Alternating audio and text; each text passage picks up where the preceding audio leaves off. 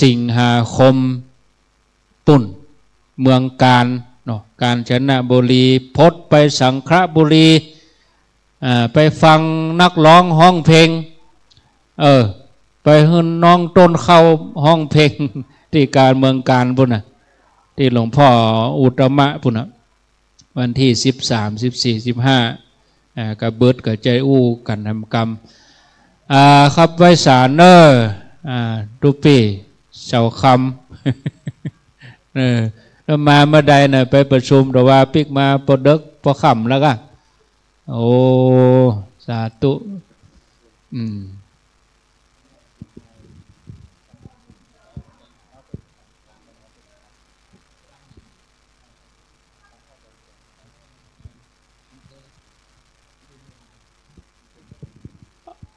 เดี๋ยวกับคนมานี่เลยเนาะพี่น้องป่าอ้อดอนใจเชียงไฮ้เนาะเปิ้นมาร่วมกับเฮานี่แถม10กันรถตู้แต่ว่าเปิ้นจะตานก่อนแล้วเปิ้นจะไปที่อื่นเนาะเจิญเนาะพี่น้องบ้านป่าอ้อดอนใจเชียงไฮ้ที่เดินทางมาก่อน10ลำรถตู้ก็เป็นจำนวน100 กว่าคนถ้าว่ากินข้าวงายเรียบร้อยก็เจริญพรได้เข้ามายังสถานที่ในศาลาคณะแรกเพื่อนจะตานก่อนส่วนหมู่เฮาที่มาในเครือข่ายขึ้นสีขาวบ่ใจว่าหันเปิ้นตานแล้วก็ตานโดยเปิ้นแล้วจะปิกโดยเปิ้นบ่ใจนะหมู่เฮาที่ขึ้นสีขาวนี่เฮาจะตานบ่ายโมงก่อนที่เปิ้นจะตานก่อนนี่คือพี่น้องป่าอ้อดอนใจลูกเจียงไฮ้มาเหมือนกันพี่น้องป่าอ้อดอนใจเจียงไฮ้เข้ามาในศาลานี่เนาะเดี๋ยวจะตานก่อนสัก9 โมงไปนิมนต์ครับท่านพระครูวรธรรมนาถนิมนต์ครับเดี๋ยวพี่น้องตังเจียงไฮ้เพิ่นจะตานก่อนไหนไม่ลอยเอาเนาะนิมนต์ครับอู้ค่ะมดกับอู้ก็เตะทำฮะเนาะนิมนต์นิมนต์เลยครับ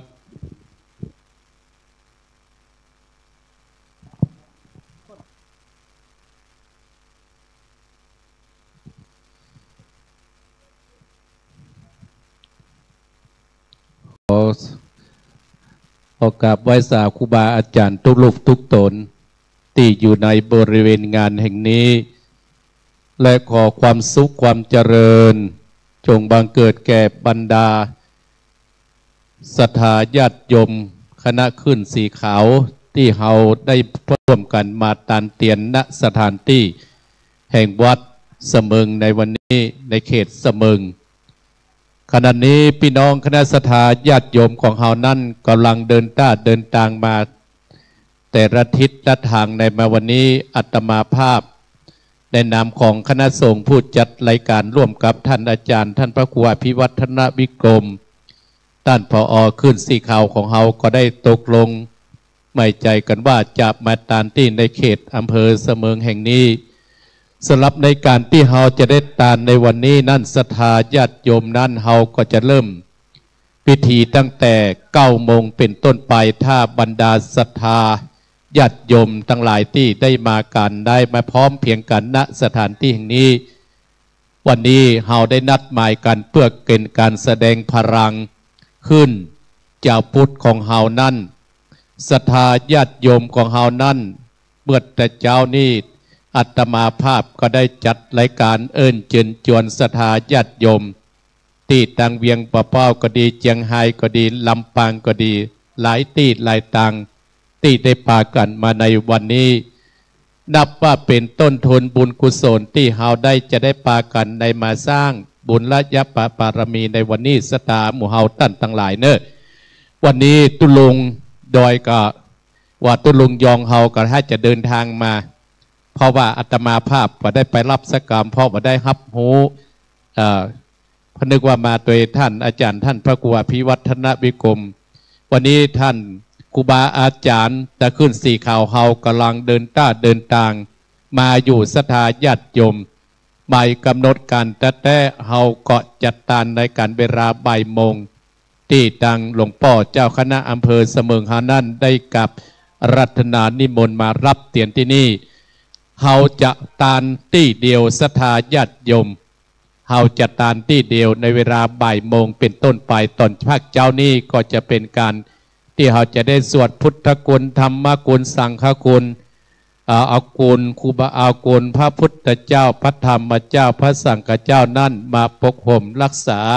อย่างหมู่เฮาตั้นทั้งหลายในวันนี้เป็นบุญเป็นกุศลหมู่เฮาตั้นทั้งหลายอย่างท่านพระครูอภิวัฒนวิกรมท่านพอขึ้นสีขาวฮันนั่นได้อุจาเบื้องต้นไปแล้วปกติแล้วอัตมาภาพนั้นก็คงจะไม่ได้มานั่งอู้แบบนี้ศรัทธาญาติโยมเพื่ออู้เฮือศรัทธานั้นมาง่อมมาเหงาเพื่ออู้เฮือศรัทธานั้นมาง่อมมาเหงาศรัทธาญาติโยมเฮือศรัทธาเฮามาง่อมมาเหงาเพราะว่าศรัทธาญาติโยมถึงวันเฮาก็ตานกันตานที่วัดเฮาวันนี้มันเป็นบุญเนอะบุญตาบุญใจบุญเฮาได้บุญ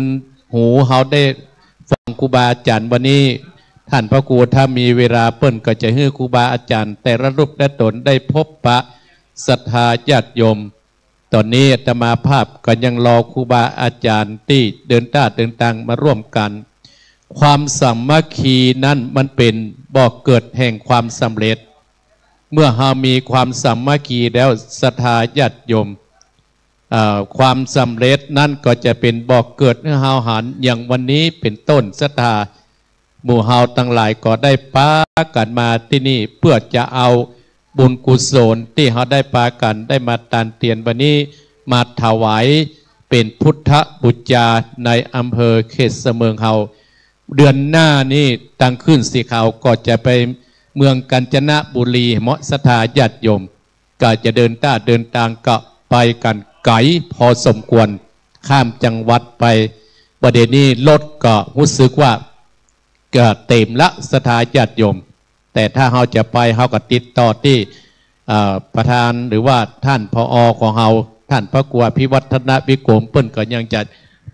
ถืออยู่ศรัทธาหมู่เฮาตั้นทั้งหลายวันนี้ท่านพระครูสมหวังก็จะมาอยู่ก้าเนาะแล้วหลายรูปหลายตนที่จะเดินทางมาในวันนี้วันนี้อาตมาภาพอนุโมทนาสาธุศรัทธาที่ยังไม่ได้กินข้าวก็เสาะกินได้เนอะเสาะกินได้วันนี้เฮามาเอาบุญแต่ศรัทธาญาติโยมรู้สึกว่าเฮามาปีนี้ก็มาที่นี่แล้วก็ตานที่เดียวศรัทธาตานที่เดียวเพื่อจะเฮาจะได้ประกอบพิธีเฮาจะได้หานครูบาอาจารย์เฮาจะได้ฟังครูบาอาจารย์ได้อู้ได้จ่าศรัทธาญาติโยมก็มาแล้วก็ไหว้พระเจ้าใส่ขันดอกหรือจะปักซองปักซอง9 วัดก็ตามนั้นเนอะส่วนอาตมาภาพเอาฝากโซเฟอร์ตะกี้ละเอาฝากโซเฟอร์กี้ปักคงจะปักให้เรียบร้อยแล้ววันนี้ก็ศรัทธาเขาก็หลั่งไหลกันมาณสถานที่แห่งนี้เมื่อเขามาก่อนที่เขาจะปักต้น9 วัดเขาก็ไปกราบพระประธานในวิหารในโบสถ์ในศาลาเสียก่อนเมื่อเขากราบพระเรียบร้อยแล้วเขาก็มาปักต้นเมื่อเขามาปักต้นแล้วเขาก็มานั่งอยู่ตามเก้าอี้ที่ทางคณะสงฆ์เพิ่นได้จัดไว้เนื้อศรัทธาญาติโยมเนาะศรัทธาเฮาก็วันนี้อาตมาภาพดีใจที่หมู่เฮาตั้นทั้งหลายที่ได้มาพร้อมเพียงกันสถานที่แห่งนี้เพื่อจักมาเอาบุญกุศลศรัทธาเฮามีศรัทธาคือความมั่นคงศรัทธาคือความเชื่อความเริ่มใสเชื่อว่าเฮามาตานแล้วเฮาก็จะต้องได้บุญได้กุศล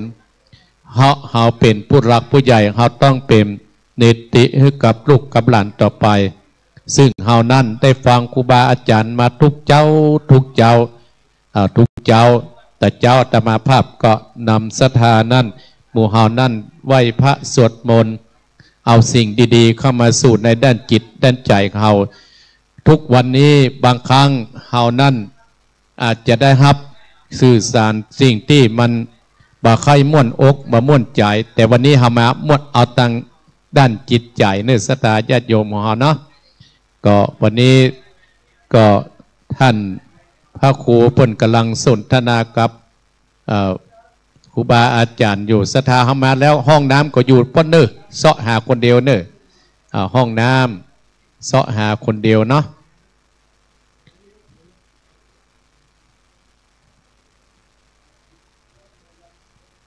ศรัทธาเฮามาแล้วก็ถ้ายังไม่ได้กินข้าวก็กินข้าวก่อนเนอะกินข้าวเสียก่อนเมื่อกินข้าวเรียบร้อยแล้วเฮาก็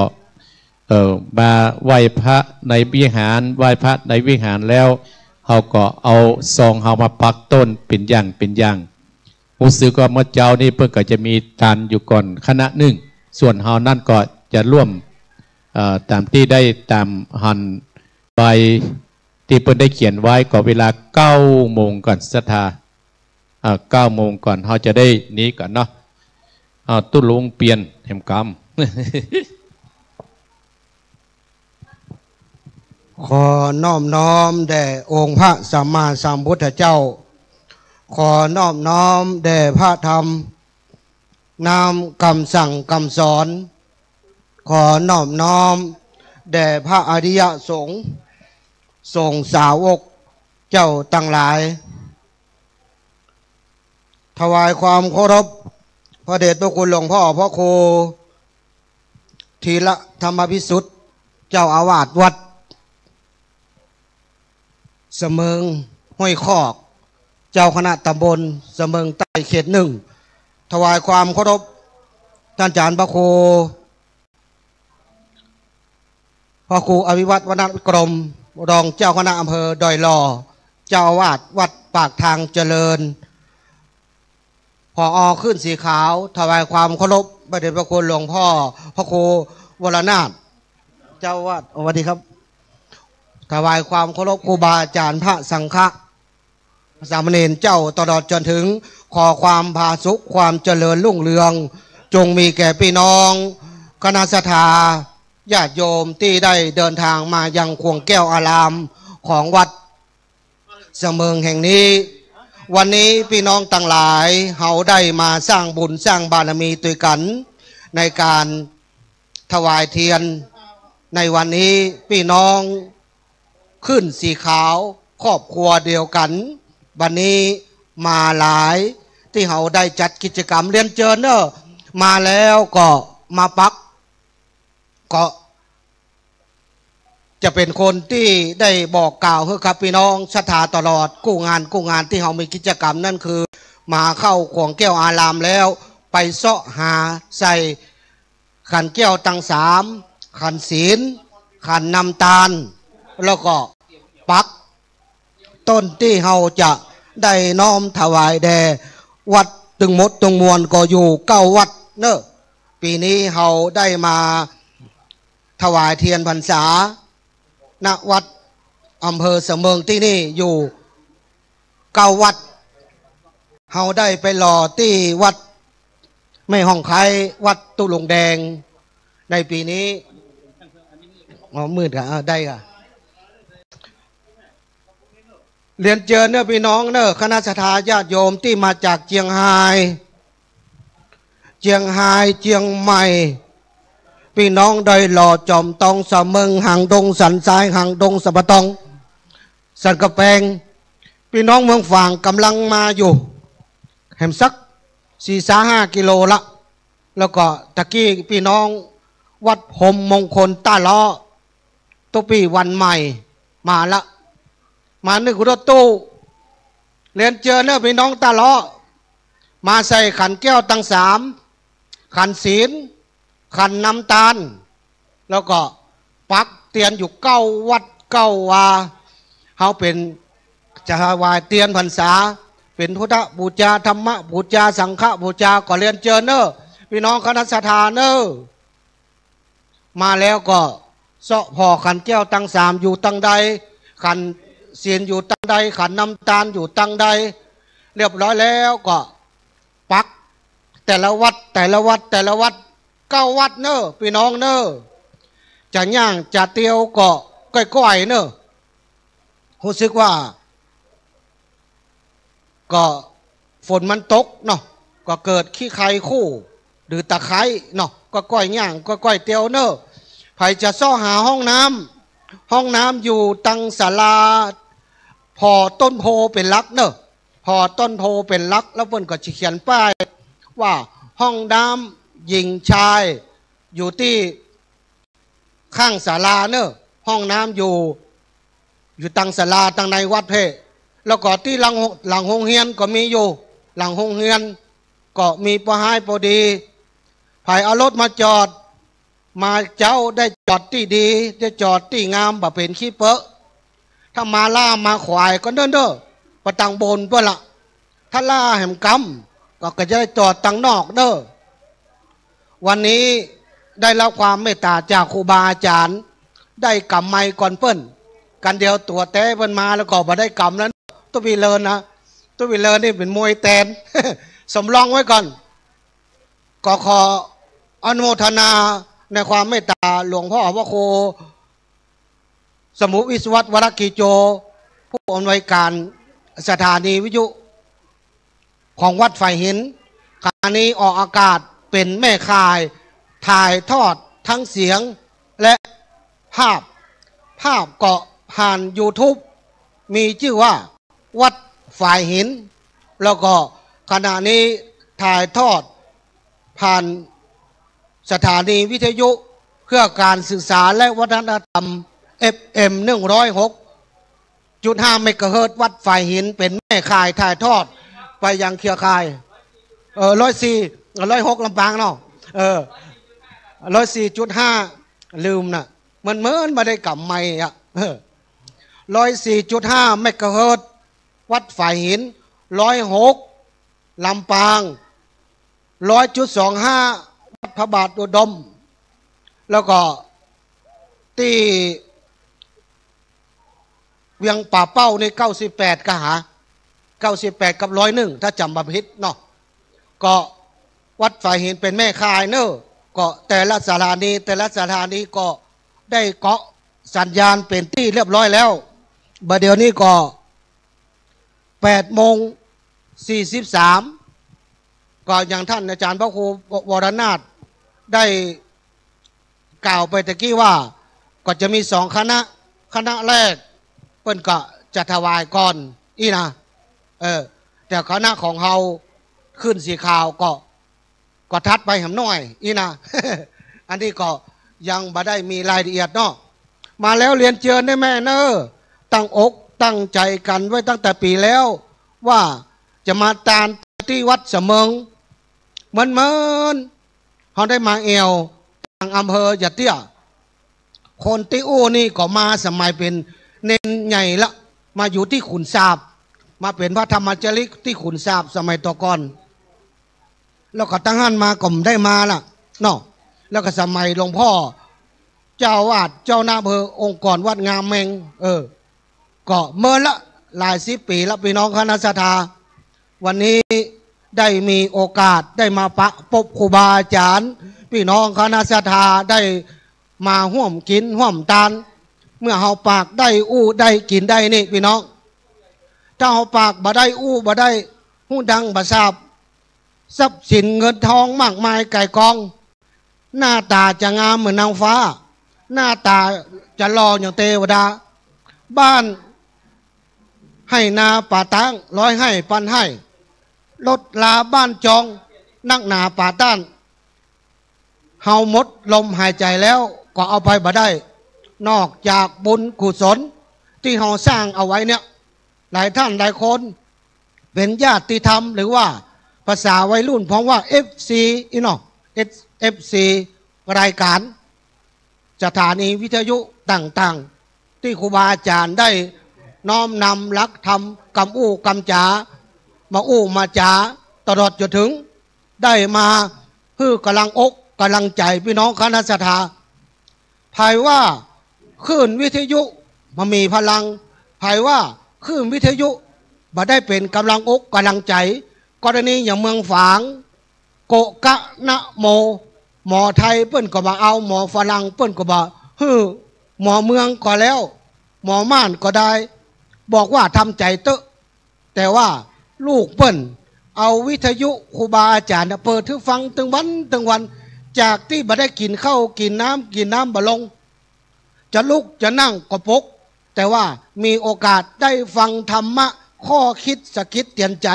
ครูบาอาจารย์เพิ่นก็มีกำลังจิตกำลังใจมีกำลังใจแล้วมีแหงแล้วกินข้าวได้กินข้าวได้ลุกได้ต้องฮอดบัดเดี๋ยวนี้3-4 ปีมาแล้วหมอทำไปเตอะแห่ง3 เดือนบัดเดี๋ยวนี้ได้6-7 ปีพี่น้องคณะสัตยาทุกวันนี้ยังมีตัวตนอยู่ที่อำเภอฝางก็คือตำบลเวียงนั่นแหละแล้วก็ฮู้ก็ว่าเป็นไผก็เป็นเมียปูจานสันทรายของน้อยนั่นน่ะจากที่ว่าหมอเปิ้นจะทำใจแล้วแต่ได้ข้อคิดธรรมะครูบาอาจารย์ก็เพิ่งมีกำลังใหญ่อย่างวันเนี้ยเฮามาตัวกันมาจากเจียงไฮ้ผาเยาเจียงใหม่เฮาก็ได้มาช่วยกันสร้างบุญสร้างบารมีเนอะเรียนเจอเนอะไผจะปักต้นก็เรียนเจอเนอะมีแบงค์ปันก็เป็นหยังกระเดียวหลวงพ่อเจ้าวาดเพิ่นจะคือกรรมการมาแลกเป็นแบงค์สาวแบงค์ปันแบงค์ร้อยต้องกลัวเนอะซองมามีก็เป็นหยังเนาะเฮาปักใส่ไม่หีบก็ได้เนอะใส่เลยเนอะเป็นหยังเนอะมีซองก็เป็นหยังมามีไม่หีบก็เป็นหยังเฮาแก็บไปตัวการท่านนะเนอะเฮาแก็บไปตัวการท่านนะใครจะเข้าห้องน้ำก็เข้าที่ตังศาลาเนอะเรียนเจอเนอะพี่น้องคณะสัตยาเป็นเป็นน้ำก็อยู่ตังหน้าวิหารเนอะเป็นน้ำดื่มเนาะน้ำดื่มตังวัดตังวาตังหลวงพ่อเจ้าวาดหลวงพ่อพระครูเพิ่นก็ได้เตรียมสถานที่จัดเอาไว้ต้อนรับพี่น้องคณะสัตยาทั้ง4 ทิศได้มาห่วมกินห่วมทานมาสร้างบุญบารมีเฮาจะได้สร้างประวัติศาสตร์หน้าหนึ่งของอำเภอเสมิงคือวันนี้วันที่20วันอาทิตย์ที่20กรกฎาคม2568ลูกหลานก็จะได้จดจำพี่น้องเสมิงก็จะได้จดจำว่าพี่น้องขึ้นสีขาวได้มาถวายเตียนประจำปี2568ณวัดเสมิงห้วยคอกที่นี่เป็นประวัติศาสตร์แห่งหน้าหนึ่งที่เราได้ช่วยกันสร้างหน้าประวัติศาสตร์ให้พี่น้องเมืองให้พี่น้องเสมิงแล้วก็ได้ช่วยกันสร้างแห่งหน้าหนึ่งให้พี่น้องครอบครัวขึ้นสีขาวที่เราได้ประพฤติปฏิบัติพระเดชพระคุณอาจารย์พระครูอธิวัตรวฒนวิกรม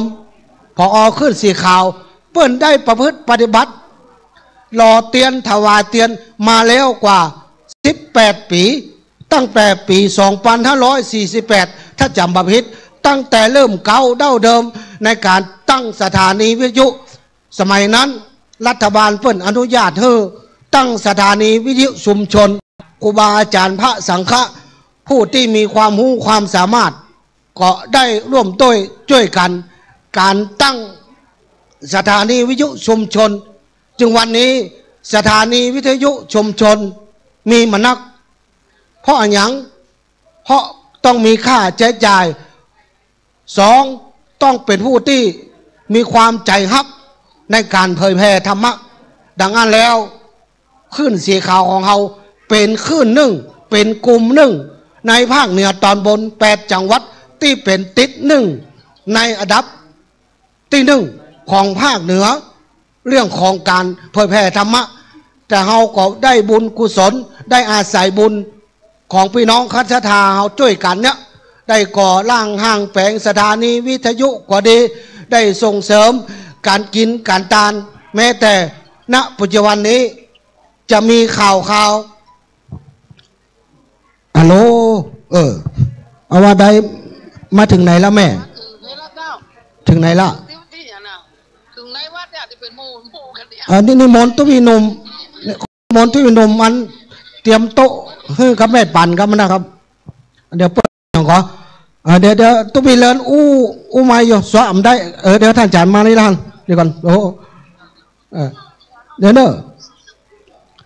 นะเอาเข้ามาทางในไปเลยเนอะพี่น้องให้งูฝาง เปิ้นเอาน้ำพริกปูกำนอมาเลี้ยงเพตัวก็พี่น้องคณะสถานเนอแล้วก็รถตู้เนาะรถตู้ที่เขาเคยหูจักมักจีกันก็ดีก็ผมยังไม่กำอันคณะสถานที่ลูกเจียงไฮ้มานะครับคณะสถานที่เจียงไฮ้มาไปรวมกันที่รถกำเนอนะครับที่อยู่ต่างประเทศนะครับคณะสถานที่ลูกเจียงไฮ้มานะไปเปาะกันที่รถกำนะครับได้รวมตัวกันกำเช็ดจื้อกำไม่วะตู้เจ้าบอกนะครับพี่น้องเจียงไฮ้เนอะที่มาแหมชุดหนึ่งเนาะแหมชุดหนึ่งไปเจิญไปที่รถเนอะเปิ้นจะเช็คยอดก่อนละอันนี้เปิ้นมาแหมชุดหนึ่งวันนี้เราก็จะได้ถวายเตียนป่าอ้อดอนชัยเนอะป่าอ้อดอนชัยเดี๋ยวบอกว่าเจียงไฮ้เดี๋ยวเวียงป่าเป้าก็จะไปเนอะแม่สีดาเขาแม่เขาแม่ธีรพันธ์เขานะเปิ้นมาเจ็ดกันก่อนวะหลวงปู่ยังไม่ได้มาเที่ยวหลวงปู่กำลังเดินทางมาอยู่หลวงปู่พระครูปฏิทินธรรมพานแล้วก็ปฏิพานธรรมทินหลวงปู่ดอยเนาะก็มันเมินเนาะพี่น้องเนาะตัวไปเลินมาได้กำไม้เมินละมาได้กำไม้เมินละสมมากอยู่เบื้องหลังเนาะอยู่เบื้องหลังบอกว่าได้กำไม้ตัวใดมันเมินจะได้เป็นมวยแตนเรียนเจอเนอะพี่น้องอย่างกับป่าอ้อไอ้กะตีรถเนอะตีรถจานเจ้าวาดเพิ่นจะเช็คก่อนเนาะเช็คคณะสถาก่อนแล้วพี่น้องขึ้นสีขาวเขามาถึงยังขวางแก้วอารามแล้วก็เรียนเจอเนอะจอดรถเกาะกว้างขวางดีป้อหลวงผู้ช่วยสอบตป้อกำนันก็ได้คณะกรรมการวัดวาเฮากรรมการบ้านเฮาก็ได้เตรียมสถานที่ก็เอาไปจอดตังในเนอะเอาไปจอดตังในก็เรียนเจอเนอะเอาไปจอดตังในเนอะมาแล้วก็จะใส่ขันแก้วตั้งสามเนอะยังมหันเจ้าเนาะขันแก้วตั้งสามขันศีลขันน้ำตาลแล้วก็จะปักเก้าวัดเก้าวาเนอะวันนี้เราจะได้มาถวายเตียนฮือกับครูบาอาจารย์วัดในเสมืองเขานี่เก้าวัดก็จะลอดโคสุกเสียงทองตุลุงยองเนาะตุลุงยองกำลังเดินทางมาอยู่ท่านอาจารย์มหาชมชาติจตบัญโยก็กำลังเดินทางมาอยู่ก็ตุบิเลนแล้วก็ด้วยความมนุเคราะห์จากหลวงพี่นมหัวหน้าทีมถ่ายทอดวัดฝ่ายหินก็ได้อาศัยรถเปิดมาตัวก็ได้มาก่อนมาพอมาเป็นตัวแทนครูบาอาจารย์หน้าที่หลักก็จะมาพอสถานที่มาพอลานจอดรถมาพอห้องน้ำอยู่ตังใดมาพอเครื่องเสียงอยู่ตังใดมาพออย่างที่สมควรจะได้ช่วยเหลือทางเจ้าภาพก็จะได้เป็นทีมงานส่วนหน้าส่วนมากก็จะได้รับมอบหมายจากครูบาอาจารย์ที่ได้เขาเคยปฏิบัติกิจกรรมงานบุญอย่างอี้มาตลอดก็หลายท่านหลายคนอาจยังไม่ได้คุ้นเสียงตุบิเลินเนาะตุบิเลินสมมากครูบาอาจารย์ห้องตุบิเลินตุบิเลินดอยธาตุเมืองฝางเรียนเชิญนะครับครูบาอาจารย์ที่ได้เดินทางมายังขวงแก้วอารามในวัดเสมืองเฮานี่ก็ยังมีในศาลานี่ก็มี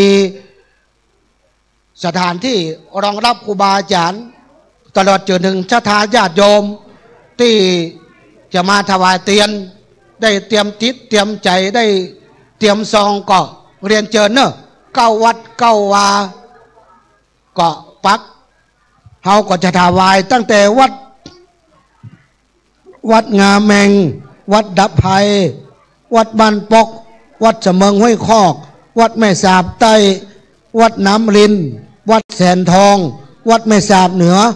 วัดตาสาดาวัดแม่สาบเหนือนี่เหมือนว่าจะเคยไปอยู่ป้นนานยังฮะเป็นป่อของพี่นานบินอ่ะเคยไปอยู่อำเภอแม่อายอ่ะแม่สาบเหนือเนี่ยจะแม่นนะกะแม่สาบเหนือที่อยู่บ้านวนะอยู่อำเภอแม่อายบ้านสันโค้งแม่สาบเหนือถ้าจำประพิษนะเรียนเจอเนอร์ภายมีแบงค์ปันเกาะแลกแบงค์ร้อยได้ มีแบงค์ร้อยก็แลกแบงค์20ได้แบงค์20จะเรียกเหรียญ10ก็ได้เนอะคณะกรรมการครูบาอาจารย์เพิ่นก็ได้เตรียมพร้อมเนอะก็เรียนเชิญเนอะก็แม่ป่านได้ยินก็เอามาที่นี่เลยเนอะแม่ป่านเนอะได้ยินเสียงตุ๊กไปเลยก็แม่ป่านได้ยินเสียงก็เอาลงรถมาเลยเนอะเอามาเลยเอามาที่ต้นโพเนี่ยเนอะแม่ป่านได้ยินก็แม่ป่านมานี่เลยมาที่ต้นโพนี่เลยมาที่ต้นโพเนี่ยแล้วก็จะได้เตรียมเนอะได้ยินเสียงก็ตู้อู้อยู่ในศาลานี่นะนั่นมาที่ต้นโพนี่มาที่ต้นโพให้เป็นยังมาที่ต้นโพมีโต๊ะมีเตอะอยู่ได้เตรียมไว้นิมนต์นะครับครูบาอาจารย์ได้นำศรัทธามาขอเรียนเชิญนะครับเนอะปักได้นะครับ9 วัด9 วาขอเรียนเชิญเนอะพี่น้องคณะศรัทธาที่ได้มาร่วมเนาะพี่น้องเสมอเฮาเนาะขอเรียนเชิญเนอะหรือว่าจะพี่น้องจะพี่น้องอย่างไรเพื่อจะตามเตียนก่อนเนาะเอาป้อนานเนาะป้อนานป้อนานป้อนานป้อนานจ่าสวัสดีครับหลวงพ่อขอพี่น้องอย่างก็เดี๋ยวโคศกตะกี้มีนะเพราะว่ามันออกอากาศมันเสียงมันดับมาได้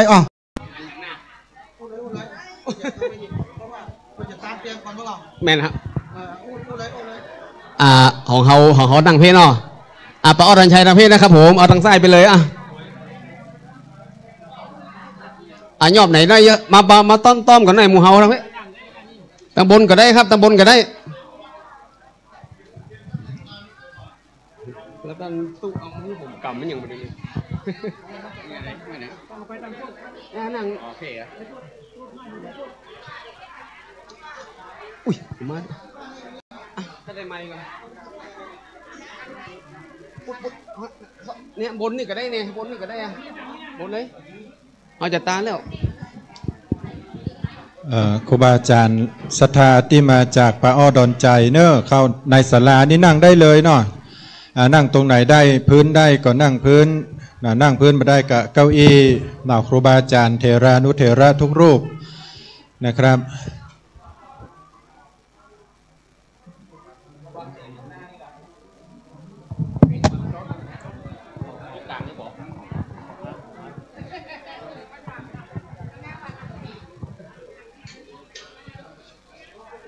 โล2 3 4คณะศรัทธาเชียงไฮ้ที่นำมาโดยตู้ชาตินะครับขอเจริญพรนำปัจจัยมาหอมกันนี่เนอะปัจจัยส่วนหนึ่งแล้วก็เอาสวยออกส่วนหนึ่งเอามารวมกันนะครับปน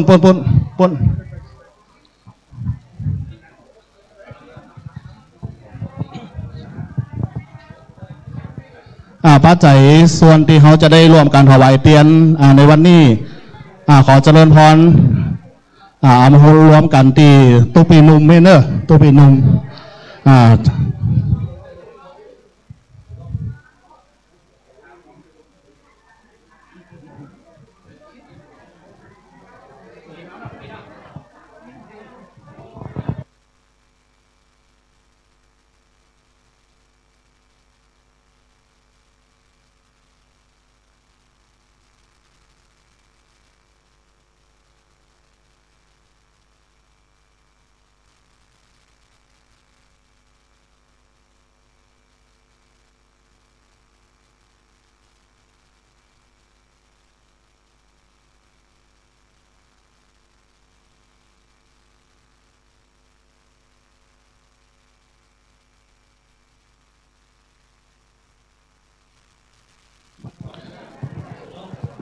ท่านใดยังบ่ได้หอมปัจจัย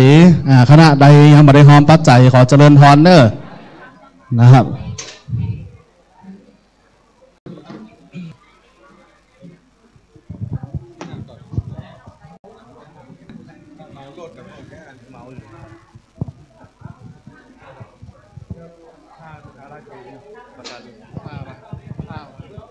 ผ้าออกมา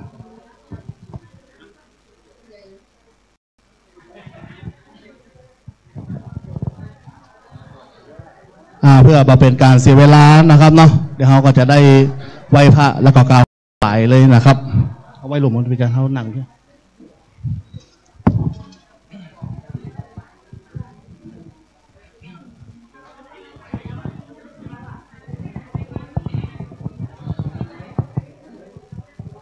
ไหว้พระพร้อมกันเนอะอิมินาสกาเลนะพุทธังอภิปูชยามะอิมินาสกาเลนะธัมมังอภิปูชยามะอิมินาสกาเลนะสังฆังอภิปูชยา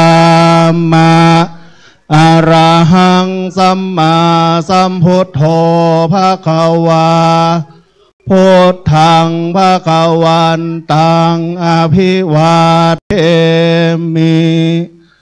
สวากขาโตภควตาธัมโม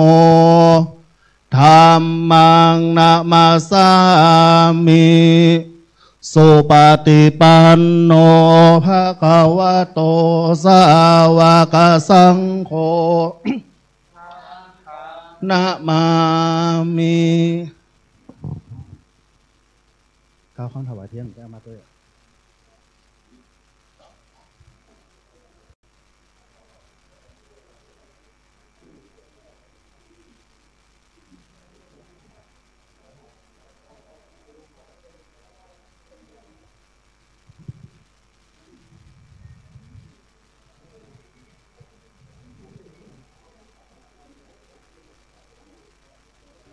ลำดับต่อไปเฮากล่าวคำถวายเทียนพรรษาพร้อมกันเนอตั้งนะโมพร้อมกัน3จบ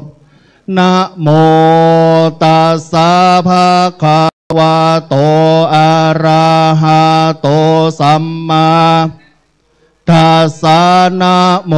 ตัสสะภะคะวะโตอะระหะโตสัมพุทธัสสะนะโมตัสสะโตอะระหะโตสัมมาสัมพุทธัสสะข้าแต่พระคุณเจ้าผู้เจริญขอพระคุณเจ้าโปรดรับเทียนพรรษาคู่นี้กับของบริวารไว้ณอาวาสนี้เพื่อเป็นพุทธบูชาตลอดพรรษาขออานิสงส์แห่งการถวายเทียนคู่นี้กับทั้งบริวารทั้งหลายเหล่านี้เพื่อเป็นพุทธบูชาตลอดพรรษาของข้าพเจ้าทั้งหลายเพื่อประโยชน์เพื่อความสุขแก่ข้าพเจ้าทั้งหลายด้วยแก่ปิยชนทั้งหลายมีมารดาบิดาเป็นต้นด้วยตลอดกาลนานเธอสาธุลำดับต่อไปก็จะเข้าประเคนถวายเจ้าภาพถวายเตียน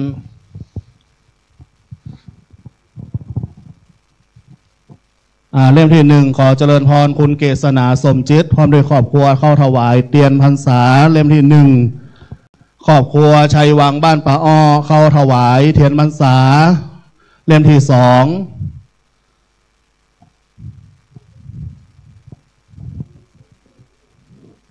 สังฆทานขอเจริญพรป่อตาแม่จันทรีแก้วเลิศเข้าถวายทายทาน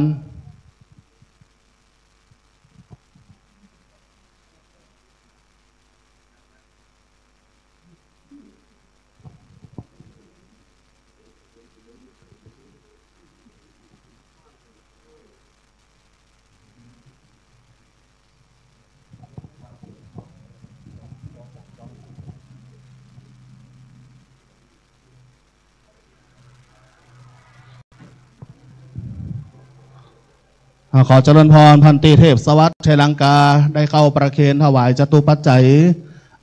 ส่วนของคณะสัตยาเฮาตันทั้งหลายคณะสัตยาเฮาพนมมือเนอจัดตานยอด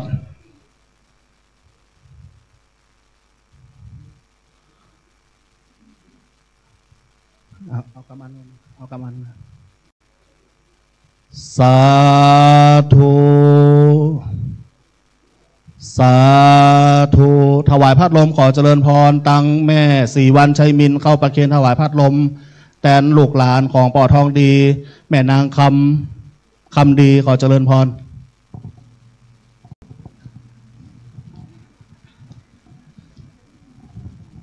ถวายผ้าอาบน้ำฝนขอเจริญพรมีรายชื่อดังต่อไปนี้เนอคุณสนทิพย์สีคำปันคุณศิวกรสีคำปันคุณกอบคำกุศล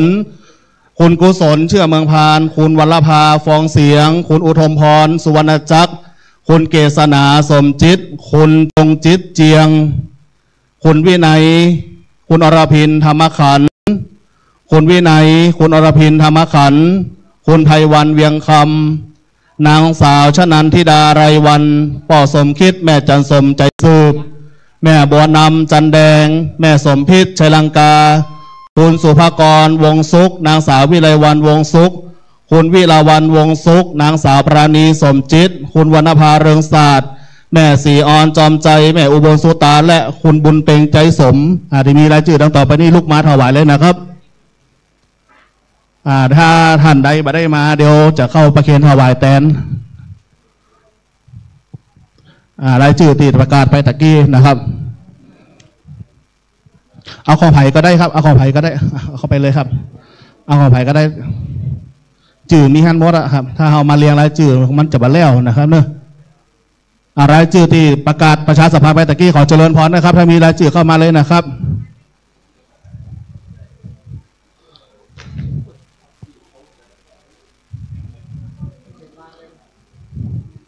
ของคุณวินัย2 อันครับวินัย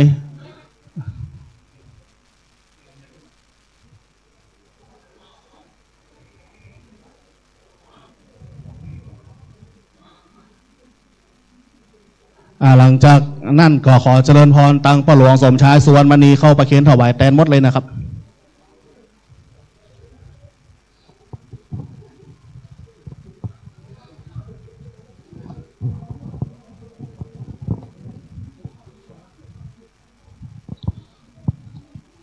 แล้ววัดนี่เป็นวัดพิเศษวัดแรกของทิพย์วันนั้นตัวได้ประชาสัมพันธ์ถวายพัฒทหารเพนวันนี้นะครับพัฒทหารเพนวันนี้ได้ยอดอยู่ 10,000 บาทท่านใดจะสมทบพ่องวันนี้เขาจะได้ถวายเพนพระสงฆ์ในวัดเสมิงนะครับวัดเสมิงท่านใดจะสมทบเดี๋ยวขอเจริญพรตังผู้ช่วยบุญเพ็งเอาพานไปหาคณะสัตยาเฮาตันทั้งหลายวัดแรกนะครับเราจะได้ถวายพระทหารเพนวันนี้ท่านเจ้าอาวาสจัดนักจัดทุเรียน ถวายพระเนนติวัดนี้นะครับจัดถวายทุเรียนท่านใดจะร่วมบุญขอเจริญพรเนอะคน10คนสาวเราจะได้ร่วมบุญถวายพระทหารเพนพระสงฆ์สามเณรมีทั้งหมดกี่ตน50 รูปนะครับ50 รูปให้จะถวายเพนก็ขอเจริญพรเนอะคณะสถาวัดบ้านเฮาคณะสถาติมาจากเจียงไฮ้มาโดยการถวายเตียน9 วัดนะ EP 6เป็นปีที่6นะครับปีนี้เฮามาถวายตีวัดเสมิงเป็นวัดแรกแล้วเดี๋ยวเฮาจะไปวัดเขาจะไปวัดพระบาทปากกล้วยนะครับวัดพระบาทปากกล้วยตะกี้มีคณะหนึ่งไปวัดพระบาทปากกล้วยละนะไปเซอร์เวย์ก่อนเรียบร้อยละ ไปเซอร์เวย์ก่อนเรียบร้อยแล้วนะครับก็บอกว่าวัดเสมิงเนอะบัจจัยวัดพระบาทปากกล้วยเตื่อนะครับ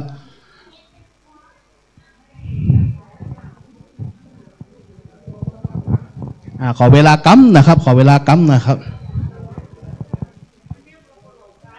เอาปลวงแฮมอันบ่เอาไปตั้งเพ่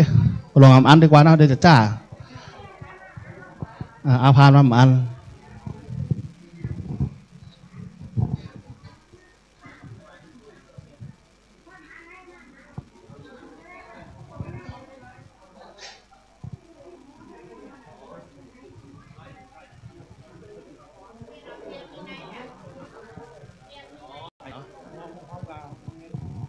ปิดนั้นหอมกะเพน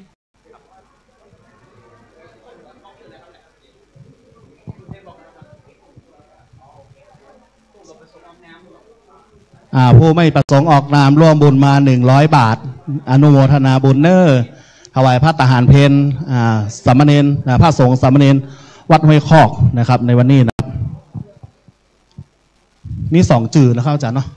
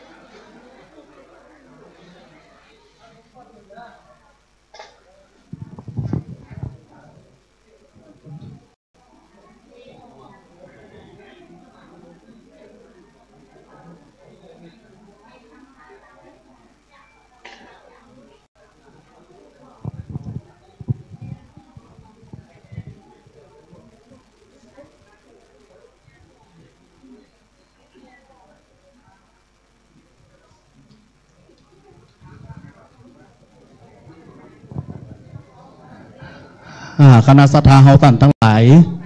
จะสังเกตเห็นว่าพุทธศาสนิกชนต่างพื้นที่ของเฮาก็จากวัดเจียงไฮ้มีแหมคณะก็มาจากจังหวัดลำพูนเชียงใหม่นะเดินทางเป็นสายบุญในการถวายเทียนพรรษาที่เฮาผ่านมาก็มีรถหลายกันเป็นรถตู้ส่วนกันไปส่วนกันมาไปถวายเตียนวัดนั่นพ่องวัดนี่พ่องอำเภอนั่นพ่องจังหวัดนี่พ่องก็เป็นเนื้อนาบุญของคณะสัตยาเฮาตันทั้งหลายที่มีต่อพระพุทธศาสนานะจันลงพระพุทธศาสนาคือมั่นคงในสภาวะการที่แบบปกติสักเท่าใดแต่พุทธศาสนิกชนพุทธบริษัทของเฮาก็มีความมั่นคงในพระพุทธศาสนา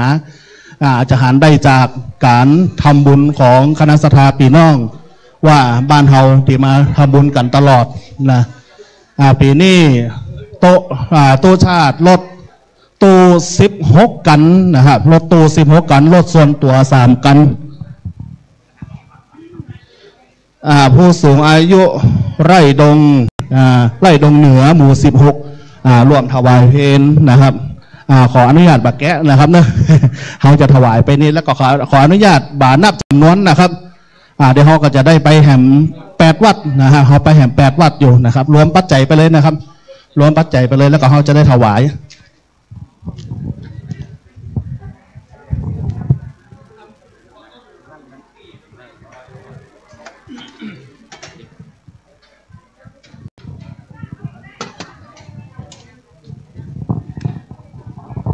คณะสัทธาเฮาพนมมือเนอร่วมกันตันโอ้มีแฮมโอ้อาจารย์มีแฮม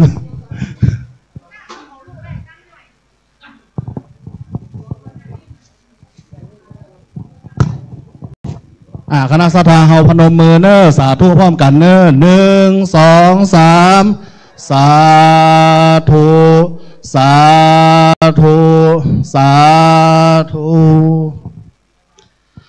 แล้วก็มีของคุณปิตินัทแสนสมบัติพร้อมครอบครัวถวายพระทหารเพลวันจันทร์3,000 บาทครับคุณจรัสภาคเครือวงถวายวันพุธแหม3,000 บาทครับผม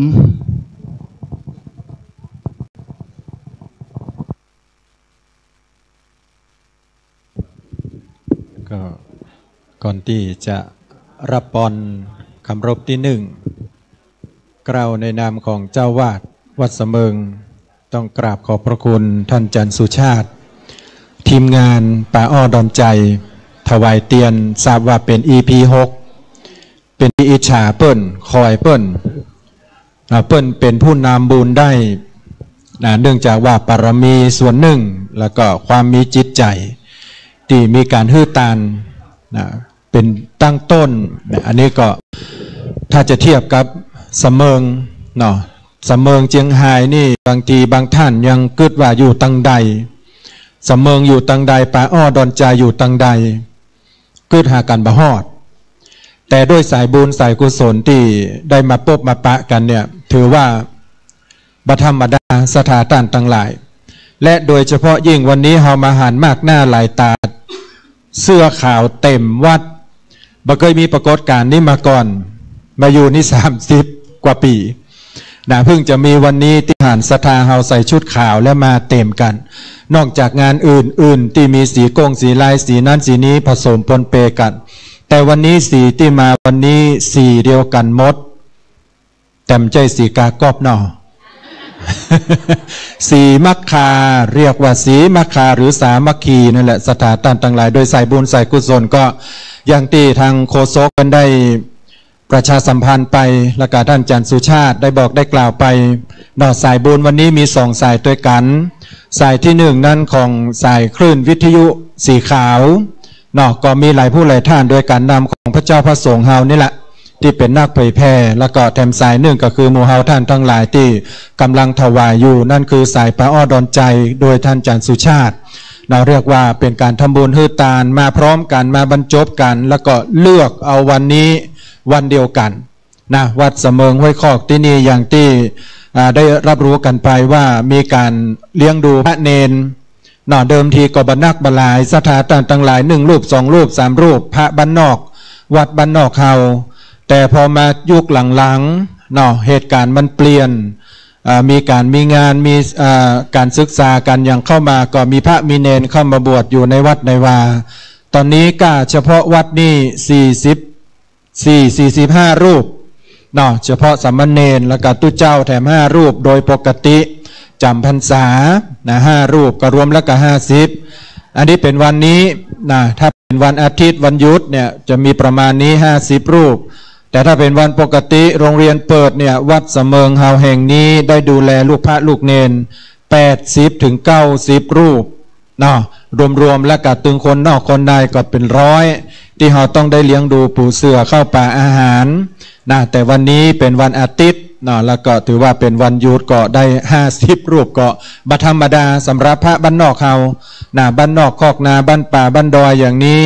มีนักเท่านี้น่าจะเป็นวัดเดียวที่มีหลายวัดอื่นๆก็บ่เกิน20มี10มี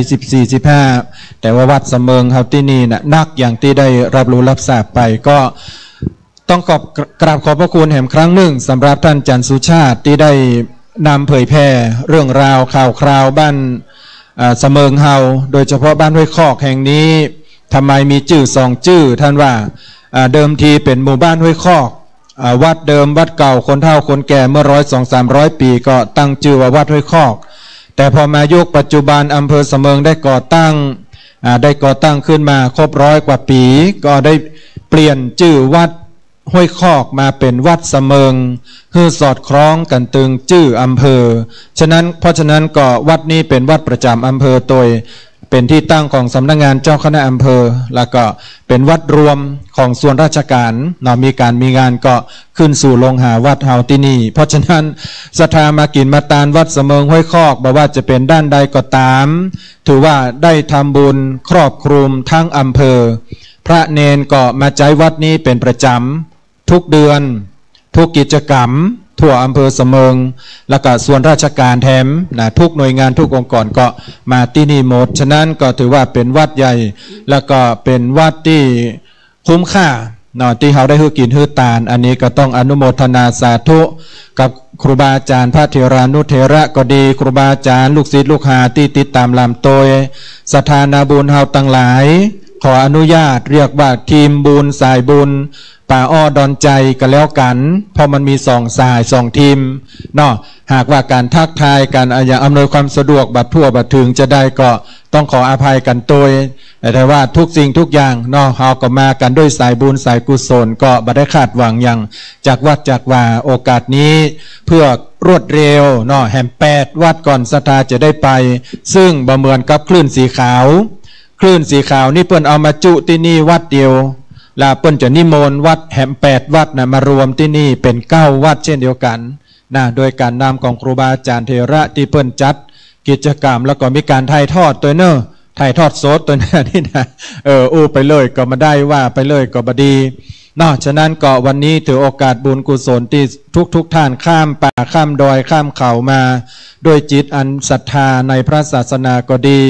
ด้วยตั้งจิตตั้งใจหูจักมักกุลก่อนก็ดีได้ไปมาหาสู่การถึงท่านจันทร์สุชาติได้หูจักได้ติดตามลำตัวการทั้งข่าวทั้งคราวแล้วก็ได้อนุโมทนาในกิจบุญกิจกุศลที่ท่านได้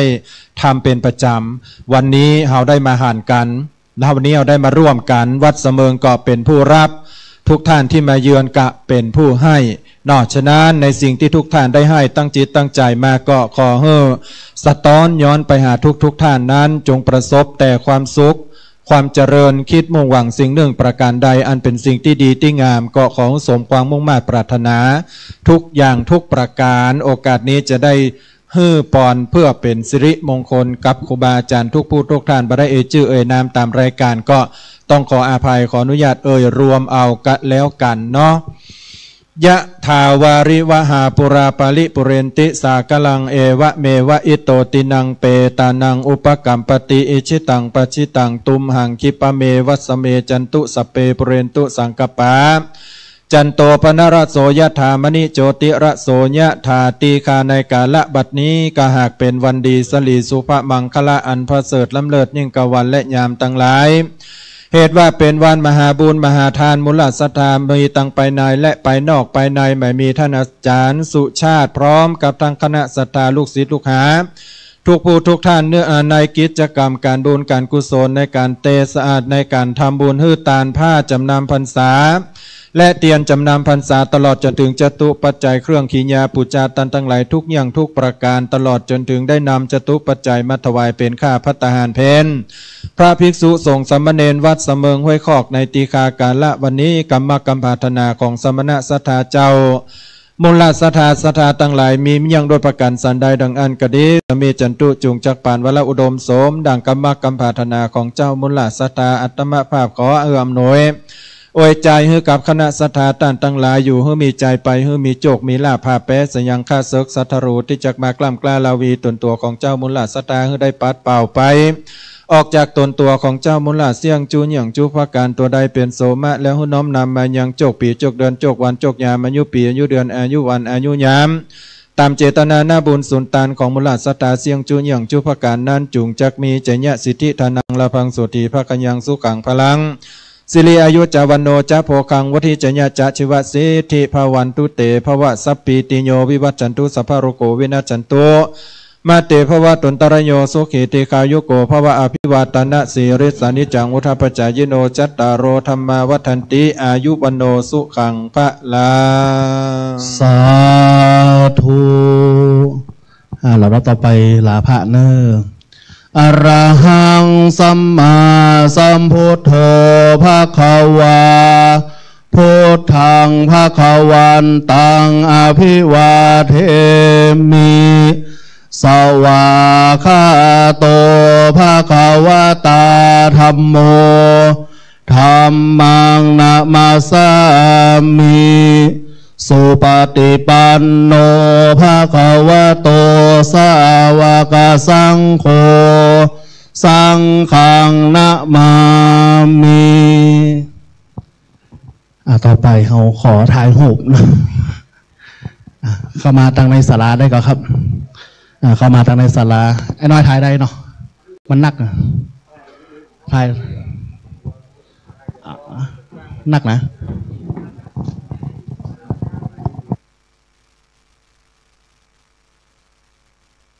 คณะศรัทธาเข้ามาลุกเลยนะครับขอเวลาน้อยนะครับมาได้อยู่วันนี้วันนี้ขอช่างภาพขอไอ้น้อยเป็นช่างภาพเพื่อ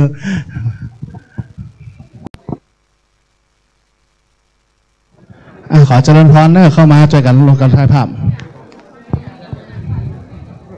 บังกะ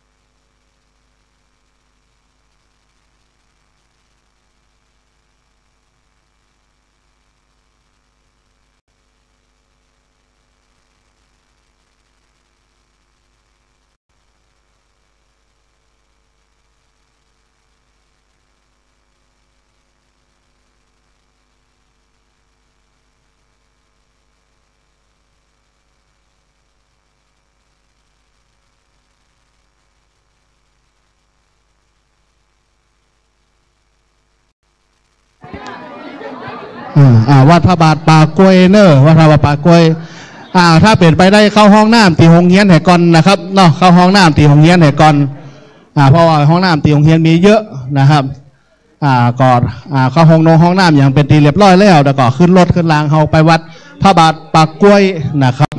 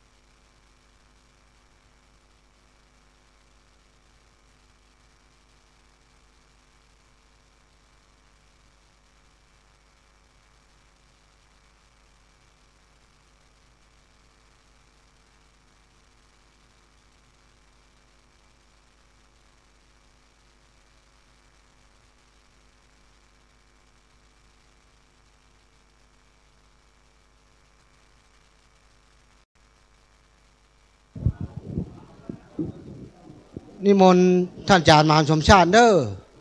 มาละตุลุงยองก็นิมนต์อาจารย์พระครูครับพ่อครับ1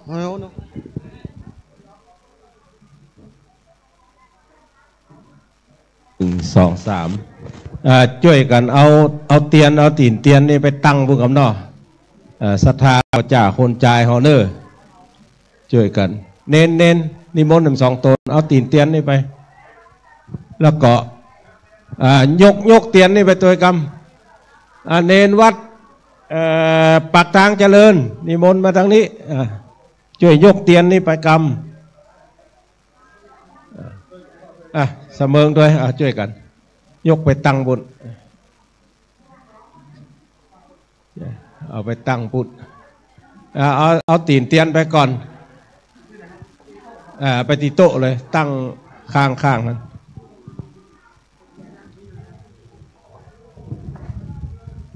ท่านอาจารย์มหาสมชาติมาแล้วจ้ะตุลุงยองก่อนลืมตุลุงยองเนอะศรัทธาทั้งหลาย ท่านอาจารย์พระครูพิวัตรพอมาถึงเกิงตางละถวายพระอาบ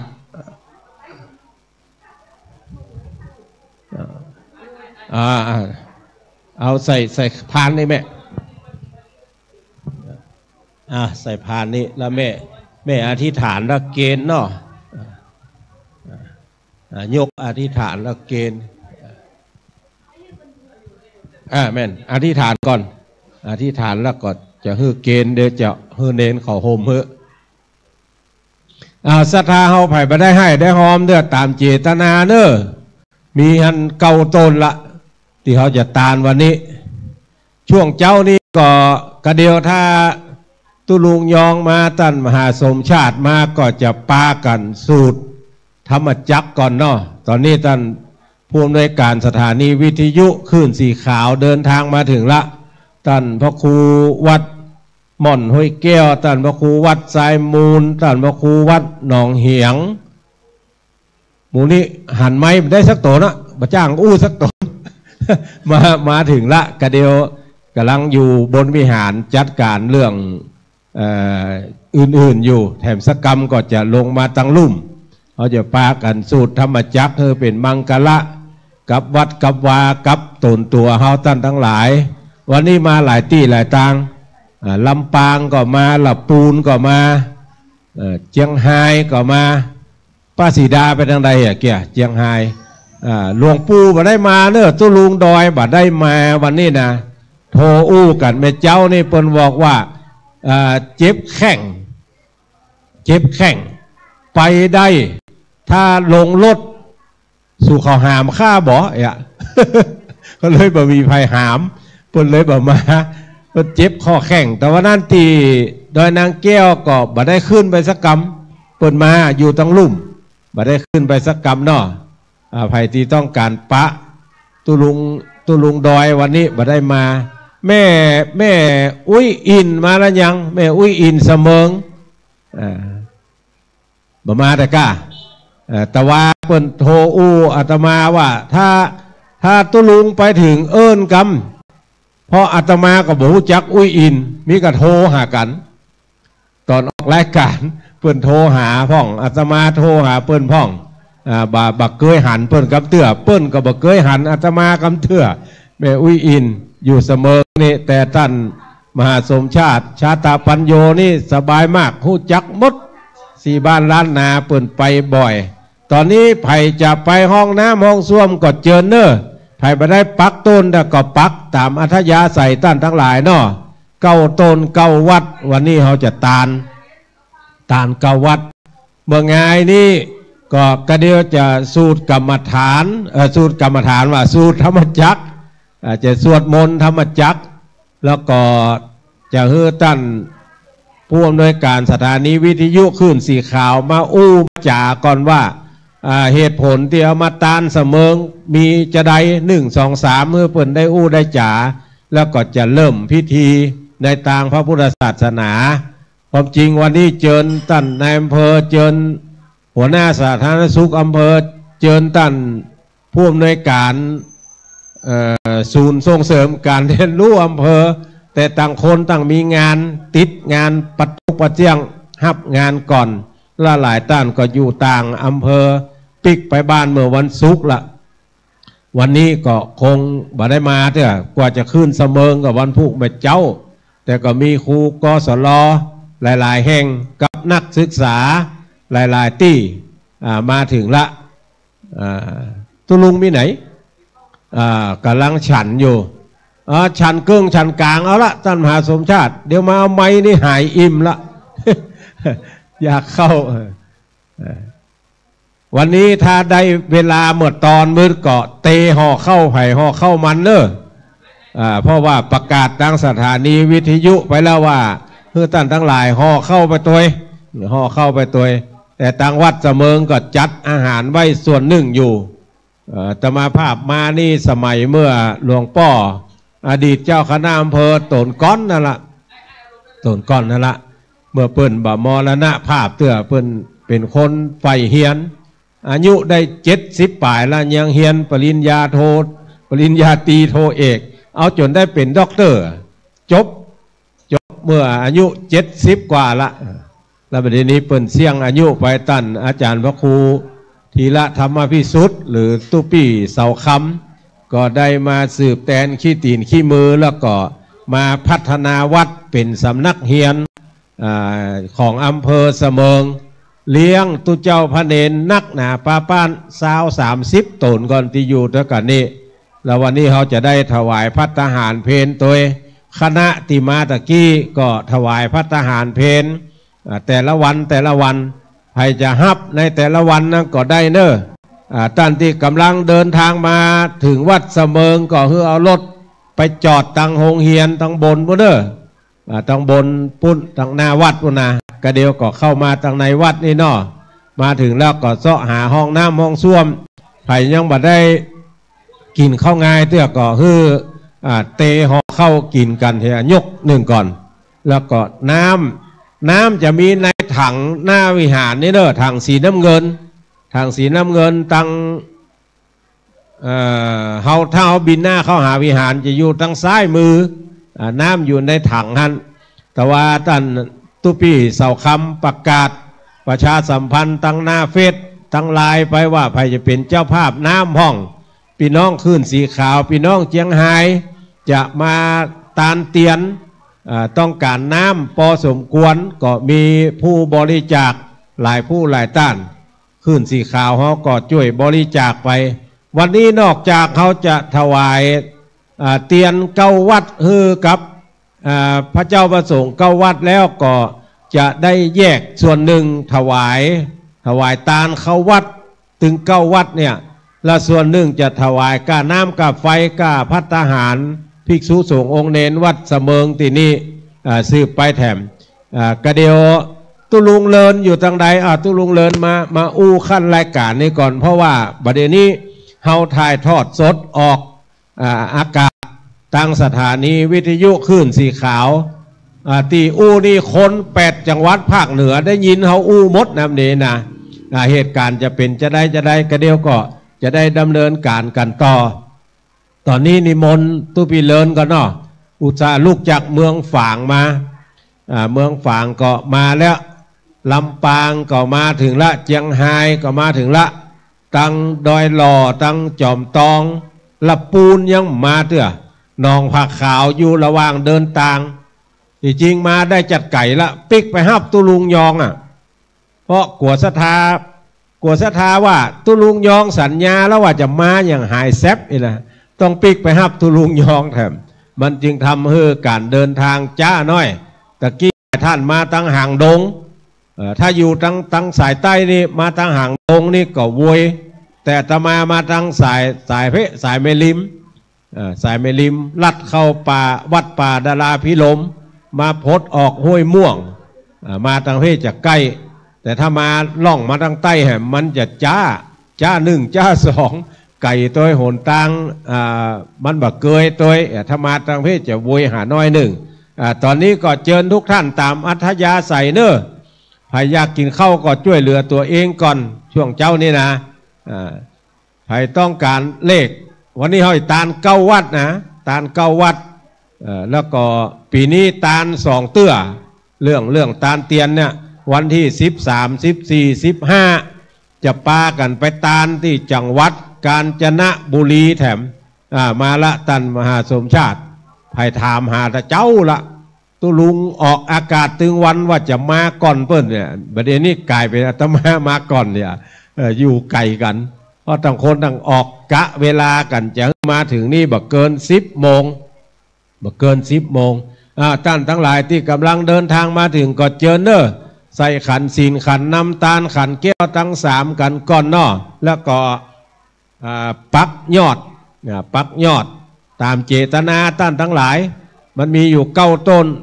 ถ้าเตรียมมาครบถึง9ก็ปักถึง9 ต้นถ้าเตรียมมาบัดหลายก็ปักไปตามนั้นพอเตียนได้เอามาตั้งไว้เรียบร้อยละโดยความอนุเคราะห์ของหลวงพ่อพระครูสังวรศิลาภิรัตน์ตุเจ้าหลวงวัดทรายมูลอำเภอสันป่าตองเป็นผู้ที่อนุเคราะห์เอาไปรอแถมใหม่อันที่รอวัดแม่ห้องไข่วันนั้นถามว่ามันดีก็ดีแต่มันบังงามตุลุงวัดทรายมูลเลยเอาไปต้มแถมใหม่เอาไปหลอมแถมใหม่แล้วก็เอามารอแล้วก็เอามาตาลวันเนี้ยแล้วก็แถม9 เล่มจะเอาไปตาลที่อย่างก็ตะกี้เนี่ยยังว่าอยู่ไม่ได้ลืมว่ากาญจนบุรีเอาไปที่กาญจนบุรีแถม9 เล่มเอามานี่9 เล่มก่อนตอนนี้ก็เชิญทุกท่านตามอัธยาศัยเนิ่นนิมนต์ท่านมหาครับผมจะได้ไปดำเนินการส่วนอื่นถวายความเคารพครูบาอาจารย์เอิญหาตั้งแต่บาหันต่อปะนะเนาะสถาไผ่บ่ได้กินข้าวกันจ้ะยกมือขึ้น ไปซ้อกินคนเดียวเฮียตั้งปุ้นมีนะกับข้าวขอสู้กันเพื่อนนะห่อมัดไว้กันน้ำพริกพ่องหน่อไม้โจนกันหลายคณะเนาะวันนี้หน่อไม้ลำปางมาปะใส่หน่อไม้เชียงใหม่ก้านหน่อไม้เชียงใหม่ไปปะใส่หน่อไม้เมืองฝางซ้ำลำกว่าเห็นมะพี่น้องหนองผาขาวมาถึงแล้วยังหนองผาขาวป่าซางลำปูนมาแล้วกะอ๋อล่ะลำปูนเหมือนกันเนาะอ๋อตาล้อเอาป่าจอมมาก่อนเขาเอาหน่อไม้ไล่มาฮันยังไฮเหรอยังไฮมาถึงแล้วกะเวียงป่าเป้าส่วนมากเจียงไฮ้เวียงป่าเป้าเนาะพี่น้องห่างดงเหรอป้อลุงเขาป้อลุงห่างดงเนอะมากันแล้วเนาะก็ทยอยกันมาเรื่อยๆตอนนี้ยังบ่ครบเตื้ออาตมาลุกจากบ้านมาตั้งแต่6 โมงนะไหลแวะหับสถากะว่าเข้ามาต้องจะเป็นกันแรกอีหรอ มาถึงเป็นมาอยู่กันนี่ท่าหมดละเจียงใหม่หันแบบป๊อกไก่เนาะถ้าลำปางนี่ไก่น้อยหนึ่งแต่ว่าขึ้นดอยมามันจ้าทำความเร็วมาได้แต่ว่าก็มาถึงเนาะแม่อุ้ยอินมาแล้วยังแม่อุ้ยอินมาท่าตุเจ้าอย่ามาโดยตุเจ้าแม่อุ้ยอินนี่เสมิงไหนแม่สาบเสมิงเนาะแม่อุ้ยอินนี่ก็เป็นคนที่เปิดฟังรายการวิทยุแล้วก็โทรไปหาครูบาอาจารย์เกือบทุกรูปทุกองค์เป็นตัวแทนของเจ้าเสมิงของเฮาที่ครูบาอาจารย์ได้เลือกมาเสมิงก็ส่วนหนึ่งก็เป็นย้อนแม่อุ้ยอินเนี่ยเนาะโทรไปหาเปิ่นมันน้ำไปอดบ่ได้ก็มาหากันเฮียกรรม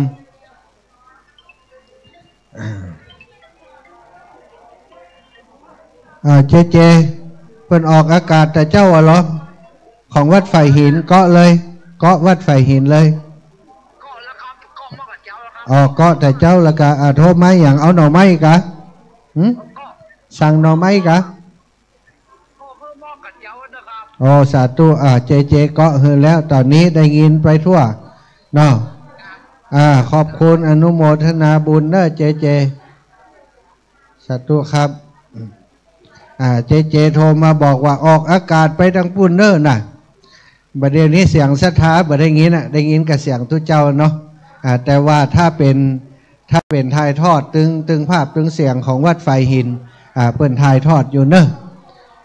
ศรัทธาญาติโยมพี่น้องหมู่เฮาเนาะวันนี้เฮาก็เป็นอีกวันหนึ่ง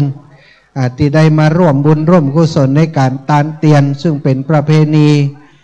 เป็นวัฒนธรรมที่ดีงามของเจ้าเหนือล้านนาของเฮาปีนี้รู้สึกว่าการตานเตียนคึกคักเนาะแต่ละวัดแต่ละวาแต่ละติละแห่งครูบาอาจารย์ก็ปาศรัทธาญาติโยมไปแสวงบุญหลายๆคนไปแล้วไปแหมไปแล้วไปแหมก่อนเข้าวาสานี้ก็ได้หลายวัดแล้วนะเก่าไปครั้งละเก่าวัดเข้าวาสามาแหมนะอันนี้เขาก็ได้มาหล่อเตียนด้วยกันตีวัดแม่ห้องไคร้เสร็จจากวัดแม่ห้องไคร้เขาก็ได้มาตานด้วยกันในครั้งนี้แหมเนี่ยศรัทธาญาติโยมการได้สร้างกองบุญกองกุศลร่วมกัน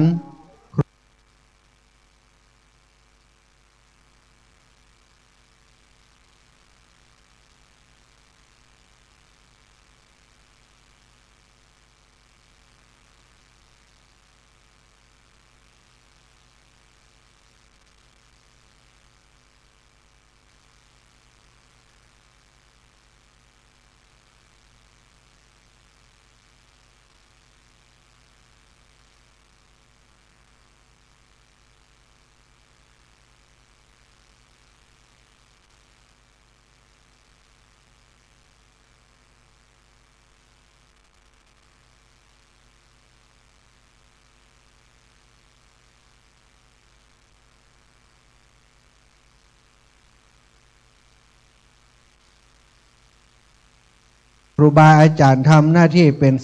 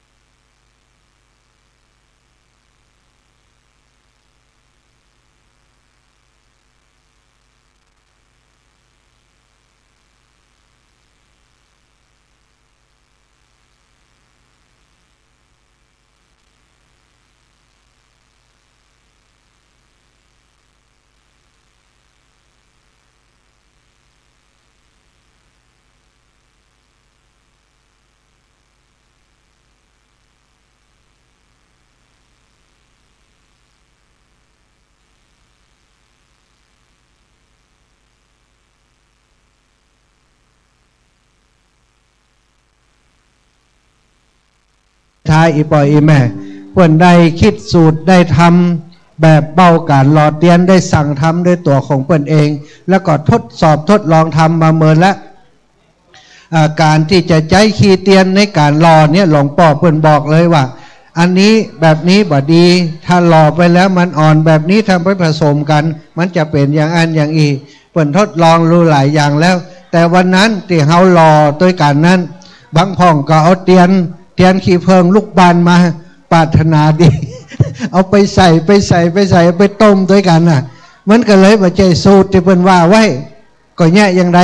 เปิ้นเอามาเปิ้นเอาจอมมาแล้วก็มาเป็นอย่างเงี้ยไปก็เลยจำเป็นต้องเอาไปหลอมใหม่แล้วก็ปรับสูตรเวลาเปิ้นต้มซะดาเวลาเปิ้นต้มเปิ้นจะเอาหยอดลงไปเนี่ยเปิ้นต้องพอก่อนว่าสูตรนี้มันดีก่อนโดยการเอาไปหยอดไปกับใส่กับไว้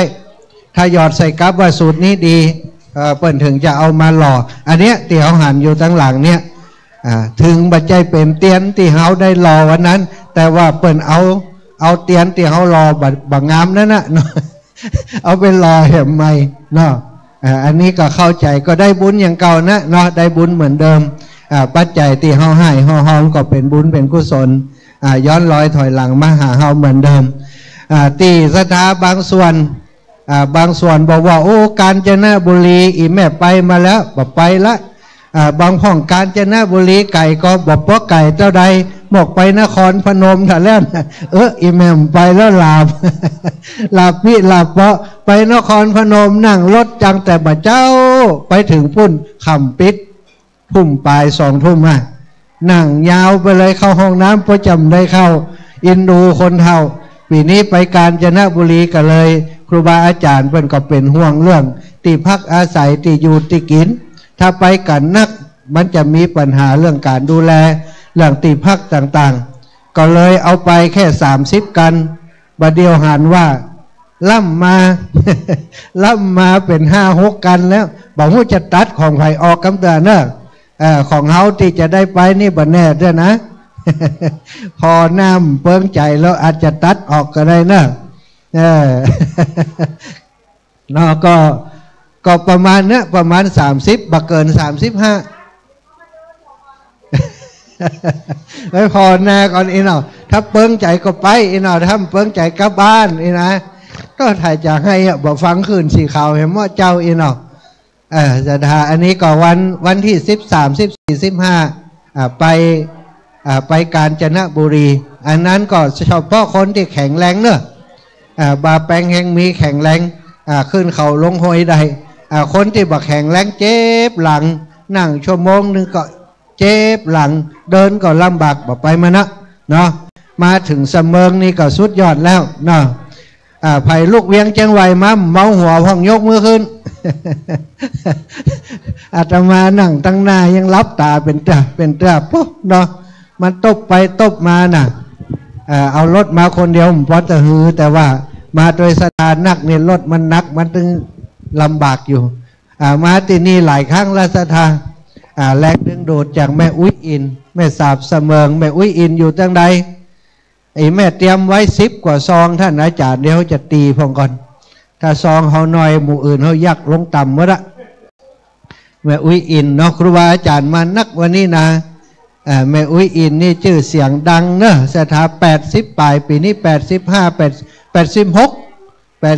ยังแข็งแรงปีแล้วนี่85ยังขี่รถเครื่องได้อยู่เอารถเครื่องไปต่ำอย่างห่วมเดียวจบข่าวเขายึดรถเครื่องแล้วบ่เฮือได้ขี่ละเนาะแม่อุ้ยอินแม่สาบเสมิงเนอะวันนี้พี่น้องตังลำปางก็มากันหลายมา2-3 ตู้เหมือนกันเนอะลำปางตังแม่ขจารตังเจียงไฮ้วันนี้พระเอกของงานบ่ได้มาหลวงปู่ไปไหนจะเปิดแต่ก็บ่ได้ละศรัทธาตอนนี้เนาะปีนี้รู้สึกว่าสุขภาพของหลวงปู่เรื่องงานข้อเรื่องกระดูกบ่ค่อยดีเนอะแล้วก็ของหลวงพ่อเจ้าคณะอำเภอพระครูนิวิทย์ศิรสังวรหลวงพ่อวัดห้างต่ำก็เหมือนกันมีปัญหาเรื่องสุขภาพวันนั้น2 เท่าไปถึงตีนดอยม่อนสี2 เมืองหลวงปู่ก็ว่าบ่ขึ้นเฮาเจ็บขาเจ็บตั้งแต่นี้โพดบนเพ่ท่านรบเป็นจะได้พ่องโอ้ผมก็เจ็บกอมเดี๋ยวนี้เดินค่อยบ่ค่อยมีแหง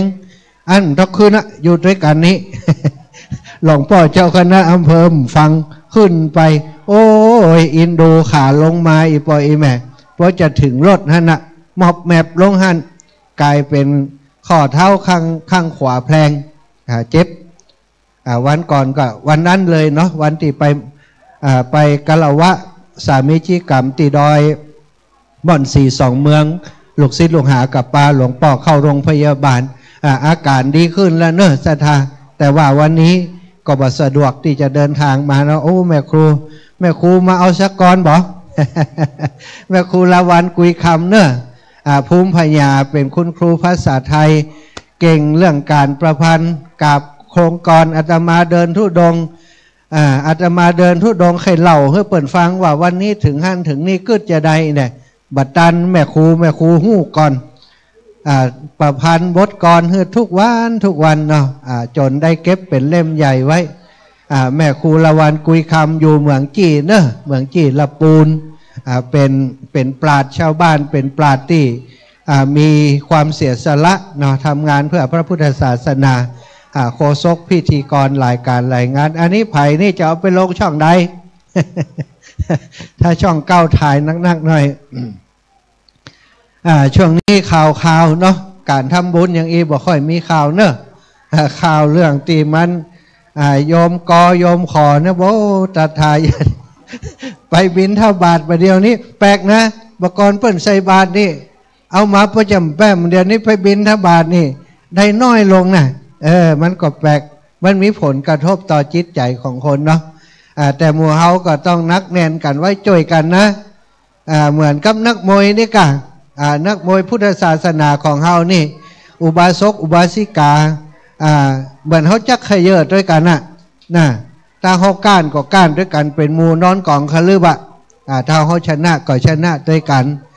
ตุเยาอยู่ตั้งหน้าตุเจ้าก็กำเจียกศรัทธาอยู่ตั้งหลังก็กำเจียกอุบาสกอุบาสิกาช่วยกันกำเจียกช่วยกันดึงช่วยกันรั้งไว้คนใดบัดหาบัดทางมันหมดแหงแล้วก็หมอนี้มันทำพิษก็ยู่ออกไปเหียคือปนกระแสของเฮาต้องช่วยกันพอกันกอยเนาะศาสนธรรมคำสอนของพระพุทธเจ้ายังคงอยู่คนที่ปฏิบัติพระสงฆ์องค์เนรนี่ก็อย่างสัมปีสัมปอเน้นน้อยในกับหู้อย่างก็เปิดสักอย่าง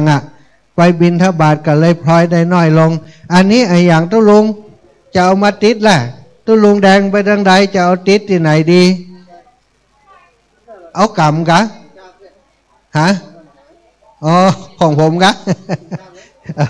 เอาเป็นฉากแหละโอเคลูกตะวันมาดูฉากต่อนี้แล้วเอาติดตรงไหนได้ทุกปีอ่อยท่านจะเอาฉากมาเหอะติดฉากตั้งกลางเนอะต้องพอเจ้าถิ่นเปิ่นเอามาก่อนเอามาตื่นก่อนเอามาตื่นดูก่อนรับสมัครอาสาสมัครเนอะตุปีวันใหม่ตุปีเจริญท่านอาจารย์เจริญช่วยกันจัดสถานที่ครับโอ้อันนี้มาอย่างไรพี่น้องป่างิ้ว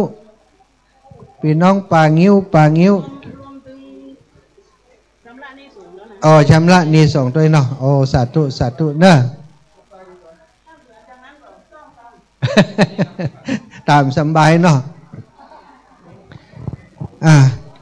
ครูบาอาจารย์เดินทางมาแล้วเนอะสถาท่านอาจารย์ใหญ่พระครูอภิวัฒนวิกรมอยู่ในวิหารไปกราบสาพระประธานในวิหารเรียบร้อยแล้วก็ไปพบปะครูบาอาจารย์พุ่มกระไดเนอะท่านอาจารย์นักเทศดังของคลื่นสีขาวของเฮาพระครูวรธรรมนาถก็มาแล้วเนอะสถา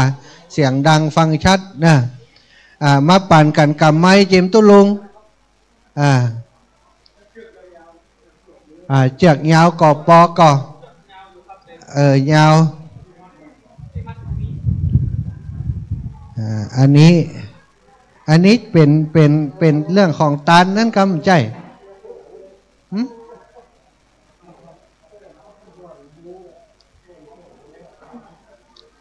นี่เป็นภาพของครูบาอาจารย์ขึ้นสีขาวล่ะ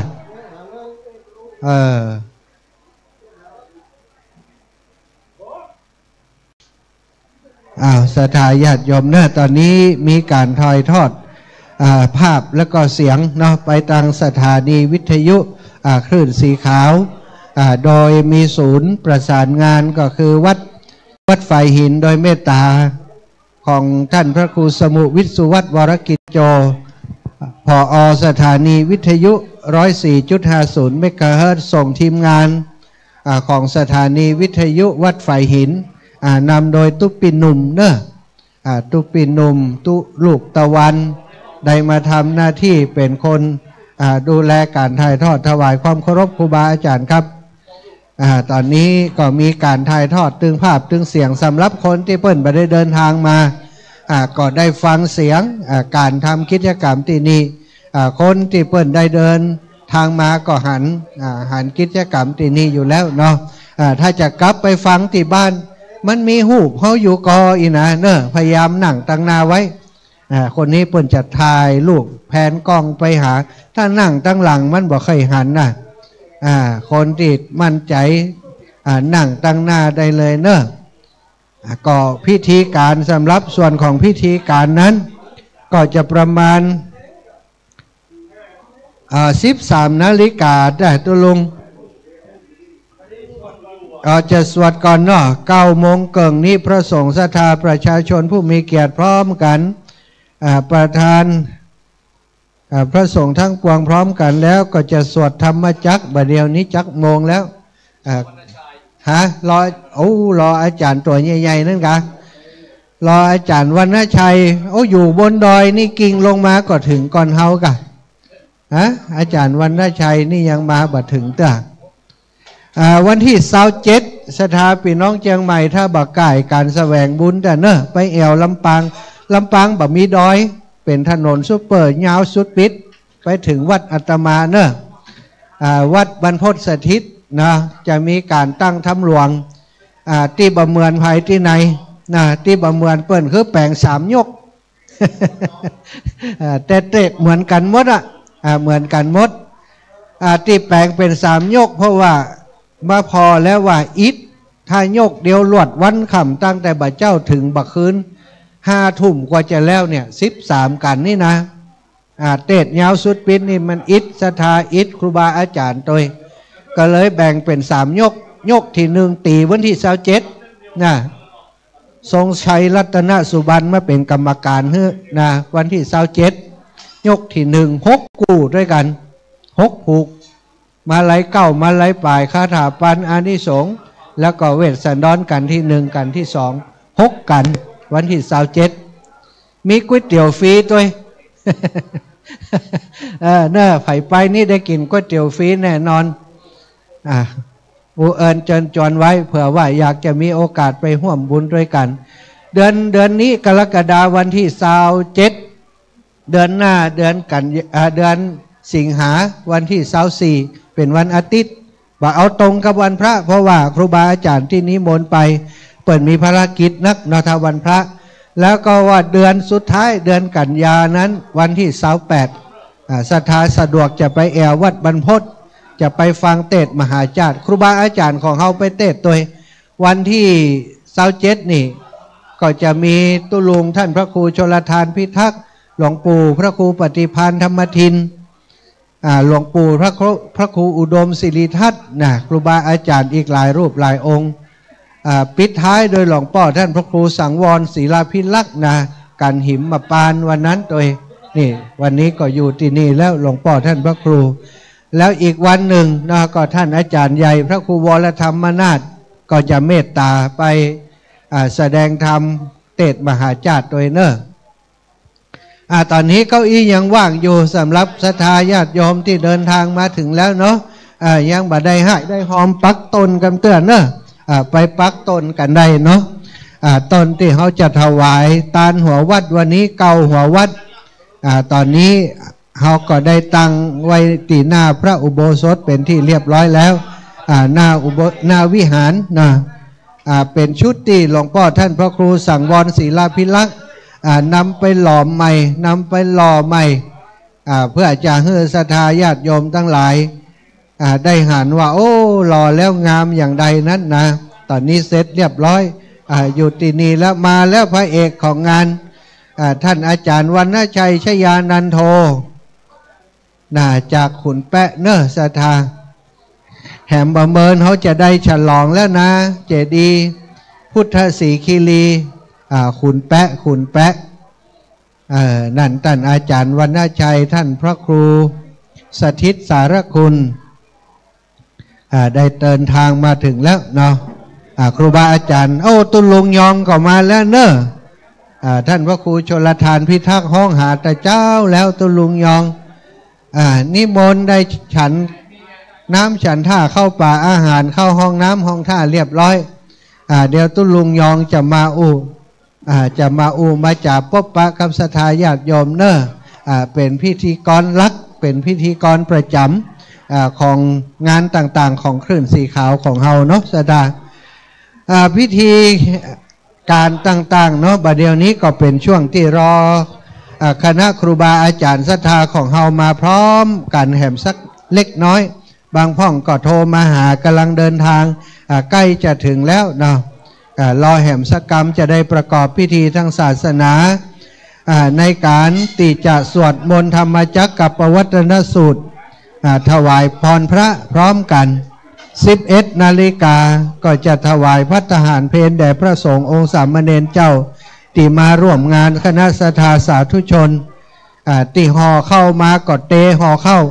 11 โมงจะประกาศเนอะขณะนี้ทัวร์บริการคลื่นสีขาว ได้พาญาติโยมมาถึงอยุธยาแล้วถ้าเปิดว่าถึงอยุธยาแล้วเตะห่อเข้าเลยเนอะเตะห่อเข้าจุ่มกันหมู่ไผ่หมู่มันก็ว่าไปเสาะปะหมู่อื่นก็ได้หมู่เดียวกันบางเตือห่อน้ำพริกมาด้วยกันนะไปเสาะเอา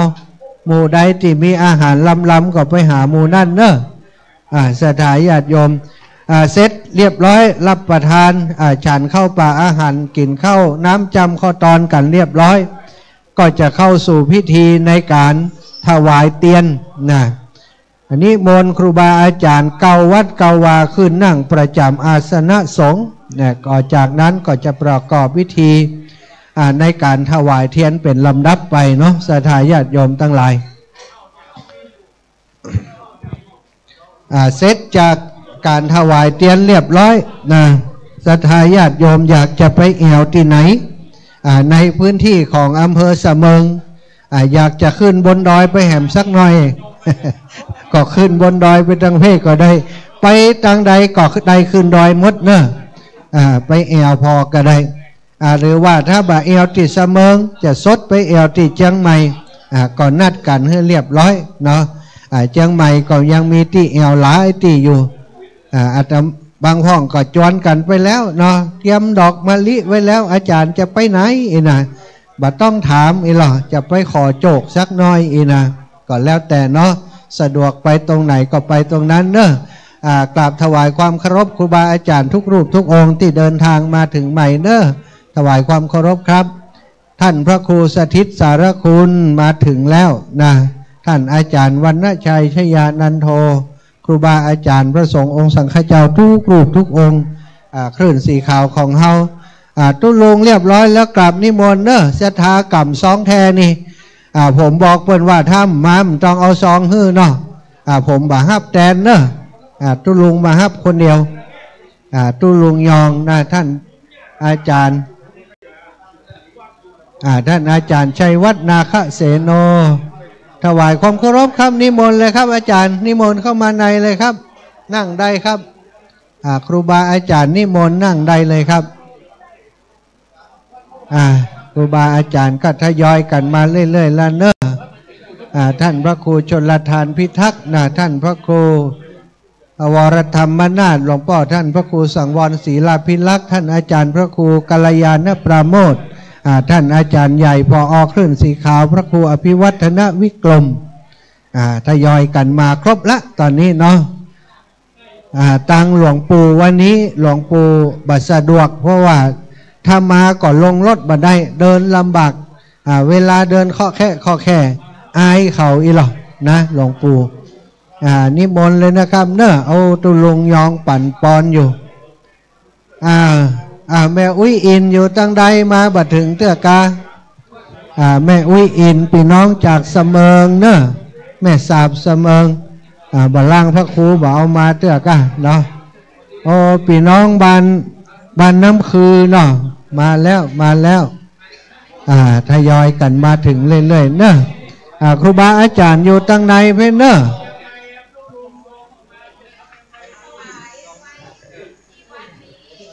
เอาตุลงจัดการไปหาตุลงฮั่นตุลงแดงลูกตั้งใดมาอีแม่ว่าปอกะเอาฮะเดี๋ยวรอตุลงกันเนอะสาธุสาวเวียงปะเป้าดึงนั่นกะสาธุเวียงปะเป้ามาไปหาตุลุงแดงฮะนี่แม่เข้าไปกราบว่าแล้วไปหาตุลุงเลยเนาะศรัทธาญาติโยมพี่น้องขอบคุณศรัทธาญาติโยมที่นำโรงทานมาเนอะพี่น้องตังบันห้วยงูในทีมงานของคุณโยมกนกพิชัยนาถวายความเคารพโยมแม่โทรบอกอยู่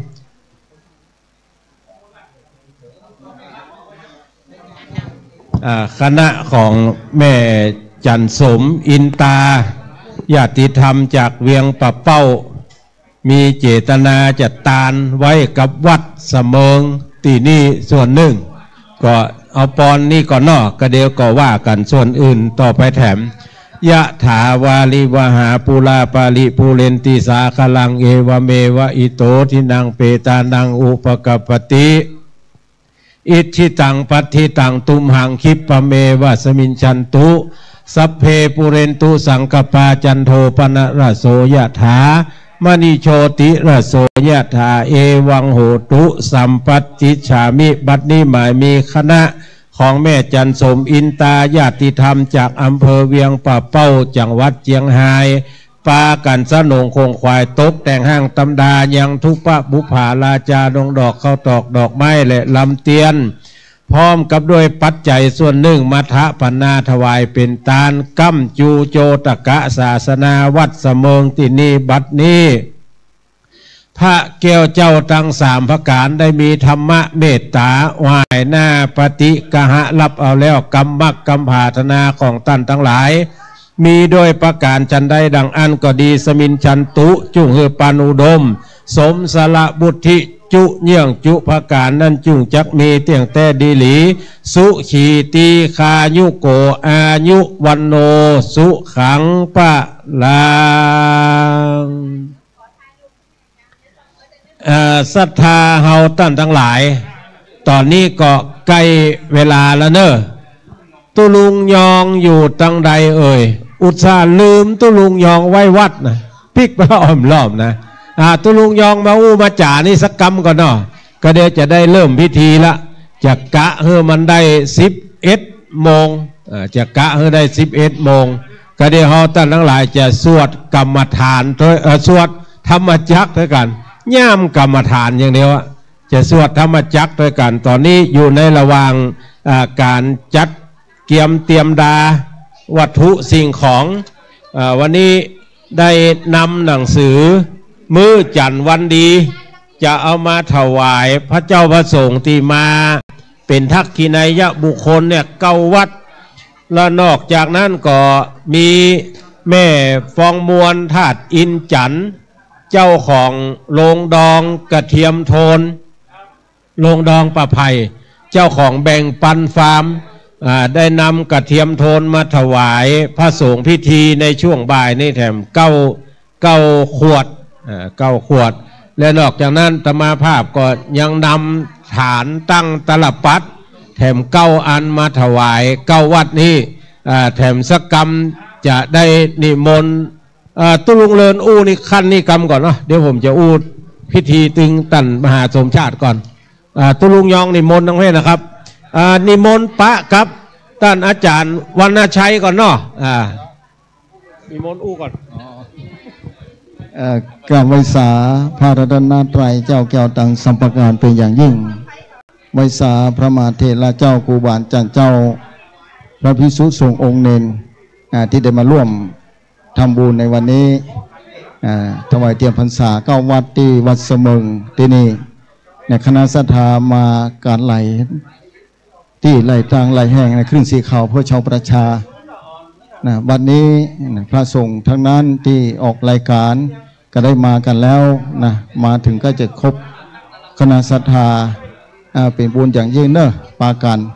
เดินตามมาสร้างบารมีสร้างบุญสร้างกุศลแต่วันนั้นโยมโทรมาถ้าจะมาถึงแล้วก็ว่าตมาก็เดินจะไปที่วัด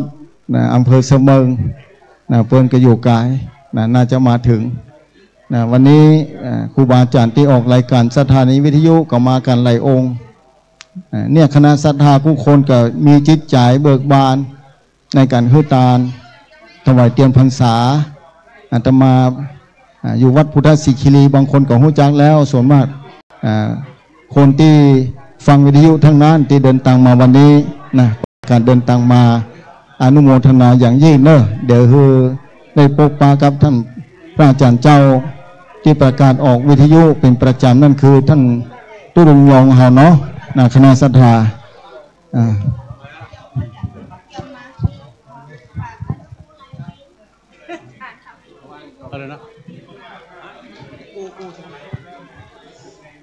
ขอโอกาสกับครูบาอาจารย์กุศลกุองค์นะครับเนอะเจริญพรกับศรัทธาญาติโยมทั้งหลายที่มากันในวันนี้นักหนาป่าป้าน อาตมาภาพท่านชัยวัฒน์นาคาเสโนหรือว่าต้นห้องกันว่าตุลุงยองวันนี้เกิดฟาวนะโยมเนาะ เกิดบดีเกิดได้มาหันกันเนาะ เพราะว่ารถมันจะลืมพอดีอาจารย์พระครูสัตธิสารคุณวัดหนองผาขาวเพิ่นข้ามน้ำปิงมาฮับเอาแวะมาเอา มากับขบวนอาจารย์วรรณชัยก่อนเนี่ยนะก็ได้มาพบมาปะกันพี่น้องศรัทธาก็มากันหลายนะขอบคุณครูบาอาจารย์เด้อวันนี้ทีมงานของวัดฝ่ายเห็นโดยทีมงานของตุปิหนุ่มตุปิตะวันก็เป็นมาถ่ายทอดเสียงตัวเองแล้วก็ท่านไหว้สาเมตตาธรรมอาจารย์ท่านพระครูชลทานพิทักษ์ตุลุงแดงเอาโดยเนาะที่เปิ้นได้เกินนำบัดกี้ท่านอาจารย์ท่านพระมหาสมชาติจาตะปัญโยนะอันนี้ก็ที่ไหนก็ถึงไปปะกันญาติโยมที่มาแล้วก็ดีตั้งจอดรถโบเนโต้พอจัดเต็มแล้วด้วย วันนี้ตั้งคณะศรัทธาเอารอสักกรรมสักบูนี่ตั้งตุลุงแดงเป็นว่าก็เดี๋ยวจะได้สวดธรรมจักรปวัตนสูตรนะแล้วก็ศรัทธาญาติโยมนี่รอให้พี่น้องศรัทธามากันนักกันน้อยใส่ขันศีลขันสูไม้ใส่ขันแก้วทั้ง3กันไปก่อนด้วยแล้วก็ศรัทธาญาติโยมเขาก็เดี๋ยวเขาจะได้สวดกรรมฐานสวดธรรมจักรด้วยกันเนาะวันนี้เนื่องในงานบุญประเพณีถวายเตียนพรรษา9 วัดเนี่ยครั้งนี้เป็นครั้งที่18แล้วนะโยมเนอะโอ้ครั้งที่18แล้วนะณวัดสำเมิงตำบลสำเมิงใต้อำเภอสำเมิงจังหวัดเชียงใหม่เฮาวันที่20วันนี้เวลา9 โมงครึ่งนี่นะศรัทธารอจักกรรมจะถึงแล้วก็กวาลัมบาลมุนพระสงฆ์ทั้งนั้นแล้วก็ทัศธาประชาชนที่ก็จะมาพร้อมกันที่บริเวณมณฑลพิธีผู้อำนวยการสถานีวิทยุคลื่นสีขาวโดยท่านพระครูอภิวัฒนวิกรมเนาะก็จะได้กล่าวตามวัตถุประสงค์ในการจัดงานในครั้งนี้โดยประธานในพิธีก็จะได้จุดเทียนธูปบูชาพระรัตนตรัยแล้วก็จะได้ประเคนขันสุมาขันศีลไหว้พระฮับศีลเรียบร้อยก็จะได้ถวายจะได้ฮับศีลพร้อมกันแล้วก็จะมีกิจกรรมกันต่อไปดังนั้นตอนนี้ก็ใกล้เวลาเนาะกำหนดการซึ่งก็วันนี้ศรัทธาญาติโยมเฮา11 โมงนะก็จะถวายภัตตาหารเพลแด่พระสงฆ์สามเณรแล้วก็เพิ่นวงเล็บว่าเตเข้าห่อกินข้าวด้วยกันนี่ดู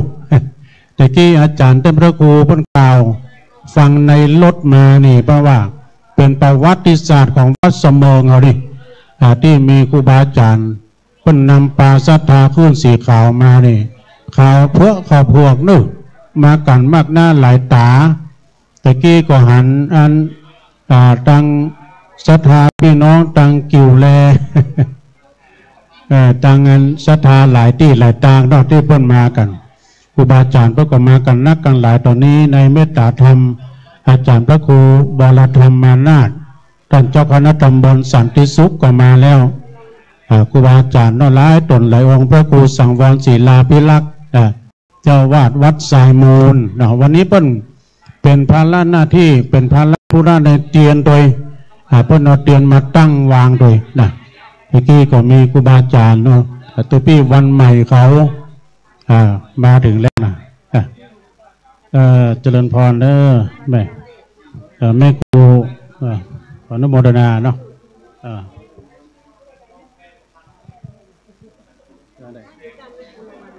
ไม่นะ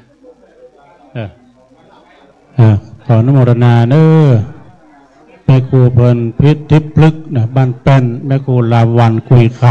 ำเพื่อก็มาร่วมทำบุญด้วยหอมดองเพิ่นลำกัน ตอนนี้ศรัทธาญาติโยมได้เดินตามมาแล้วพอจะใส่ขันศีลขันสุมาใส่ขันแก้วทั้ง3เจริญพรแล้วกันตอนนี้ถวายการต้อนรับท่านพระครูวิพัฒน์บุญญาสารตุปี้จีรเดชเนาะวัดยางครามมาแล้วถ่ายรูปด้วยกันฮะ ตอนนี้ก็ทางอาจารย์พระครูชลทานว่าเขาจะได้เวลาที่จะได้สวดธรรมจักรแล้วนึกนี่นะจะได้สวดธรรมจักรกับปวัตตนสูตรแล้วเนาะ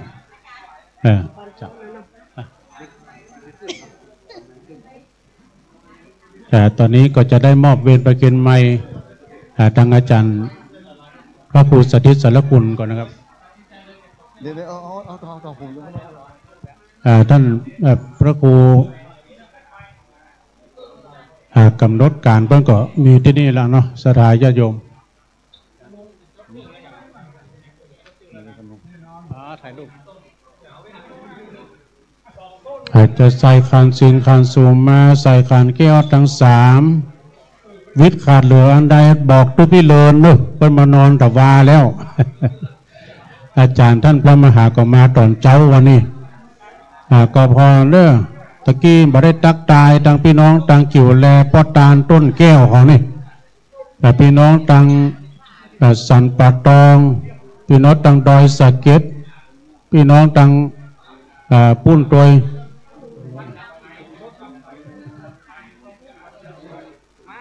สันกำแพงตัวใส่คันสินคันสูมาใส่คันแก้วทั้ง3ปักต้นเด้อยอมเด้อต้นนะก็เกือบจัดเต็มถ้าเต็มแล้วเพิ่งก่อนลวดเอาออกไอ้กำแล้วก็ปักกันต่อไปนะแล้วก็นี้ก็ทางท่านพระครูชลทานพิทักษ์เพิ่นก็เอาขาตั้งอันนี้มาตัวเด้อเอาเก้าอี้มาเสริมตัวเด้อตอนนั้นนี่บักให้มีเก้าอี้นะก็ต้องขอบคุณทางครูบาอาจารย์เนาะอาจารย์ใหญ่ท่านผอ.แต่เดี๋ยวก็จะได้แนะนำเนาะสถานที่เพิ่นตัวนะก็วัดนี้เพราะว่ามีถึงตู้ถึงภาพเป็น50ปุ่นสถานเด้อมีเป็น50ตนบ่เป็นที่อันศรัทธาญาติโยมที่เพิ่นมีโรงเรียนตัวนะตอนนี้กำลังปรับปรุงสถานที่เป็นที่นั่งของทางครูบาอาจารย์ขอบคุณเด้อกับพี่น้องศรัทธาต่างคืนเฮาถ้ามาขยับขยายเข้ามานั่งตรงหน้าพี่น้องก็ได้เด้อพี่น้องศรัทธาเนาะทางอาจารย์ท่านพระครูชลทานพิทักษ์ก็กำลังจัดเนาะป่าพระเนนจะช่วยกันจัดที่นั่งเพราะว่าก็เดี๋ยวเราจะได้ทำพิธีซึ่งก็จะได้เวลาแล้วเด้อเพราะจะได้เวลานิมนต์ครับครูบาอาจารย์ทุกคนเลยนะครับเนาะจะได้เจริญพระพุทธมนต์ศรัทธาก็สวดมนต์ด้วยกันเด้อธรรมจักรกับปวัตตนสูตรเป็นธรรมกันแรกของพระพุทธเจ้าเฮานะขยับขึ้นมาบนเลยนะครับเด้อตอนนี้จะได้มอบไม้ไปทางท่านพระครูอภิวัฒนวิกรมท่านเจ้ารองเจ้าคณะอำเภอโดยหล่อเจ้าวัดปากทางเจริญประธานเครื่องสีขาวเขาจะได้ลำดับลำดาเป็นลำดับต่อไปนะครับเด้อไว้สานะครับเอาเลย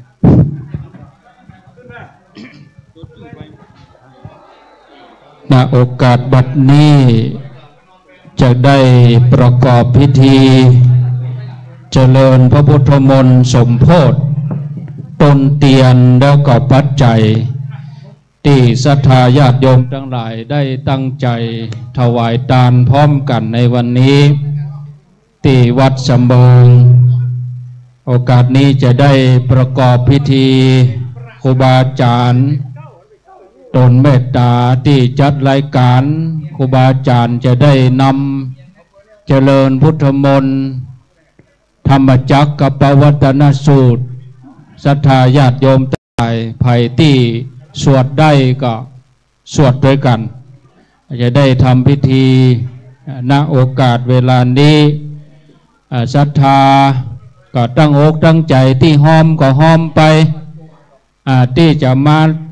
ตั้งใจทำพิธีด้วยกันก็เจริญพรเข้ามานั่งในศาลาจะนั่งกับปื้นก็ได้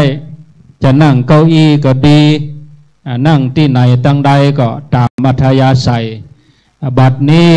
ได้เวลาที่จะได้ประกอบพิธีแล้วขอกราบนิมนต์ท่านพระครู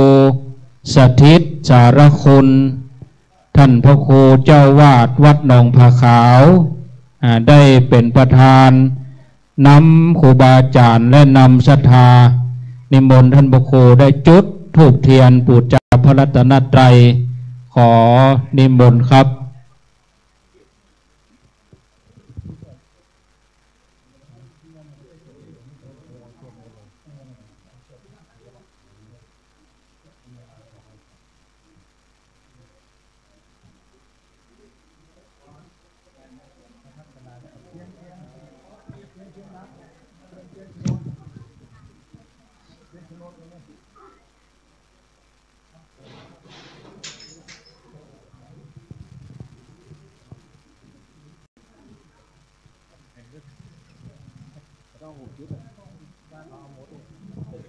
ศรัทธาเฮาตั้งอกตั้งใจประนมมือนะตั้งอกตั้งใจประนมมือขณะที่ท่านพระครูสถิตสารคุณท่านพระครูท่านกำลังจุดธูปเทียนบูชาพระรัตนตรัยสำหรับบูชานั่นก็จะขอนิมนต์ตุลุงแดงเนี่ยเนาะเอาตุลุงแดงเนี่ยเป็นผู้จานหลายแผนกนะตุลุงแดงเนี่ยท่านพระครูชลทานพิทักษ์มาถึงปุ๊บทำหน้าที่ขยม จัดสถานที่เมื่อทำพิธีแล้วก็จะทำหน้าที่เป็นพระลง เก็บกวาดเพียวเนี่ยโอ้ครูบาอาจารย์เปิ้นเมตตาเป็นแบบอย่างที่ดีให้ลูกพระลูกเนนเป็นแบบอย่างที่ดีให้ศรัทธาเนี่ยเปิ้นอยู่วัดเปิ้นเป็นตุหลวงนะเปิ้นมานี่เนี่ยเปิ้นเป็นขยมจัดการจัดงานทำทุกอย่างครูบาอาจารย์เฮาบัดถือเนื้อถือตัวเนาะเมื่อจุดเทียนบูชาพระรัตนตรัยแล้วก็จะนิมนต์ครูบาอาจารย์และเจิญตัวแทนศรัทธาในพื้นที่อำเภอเสมิงส่วนราชการอาจจะเจิญเพิ่นมาจุดเทียนมงคลจำนวน9 เล่มอาจจะนิมนต์ครูบาอาจารย์ได้จุดเทียนก่อนท่านพระครูเจ้าวาดวัดเสมิงท่านพระครูธีรธรรมพิสุทธิ์ท่านก็มานั่งเป็นกำลังใจเป็นประธานในการประกอบพิธีช่วงเจ้าขอบพระคุณท่านพระครูตัวนะครับจุดเทียนมงคล9 เล่มนิมนต์ท่านพระครูวรธรรมนาถเจ้าวาดวัดหนองเหียงนิมนต์ท่านพระครูจุดเทียนเล่มที่1นะครับศรัทธาต่างได้ฮู้จักตัวว่าท่านพระครูรูปนี้เปิดจัดรายการวันอาทิตย์ตนที่จุดเทียนนี่นะเตดทำวันติดตี4 กงถึง6 โมงห้องเฮาลุกแต่เจ้านะที่เฮามากันนี่ครูบาอาจารย์ได้ห้องลุกปลุกตื่นเล่มต่อมาเล่มที่2นิมนต์ท่านพระอาจารย์วรรณชัยชยานันโทวัดพุทธศรีคีรีดอยขุนแปะท่านอาจารย์เพิ่นอยู่ไกลจอมตองก็สละเวลามาฮือธรรมะศรัทธากู้วันติดเวลา20 ทุ่มถึง4 ทุ่มจัดรายการแล้วก็ยังปีกไปพุทธศรีคีรีหน้าฝนนี่บางทีก็เป็นอุปสรรคท่านก็ตั้งใจมาฮือธรรมะศรัทธาเฮาเล่มที่3นิมนต์ท่านพระครูกัลยาณปราโมทย์เจ้าวาดวัดหม่อนห้วยแก้วเจ้าคณะตำบลดอยหล่อเขตที่1อันนี้ท่านพระครูเพิ่นก็จัดรายการร่วมกันถึงท่านพระครูสถิตสารคุณท่านอาจารย์วรรณชัยทุกวันอาทิตย์เวลาเมื่อคืนต่อไปรูปที่4ขอกราบนิมนต์ ท่านพระครูสังวรศรีลาภิลักษ์เจ้าวาดวัดทรายมูลตำบลแม่กาอำเภอสันปะตองท่านพระครูเมตตาเทศธรรมทุกวันจันทร์เมื่อเจ้าแล้วก็วันการเมื่อคืนโดยการประสานงานของท่านมหาสมชาติชาตปัญโยนิมนต์ท่านพระครูเทศธรรมวันการเมื่อคืนแถมเอาได้หล่อเตียนที่วัดชายมูลปีนี้เตียนท่านพระครูก็เอาแบบไปไว้ที่แม่ห้องไข่ท่านพระครูมีความใส่ใจในงานขึ้นสีขาวเขาเป็นอย่างดีตั้งแต่เปิ้นมาได้เป็นพระครูสัญญาบัตรละเปิ้นไปจัดรายการที่ปักตังเจริญต่อไปก็นิมนต์ท่านชัยวัฒน์นาคเสโนวัดประธาตุดอยน้อยตนนี้เกือบบ่ได้มา เกือบบ่ได้มาเพราะว่าอาตมาลืมเปิ้น ต้องขอโทษตุลุงตัวโอ้แต่กี้มานี่เปิ้นป้อมพอหน้าเฮานะ ลืมได้จะได้เหรอเปิ้นว่าเมาเอาเนนขึ้นรถลืมตุลุงได้บุญโทรท่านพระครูสถิตปิ๊กไปหับอุ่นใจท่านพระครูปราโมทย์กัลยารถเต็มไปฮะถามรถ2 กันเต็มถึง2 กันตัวลุงพอให้ออกหน่อยล่ะ หมู่เฮาก็อยู่กันด้วยความอบอุ่นฉันพี่ฉันน้องอูเล่นกันไปพ่องแกบถือกันความอบอุ่นม่วนอกม่วนใจกินตาลตังใดเรือแถมเล่มเนาะชามก่อนกะโอ้เอาถึงเตียงเลยบอกกะจุดเทียนนี่ อูเล่นศรัทธาบ่ได้เนาะบรรยากาศมันก็ถึงดีฝนก็บ่ตกแดดก็บ่ออกก็ต้องเดือดร้อนขี่ข้าวตอนแล้วก็ตานนะเล่มที่6นิมนต์ท่านพระครูวิพัฒน์บุญยสารตอนนี้กินข้าวปลำต่อใด ท่านพระครูอยู่วัดยังคามตำบลยังคามอำเภอดอยหล่อวันนี้ท่านพระครูพวกก็ตั้งใจมากับหมู่เฮาความจริงแล้วดังยังคามเพิ่นไปตานเมืองลีนะวันนี้นะท่านพระครูว่าโอ้อยู่กับขึ้นสีขาวก็มาสีขาวเพื่อกะนี่เนาะไปตั้งปูนมาใดก็ได้ขอบคุณตัวแล้วเพิ่นก็ยังจะปาหมู่เฮาไปเมืองการนะท่านตนนี้นะขาดบ่ได้เนอะไปเมืองการจันทบุรีแถมเล่ม1นิมนต์ท่านมหาสมชาติชาตปัญโยนิมนต์เลยครับวัดบรรพตสถิตอันนี้อยู่ไก่เปิ้นน้อยลายดอยขุนตาลเมืองรถม้าลำปางท่านก็ได้ประสานงานหลายอย่างนำปลาศรัทธาลำปางกินตาลหูจักวิทยุ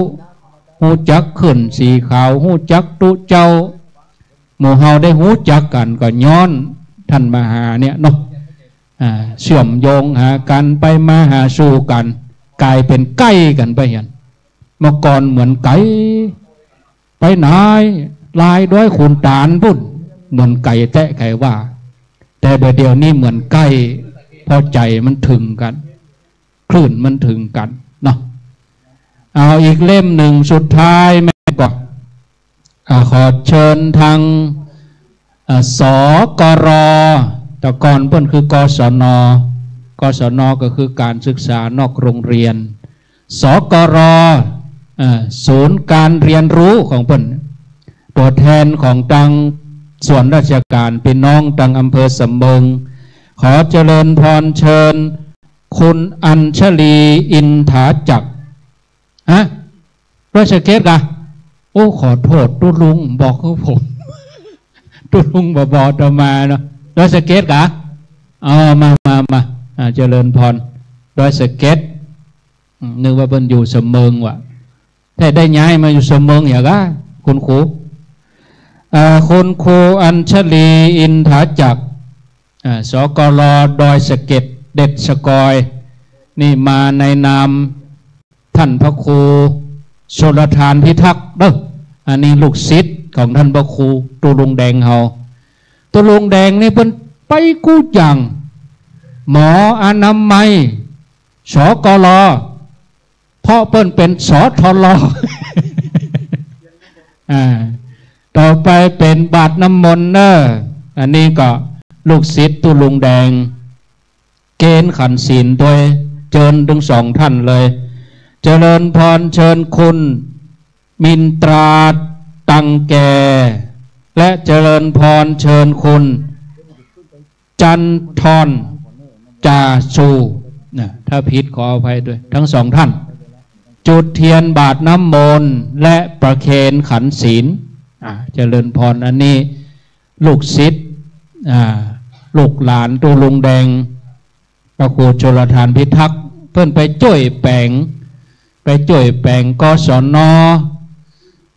บอกว่าด้วยสเก็ตบอกว่าสมเมิงบางทีเจ้าหน้าที่อยู่ด้วยสเก็ตได้ย้ายมาสมเมิงบางทีเจ้าหน้าที่สมเมิงได้ย้ายไปด้วยสเก็ตคุณหมออนามัยตัวลุงก็ไปจ่วยแปลงวันสองวันนี่หูข่าวว่าไปตั้งแม่ห้องสอนพุ่นนะเอาพระเจ้าไปที่โรงเรียนแม่ลาน้อยแปลงที่ไหวพระเจ้ามุงหลังคาเอาพระเจ้าไปตาลหมู่เฮานี่เป็นกลุ่มบุกเบิกเนาะเมื่อเรียบร้อยแล้วก็นิมนต์ตุลุงแดงหรือว่าท่านพระครูชลทานพิทักษ์นิมนต์ท่านพระครูเพิ่นได้ทำหน้าที่เป็นมกนายกเป็นปูจานนำใบพระศรัทธาตอนฮับศีลนี่หมู่เฮาว่าดังๆเนาะฮับศีลนะว่าดังๆนิมนต์ครับนิมนต์ครับไหวพระว่าตัวกันเป็นจึ่งไปเลยเด้ออิมินาสกาเลนะพุทธังอภิปูชยามาอิมินาสกาเลนะธัมมังอภิปูชยามาอิมินาสกาเลนะสังฆังอภิปูชยามาอะระหังสัมมาสัมพุทโธขวาพุทธังภะคะวันตังอภิวาเทมิ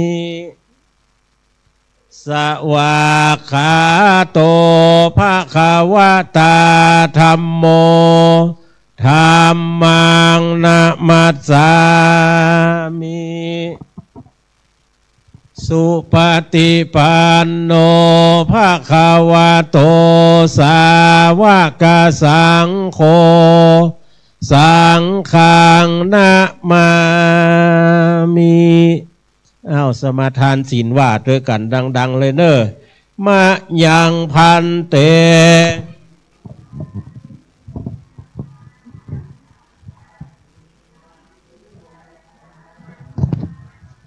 ตุติยามปิมะยังพันเตวิสุงวิสุงลักขณัฏฐาญะตาติยามปิมะยัง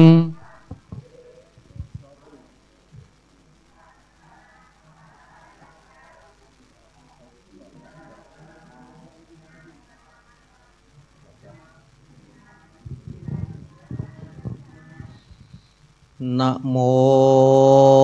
ตัสสะภะคะวะโตอะระหะโตสัมมาสัมพุทธัสสะนะโมตัสสะภะคะวะโตอะระหะโตสัมมาสัมพุทธัสสะ นะโมตัสสะภะคะวะโตอะระหะโตสัมมาสัมพุทธัสสะ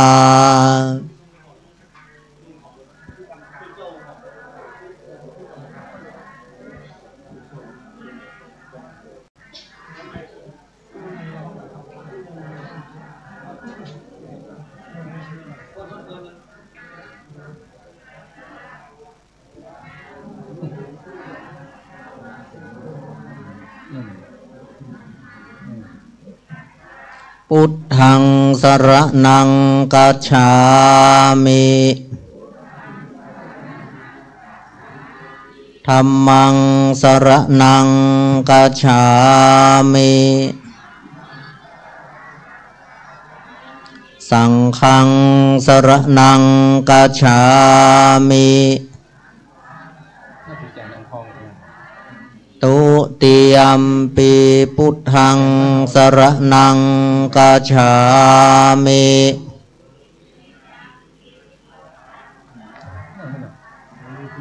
ตุติยัมปิธัมมังสรณัง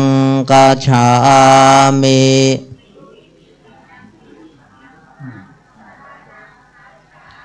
ตุติยัมปิสังฆังสรณังกัจฉามิ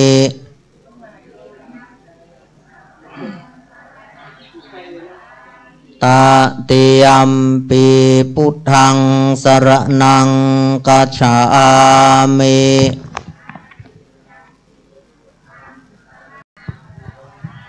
ตติยัมปิธัมมังสรณังกัจฉามิ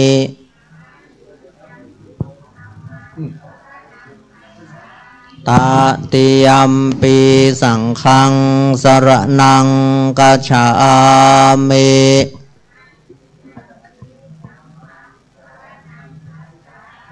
ติสรณคมานังนิทธิตังปานาติปาตาเว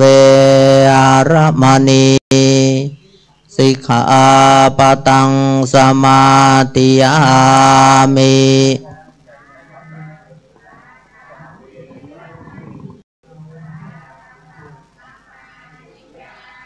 อาทินนาตานาเวรมณีสิกขาปะตังสมาติยามิ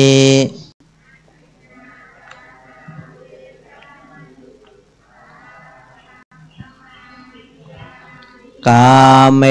สุมิจฉาจาราเวรมณีสิกขาปะตังสมาติยามิ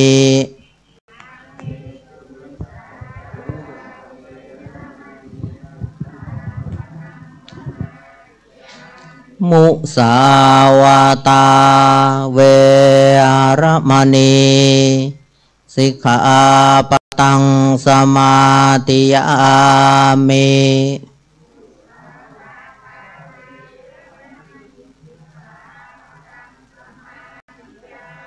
สุราเมรยะมัจจปมาตัฏฐานาเวรมณีสิกขาปะตังสมาติยามิ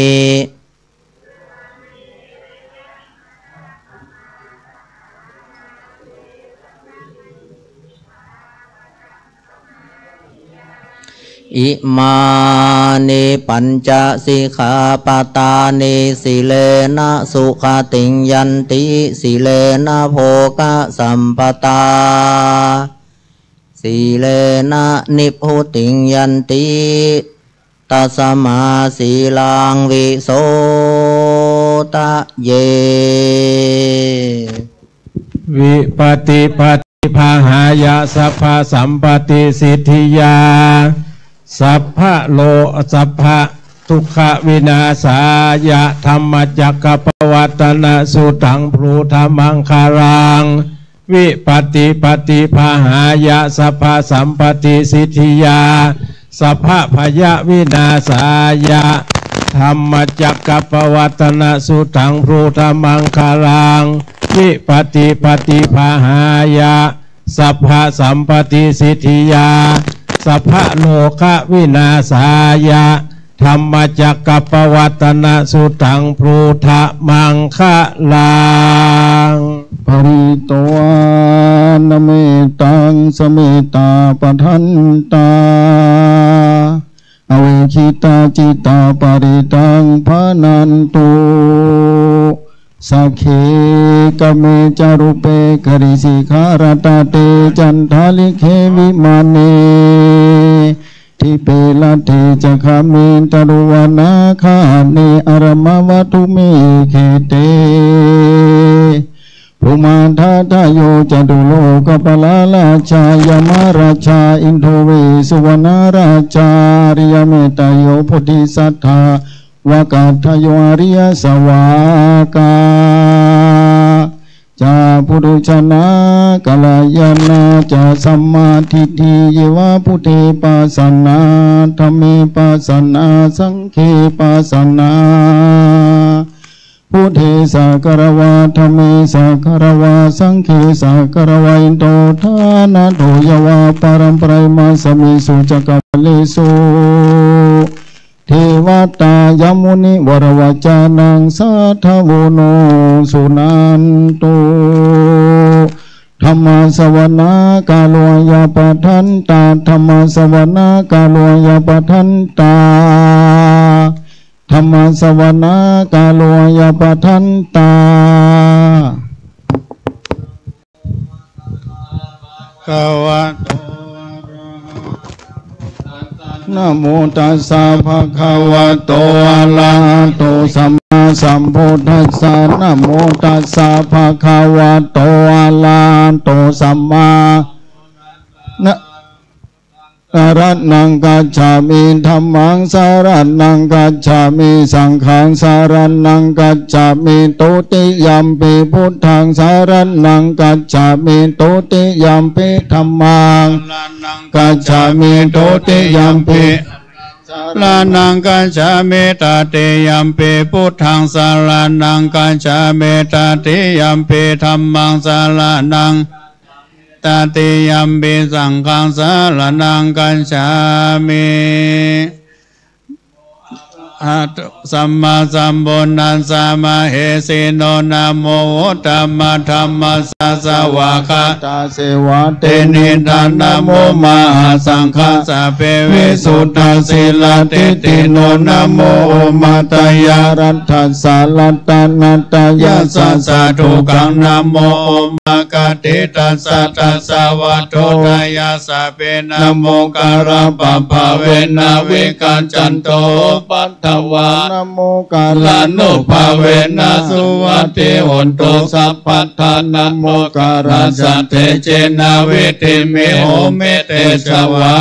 เสวันนาจะพาลานังปันติตานันจะเสวนาปูชาจะปูชานิยานังเอตัมมังคัลลามุตตัมมังปฏิโลปะเตสวาสุจะปุเมจะกาตาปุญญาตาอัตตาสัมมาปณิทิจะเอตัมมังคัลลามุตตัมมังจันจันจะสิปัญจวินโยจะสุสิกิโตสุปาสิตาจยาวาจาเอตัมมังคัลลามุตตัมมังมาตาพิโต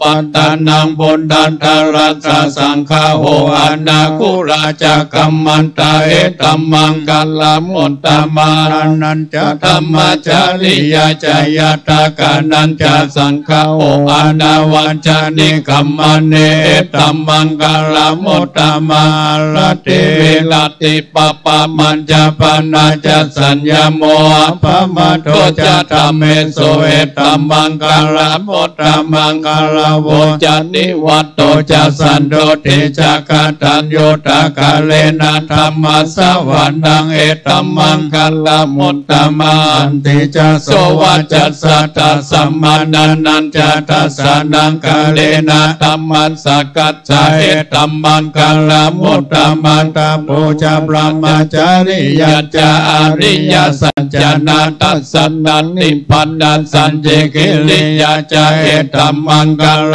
มุตตมังบุญดัสสะโลกะตัมเมอิจิตาสนากัมปติอโศกังวิรากังเกมังเอตัมมังกัลลมุตตมังเอตาดิสานิกัตวานาสัมปันธรรมบัลลาจิตาสัมปันนาโสติกัญจเตตันเตสังมังกัลลมุตตมันติมหามังกัลลสุตายันกินเจเวตังเอตาวาหุลังวาสังเกสุวายาลัตตานังปานิตังนันโนสัมมังอันติตาตาเตนะอิตัมปิปุเตตัตตะนังปานิตังเอเตนะสัจเจตัสสุวัติหนโตกังยังวิรากังอัมมัตตังปานิตังยาตาสักขะสักขายามุนิสัมมาหิโตนะเตนะธัมเมนะสัมมาเตกินเต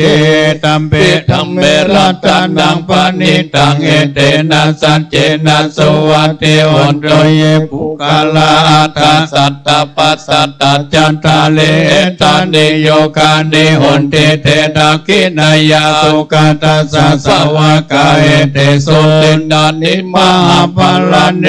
ตัมเปสังเขรัตนังปานิตังเอเตนะสัจเจนะสวัสดิหนโตเยสุปโยตานาสาลายเอนานิกามิโนโคตมาสัสสะดัมเดปฏิปตามาตังวิกายหาลัตตาโมทานิโพธิโมชามานายตัมเปสังเขรัตนังปานิตังเอเตนะสัจเจนะสวัสดิหนโตกินังปุลานังนาวังนาติสัมปวะเวลาตาจิตายาติเกภวะสมิงเตกินนาปิจาวิลุลาหิจันดานิปันติทิลายาทายัมปติโพหิตัมเบสังเขรัตนังปณิตังเอเตนะสัจเจนะสุวัสดิหนโตเมตัญจสัพพะโลกัสสมิงมานาสัมปวะเยอปาลิมานังอุทังอันโตจัตติลิยัญจาสัมปทังอเวราสัพพัตตันติทันจารันนิสินโนวาจยโนวายาตัสสะเวกัตตะเมตโตเอตังสัตติงอติตยาพระมะเมตังวิหารังอิตามะอุติตินจานุภคัมมาศิลาวันตัสสะเนนะสัมปันโนกาเมโสเวไดยังเกตันนาอิจจโตกัมปัสสยาปุณาเรเตเตกานิยเมตตาสุตตาปัมมันโนพุทโธอัปปมาโนธัมโมอัปปมาโนสังโฆอัปปมาโนวัฏฏานิสิลิสัพพะเนอะอิวิจิกัสสัตตปะเทอุนดานาเปสัลลาโปโมชิกากัตตะเมลากากัตตะเมปาลิตาปานิกัมมันโตตันเนโสหันนะโมภะคะวะโตนะโมสัตตานังสัมมาสัมพุทธานังอิติปิโสภะคะวะอะระหังสัมมาสัมพุทโธจาจารณะสัมปันโนสุขโตโลกวิทูอันโนตโลบุริสัตธรรมสารเทสัตตาเทวมนุสานังพุทโธภะคะวะติสวากาโตภะคะวะตะธัมโมสันติติโกภะคะลิโกเอหิปัสสิโกโอปันนายิโกปัจจตังเวทิตาโพวินโยเอเตสุปฏิปันโนภะคะวะโตวากสังโฆโวโชปฏิปันโนภะคะวะโตสาวกสังโฆยายาปฏิปันโนภะคะวะโตสาวกสังโฆสามิเจติปันโนภะคะวะโตสาวกสังโฆยะทิตังจัตตาริปุริสายุกานิอันตาปุริสาปุกาลายสัพพะคะวะโตสาวกสังโฆอาหุนยโยอาหุนยโยตะกินยโยอัญชลิกาลนิโยอนุตตรังบุญญาเกตังโลกัสสาติยันตุนิมิตตังอวามังกัลลจโยจามานาปุสัตตุนัสสันโตปะปะกะโหตุโสตินังอากันตังพุทธานุภาเวนะเวนัสสะเมนโตยันตุนิมิตตังอวามังกัลลจโยจันนาปุสะกุณาสสันโตปะปะกะโหตุโสปินาอากันตังน ธรรมานุภาเวนะวินาศเบโตยันตุนิมิตาวัมมังคลัญจโยจัมมานาปุสัตโตนัสสะสัตโตปะปะกะโหตุสุปิ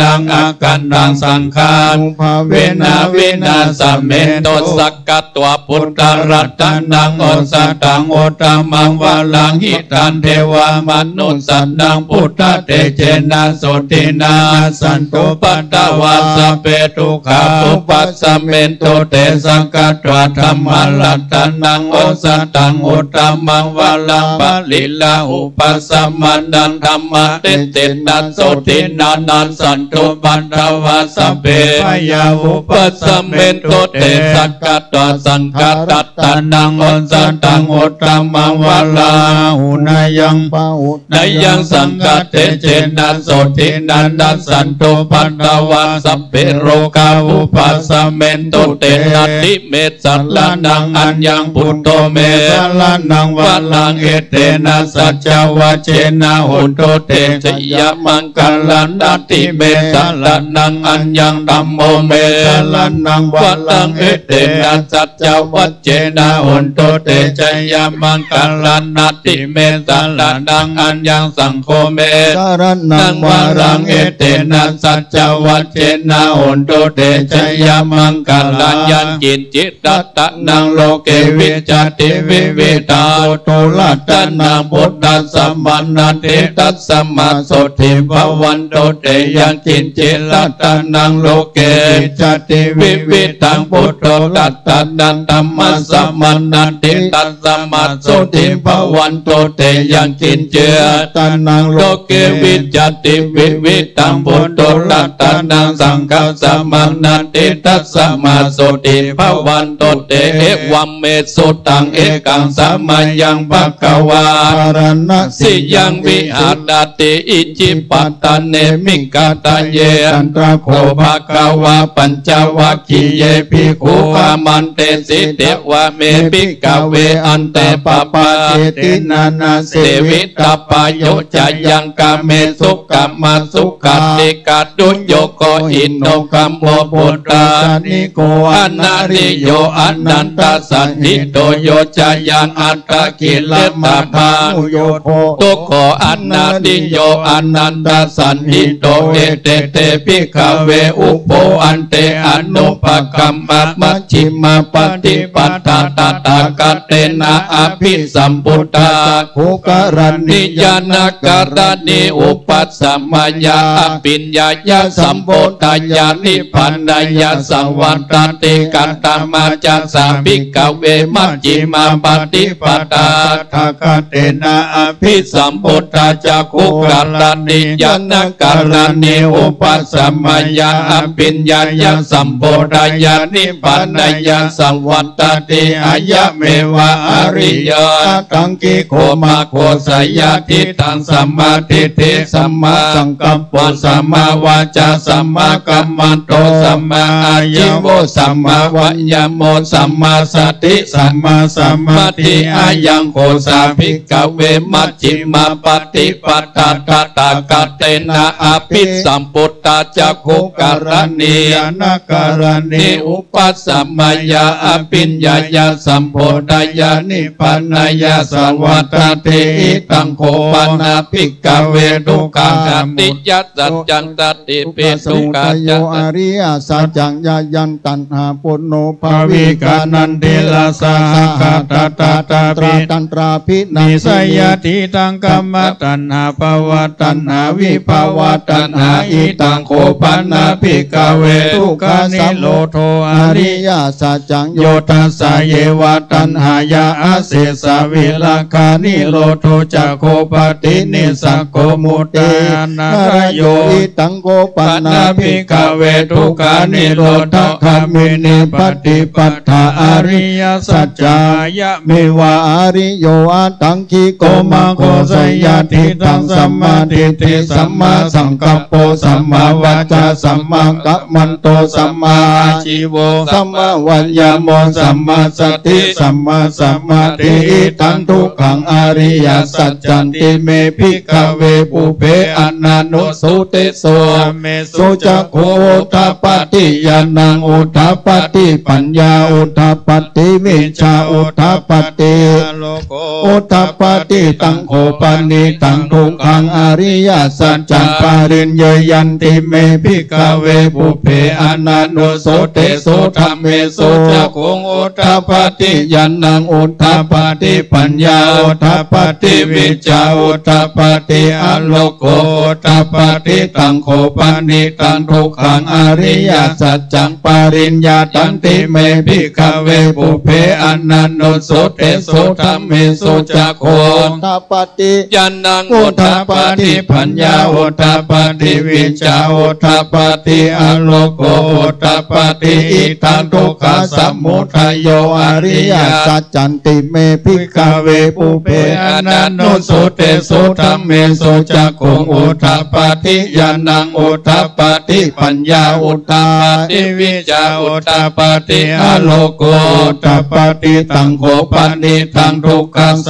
มุทัยโยอริยสัจจังปะหะตัมปันติเมภิกขเวปุเพอนันโนโสเตโสธัมเมโสจักขุงอุทธัปปติญาณังอุทธัปปติปัญญาอุทธัปปติวิชชาอุทธัปปติอโลโกอุทธัปปติตังโคปนิตังทุกขสมุทัยโยอริยสัจจังปะหินันติเมภิกขเวปุเพอนันโนโสเตโสธัมเมโสจักขุงอุทธัปปติญาณังอุทธัปปติปัญญาอุทธัปปติวิชชาอุทธัปปติอโลโกอุทธัปปติอิทังทุกขานิโรธโตอริยสัจจันติเมภิกขเวปุเพอนันโนโสเตโสธัมเมโสจักขุงอุทธัปปติญาณังอุทธัปปติปัญญาอุทธัปปติวิชชาอุทธัปปติอโลโกอุทธัปปติตังโคปนิตังทุกขานิโรธโตอริยสัจจันสัจจิ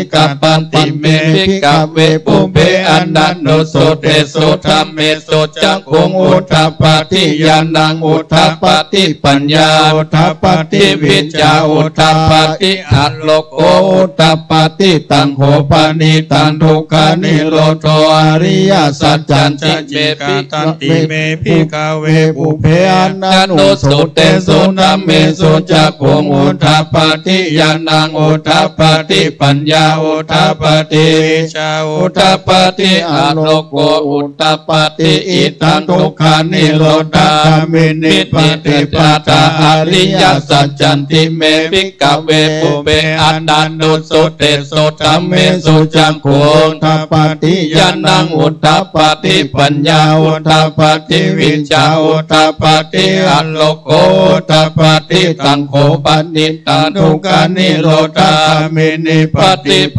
ตาอริยสัจจังภเวตปันติเมภิกขเวปุเพอนันโนโสเตโสธัมเมโสจักขุงอุทธัปปติญาณังอุทธัปปติปัญญาอุทธัปปติวิชชาอุทธัปปติอโลโกอุทธัปปติตังโคปนิตังทุกขานิโรธามินิปติปตาอริยสัจจังภเวตันติเมภิกขเวปุเพอนันโนโสเตโสธัมเมโสจักขุงอุทธัปปติญาณังอุทธัปปติปัญญาอุทธัปปติวิชชาอุทธัปปติอโลโกอุทธัปปติยาวากิวันจะเมภิกขเวอิเมโสจัตุโสอริยสัจเจโสเอวันติปริวัตตังภาวะสาการยัตถาพุทธัญญาณทัสสนานาโสวิสุตังอโหสิเนวัตวะอังภิกขเวสัทเทวะเกโลเกสัมมาระเกสัพพมะเกสัสสานาพระมณิยาปัจจยาสัทเทวมนุสยาอนุตตรังสัมมาสัมโพธิงอภิสัมโพโตปัญจยาสิงยโตเวภูเมภิกขเวอิเมโสจัตุโสอริยสัจเจโสเอวันติปริวันตาวาทัสสะการังยัตถาพุทธัญญาณทัสสนันนาวิสุตังอโหสิอัตถังภิกขเวสัทเทวะเกโลเกสัมมาระเกสัพพมะเกสัสสะมนาพระมณิยาปัจจยาสัทเทวมนุสยาอนุตตังสัมมาสัมโพธิอภิสัมพุทโธปัจจยาสิงญาณังกัปปนาเมทัสสนังอุตตปาติอากุปามิมุตติอัญญาม มันติมาจตินาติตาเนปุนาภโวติอิตมะโวจะภควาตัมมานาปัญจวัคคียาภิกขุภควะโตภาสิตังอภินันทุอิมัสสมินจะปนาวยากรณัสสมิงพยามเนอายสมัตโตโกทัญญาสวิลกังวิตามะลังธรรมจักขุงอุตาปาทิยังกินจิสมุทัยามังสัมปันตันิโรธมันติติปวัติเตจะปะกวตาธรรมจักเกภุมาเทวสัตตมนุสาเวสุงเอตัมปะกวตาบาลานาสิยังอิสิปัตตะเนมิคัตตะเยอนุตตลังธรรมจักกัปวัติตาอปะเทวติยังสมะเนนาวาพระมเนนาวาเทเวนาวามาเรนาวาปัมมุนาวาเกนะจิวโลกัสสมินเตภูมานังเทวานังสัตตังโสตจตุมหาราชิกาเทวสัตตมนุตตเวสุงจตุมหาราชิกานังเทวานังสัตตังโสตตวะติงสาเทวสัตตมนุสเวสุงตวะติงสาเทวานังสัตตโสตยามันเทวสัตตมนุสเวสุยามานังเทวานังสัตตังโสตตุสิตาเทวสัตตมนุสเวสุตุสิตานังเทวานังสัตตังโสตนิมานารติเทวสัตตมนุสเวสุนิมานารตินังเทวานังสัตตังโสตปัลลานิมิตาวสวัตติเทวสัตตมนุสเวสุปัลลานิมิตาวสวัตตินังเทวนาสัตตังโสตธรรมปายิกัจฉาเทวสัตตมนุสเวสุพมมาปาริสัจจานังเทวนาสัตตังโสตพมมาปาโรหิตาเทวสัตตมนุสเวสุพมมาปาโรหิตานังเทวานังสัตตังโสตมหาพรหมาเทวสัตตมนุสเวสุมหาพรหมานังเทวานังสัตตังโสตปาริตาภาเทวสัตตมนุสเวสุปาริตาภานังเทวานังสัตตังโสตอัปปมานาภาเทวสัตตมนุสเวสุอัปปมานาภานังเทวานังสัตตังโสตอัปปสาราเทวสัตตมนุสเวสุอัปปสารานังเทวานังสัตตังโสตปาริตาสุภาเทวสัทธาสเวสุปาริตาสุภานังเทวานังสัตตังโสตอัปปมานาสุภาเทวาสเวสุอัปปมานาสุภานังเทวานังสัตตังโสตสุภากินาคาเทวสัตตมนุสเวสุสุภากินาคานังเทวานังสัตตังโสตเวหัมพลาเทวสัตตมนุสเวสุเวหัมพลานังเทวานังสัตตังโสตอวิหาเทวสัตตมนุสเวสุอวิหานังเทวานังสัตตังโสตอัตตปะเทวสัตตมนุสเวสุอัตตปะนังเทวานังสัตตังโสตสุทัสสะเทวสัตตมนุสเวสุสุทัสสะนังเทวานังสัตตังโสตสุทัสสีเทวสัตตมนุสเวสุสุทัสสีนังเทวานังสัตตังโสตกานิทังกาเทวสัตตมนุสเวสุเอตัมมะกวัตตาภลานาสิยังอิสิปัตตเนมิกัตตเยอนุตตรังธรรมจักกังปวัติตาอปาทิวัติยังสมะเนนาวาพรหมเนนาวาเทเวนาวามาเรนปมุนาวาเกนะจิวาโลกัสเมนเตติเตนะเตนะกาเนนะเตนะโมเตนะยาวะพมโรกาจโตอาภูคันติอายัญจตัสสะจัสสิโลกาทานโดสังกัมปิสัมปะกัมปิสัมภาวิติอัปปมโนจะโอลาโลโอภาโสโลเกโอสิอาติกัมเมวะเทวานังเทวานุภาวังอัตตะโขภะคะวะอุทานังอุทาเนสิอัญญาสิวัตตาโภโกทัญโยอัญญาสิวัตตาโภโกทัญโยติอิติหิตัญญายะสัมมันโตโกทัญญาสะอัญญาโกทัญโยตเววานามังอโหสิติธรรมจักกมวัตนาสุตังนิทิตังอิติปิโสภะคะวะอะระหังสัมมาสัมพุทโธวิชาจารณะสัมปันโนสุขโตโลกเวโตอนุตตโลโภ เลสัตตามาสารติสัตตาเทวมนุษย์สัตตังพุทโธภควติสวากาโตภควตาธัมโมสันติติโกอากาลิโกเอหิปัสสิโกโอปันนายโกปัจจตังเวทิตาโพวินโยเอเตสุปฏิปันโนภควโตสวากาสังโฆโอจุปฏิปันโนภควโตสวากาสังโฆยายาปฏิปันโนภควโตสวากาสังโฆสามิจิปฏิปันโนภควโตสวากาสังโฆ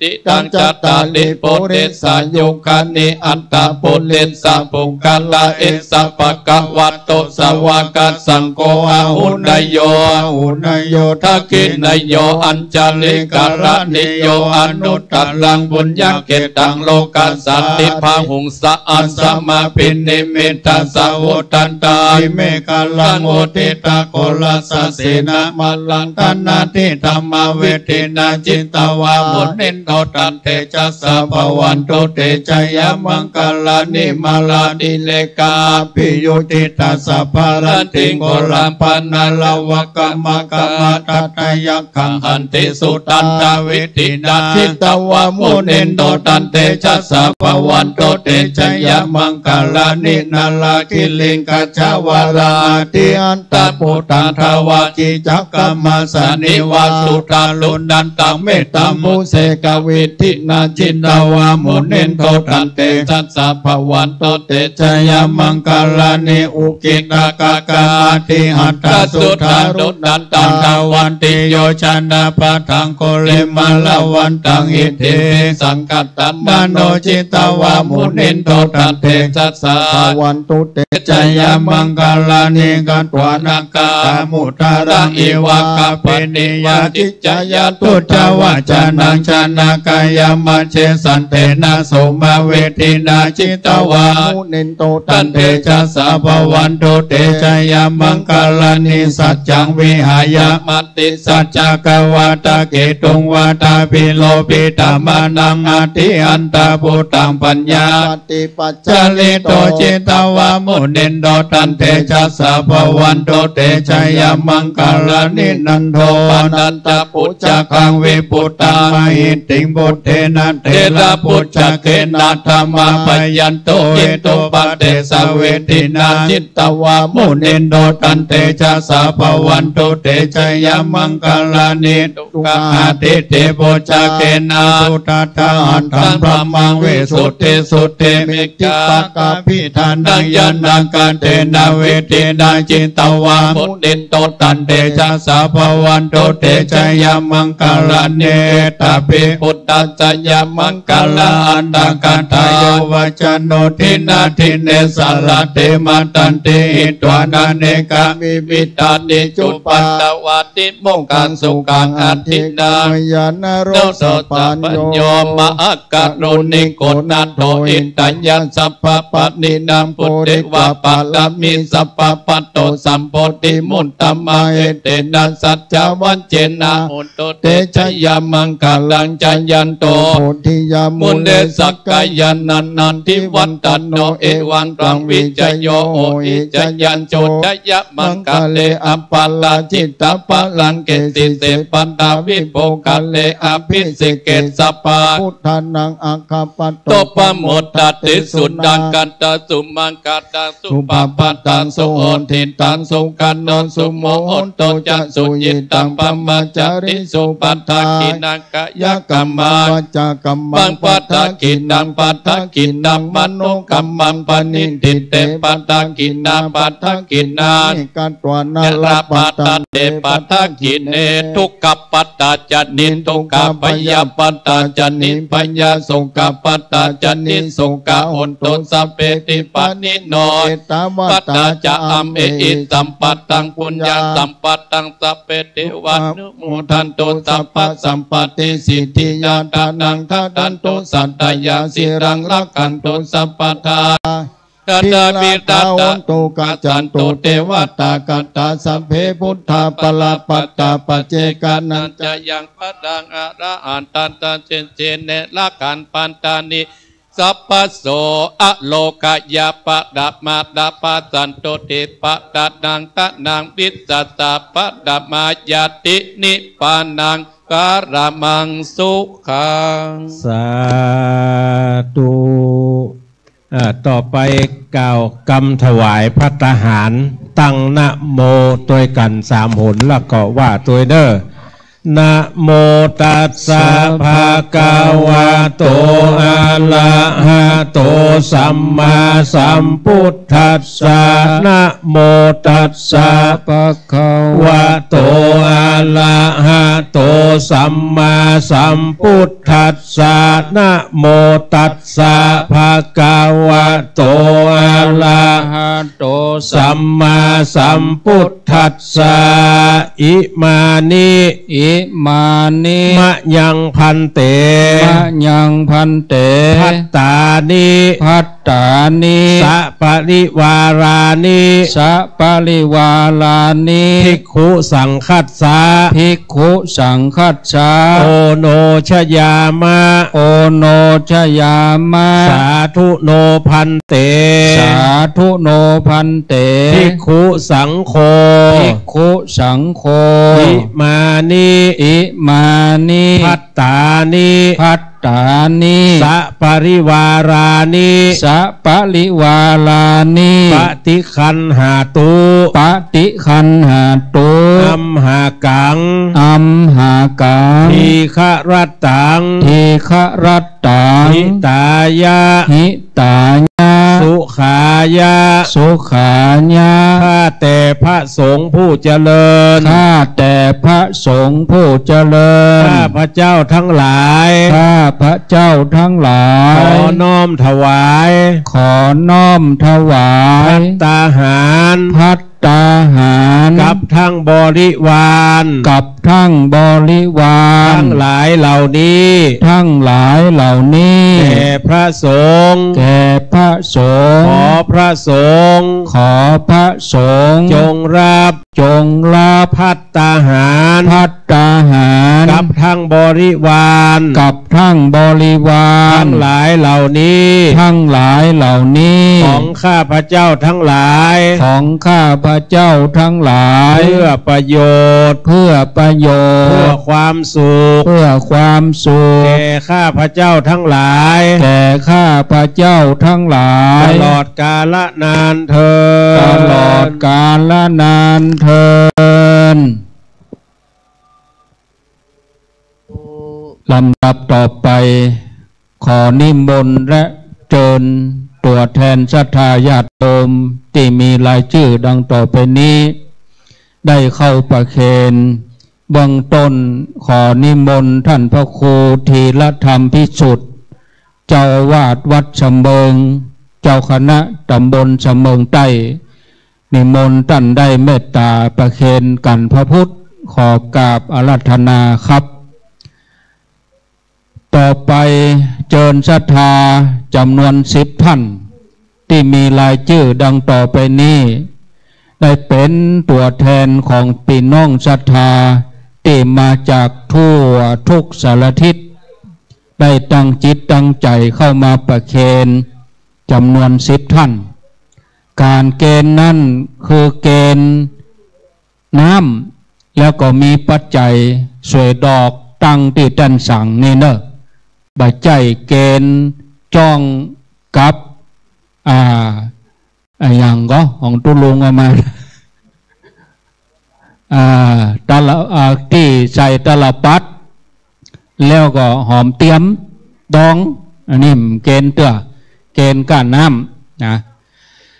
เจิญป้อนนานบุญทองแก้วแก่นคำบ้านดอนใจยางคามได้ชื่อแล้วก็ลุกมานั่ง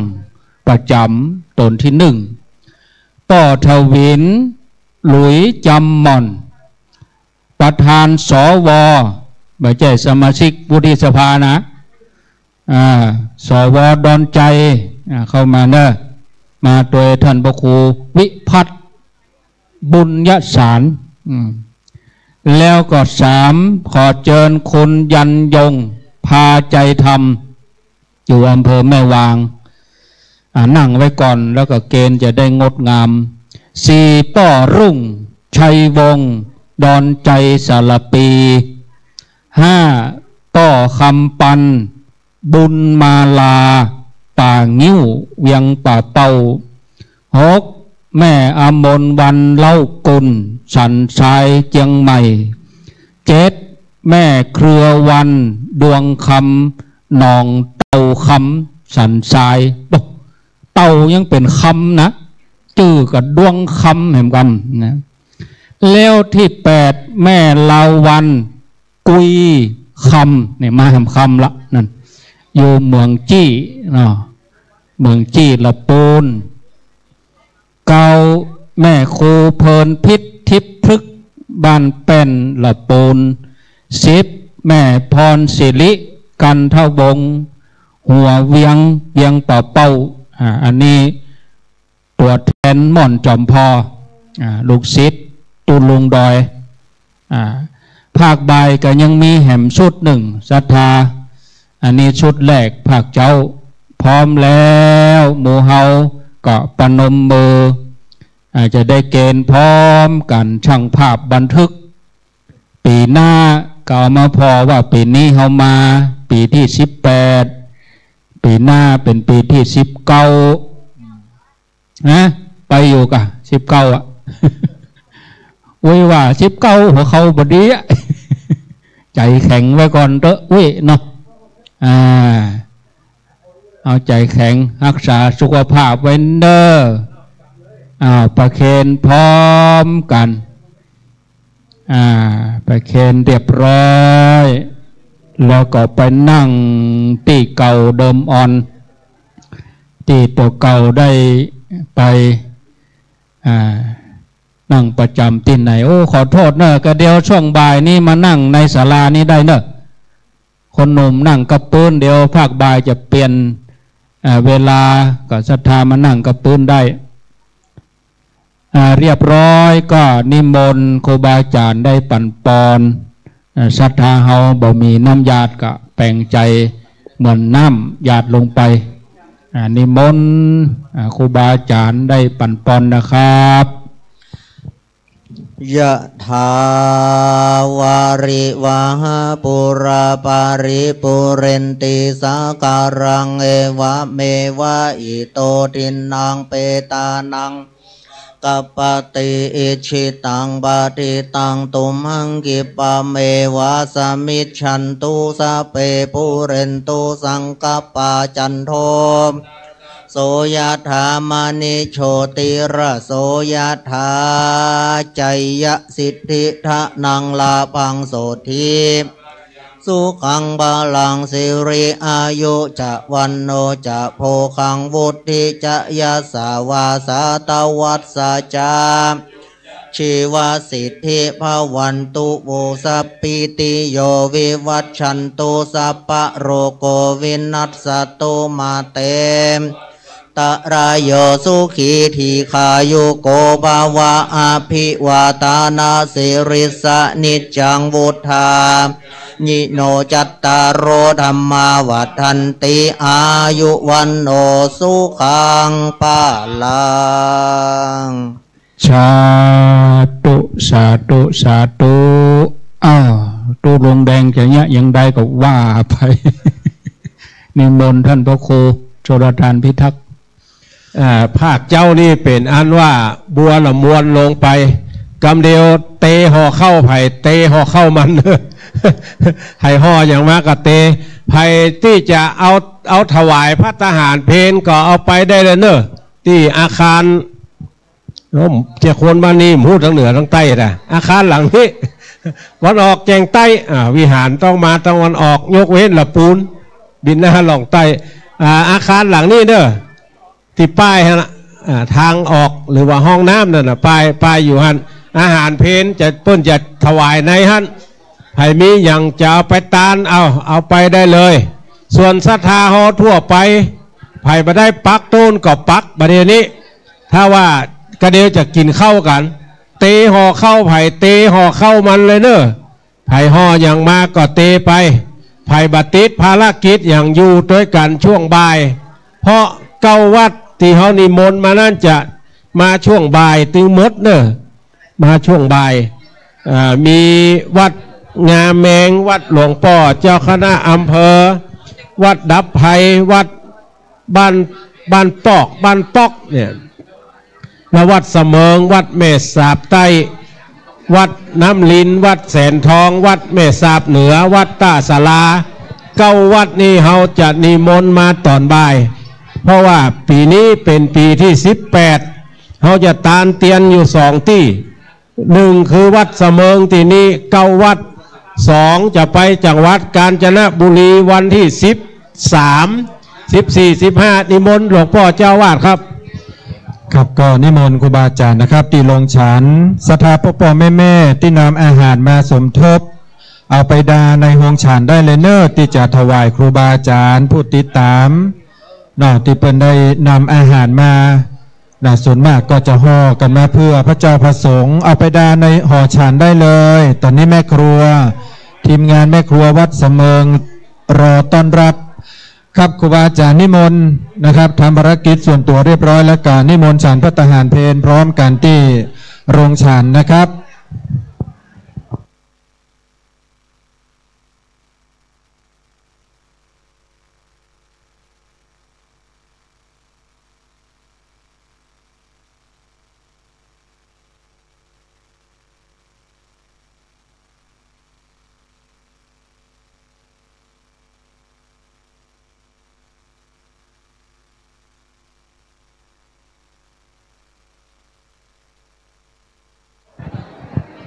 เขาจะว่าอย่างเขาลืมไปฮะ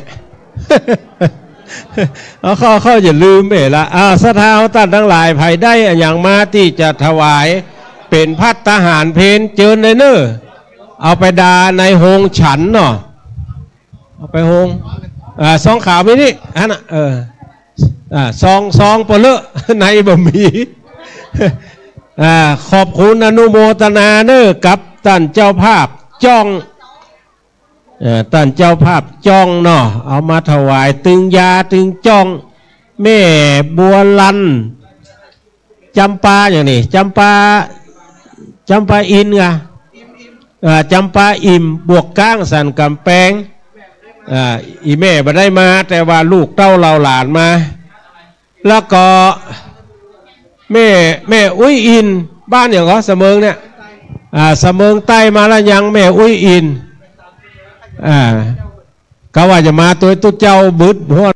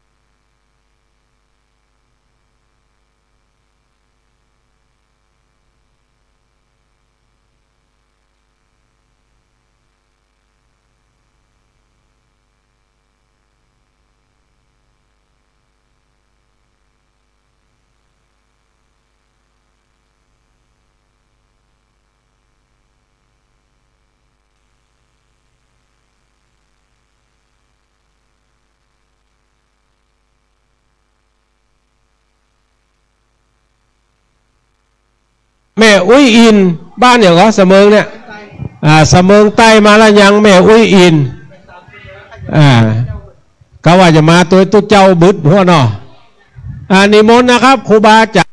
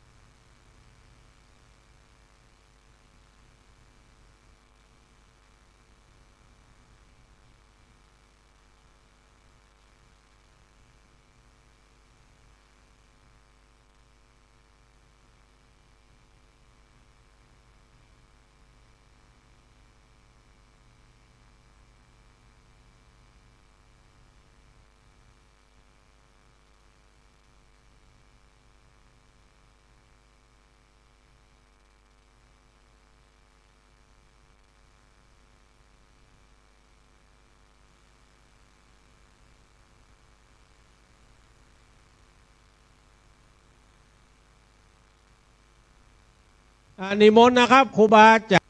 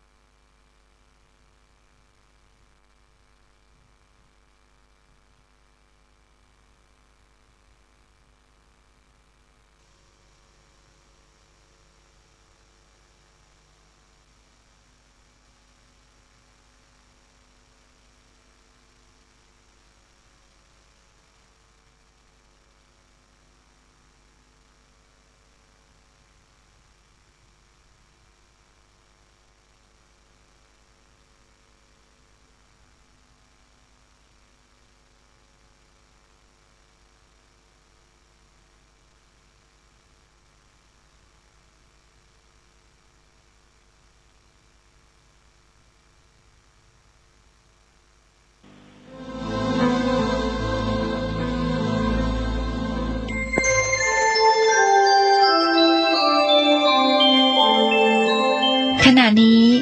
ท่านกำลังฟังสถานีวิทยุกระจายเสียง FM 104.5 เมกะเฮิรตซ์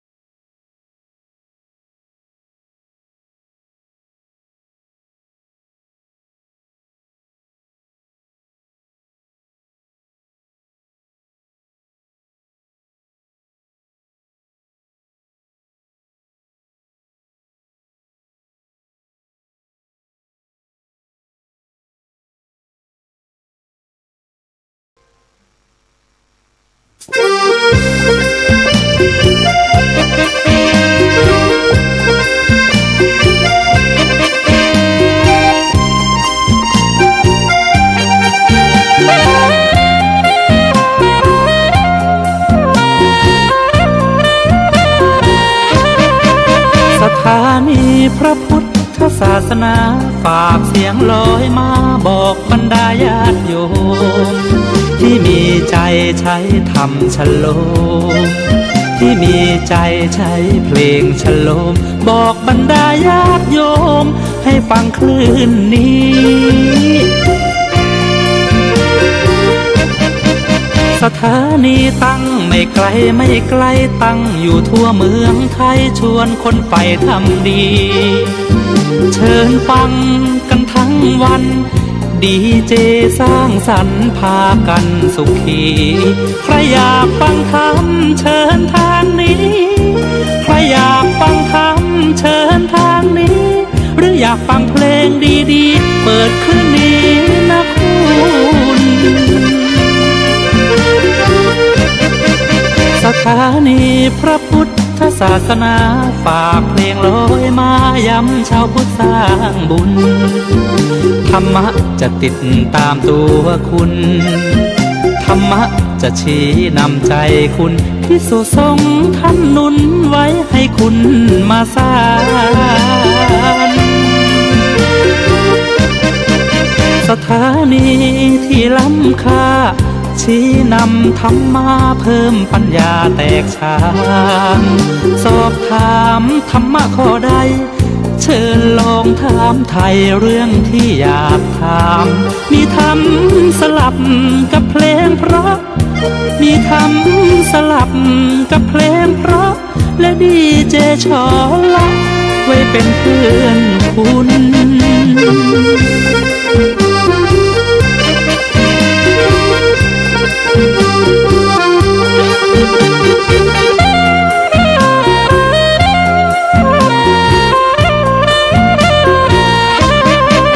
สถานีที่ล้ำค่าชี้นำธรรมะเพิ่มปัญญาแตกฉานสอบถามธรรมะข้อใดเชิญลองถามไทยเรื่องที่อยากถามมีธรรมสลับกับเพลงเพราะ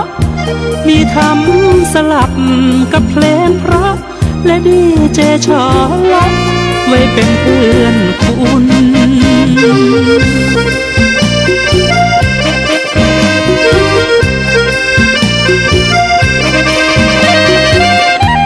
ส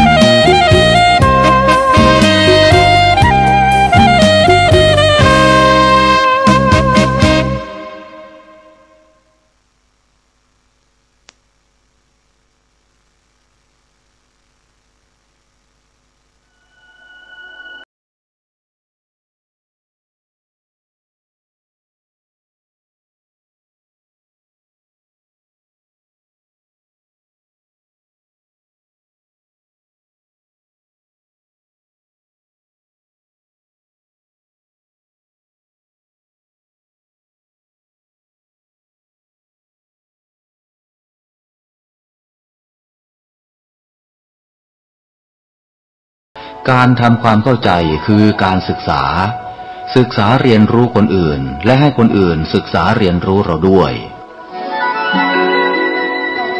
พระสงฆ์อยู่ได้เพราะศรัทธาจากศาสนิกและศาสนิกอยู่ได้เพราะปัญญาจากพระสงฆ์หน้าที่หลักของพระสงฆ์คือการทำงานเผยแผ่ชี้ทางสวรรค์คือทำให้คนที่ยังไม่เข้าใจมีความเข้าใจถูกต้องแม้ในสิ่งเล็กน้อยก็ตาม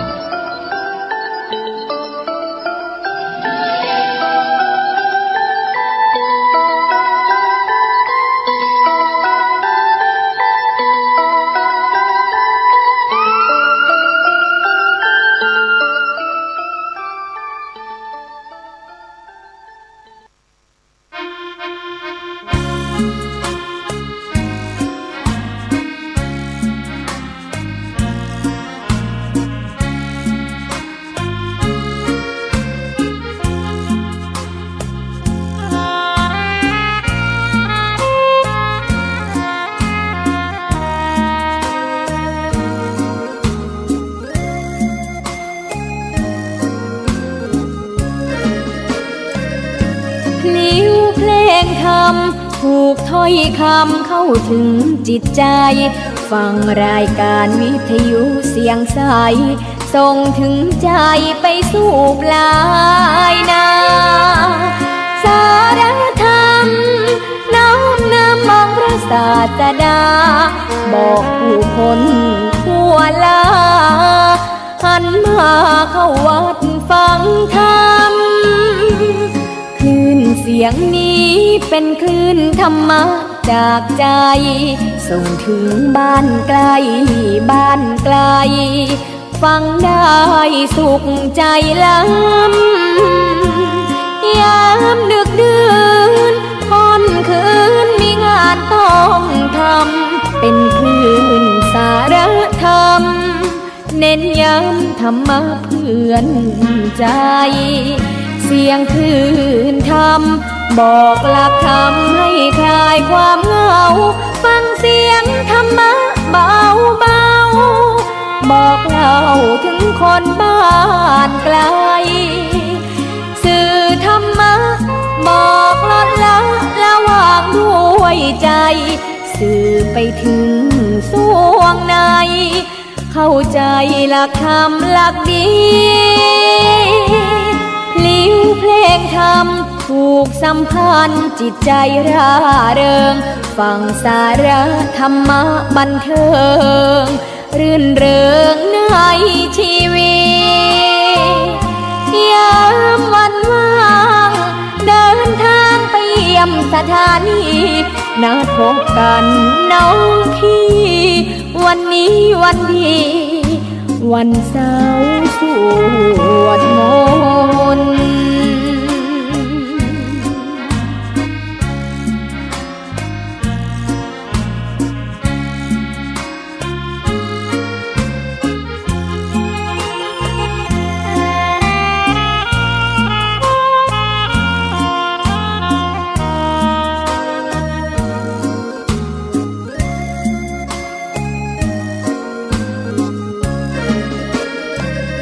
เสียงคลื่นธรรมบอกหลักธรรมให้คลายความเหงาฟังเสียงธรรมะเบาเบาบอกเล่าถึงคนบ้านไกลสื่อธรรมะบอกลดละระหว่างด้วยใจสื่อไปถึงสวงในเข้าใจหลักธรรมหลักดีลิ้วเพลงธรรมผูกสัมพันธ์จิตใจร่าเริงฟังสาระธรรมะบันเทิงรื่นเริงในชีวิตยามวันว่างเดินทางไปเยี่ยมสถานีนัดพบกันน้องพี่วันนี้วันดีวันเสาร์สวดมนต์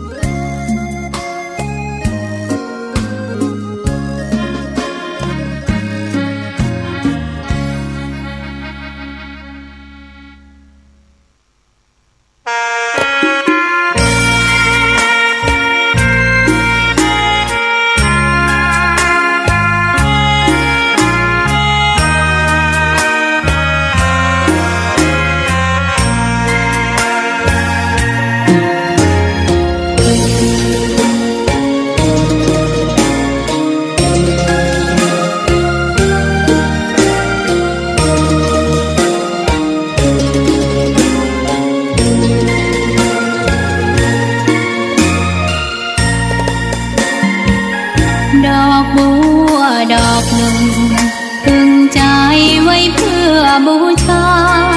แด่องค์พระศาสดา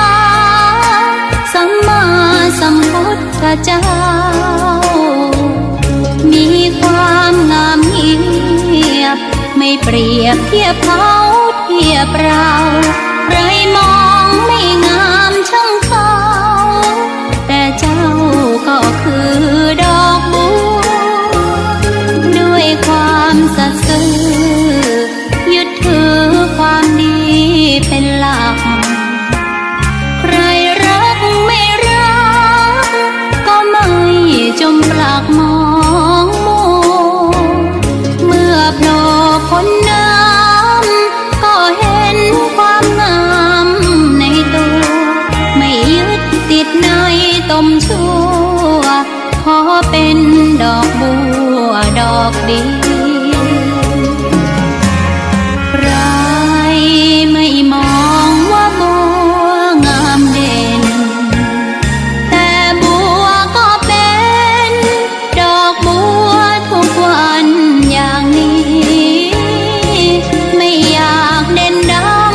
แต่มุ่งหวังในทางเด่นดีเกิดมาเพื่อสร้างบารมีถวายชีพนี้บูชาดอกบัวดอกน้อยเฝ้าคอยคนที่ใจบุญมาโอบเอื้อเกื้อกูลรู้ค่าของบุญเก็บบัวขึ้นมาเพื่อสร้างนิมนต์ตุลุงยองนะครับอูจ่ากับศรัทธาแล้วก็ศรัทธาจากเมืองงาวลำปางกับไฟฟ้าบางตัวนี่หันกันหน้า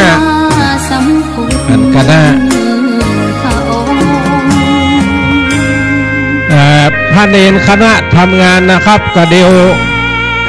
ขอเมตตาจัดสถานที่อย่างกันเนาะ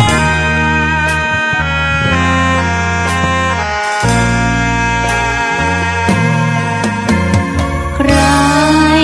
ไม่มองว่าบัวงามเด่นแต่บัวก็เป็นดอกบัวทุกวันอย่างนี้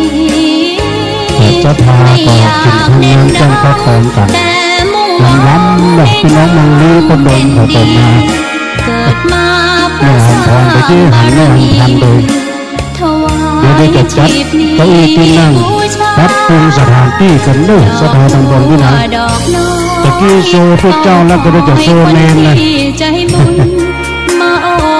ก็ได้จัดโซเนนหนึ่งคำ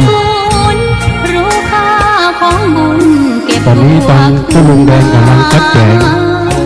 เพื่อสร้างความดีและสร้างบารมีดังว่าใช้ดอกบัวนี้บูชาพระสัมมาสัมพุทธเจ้า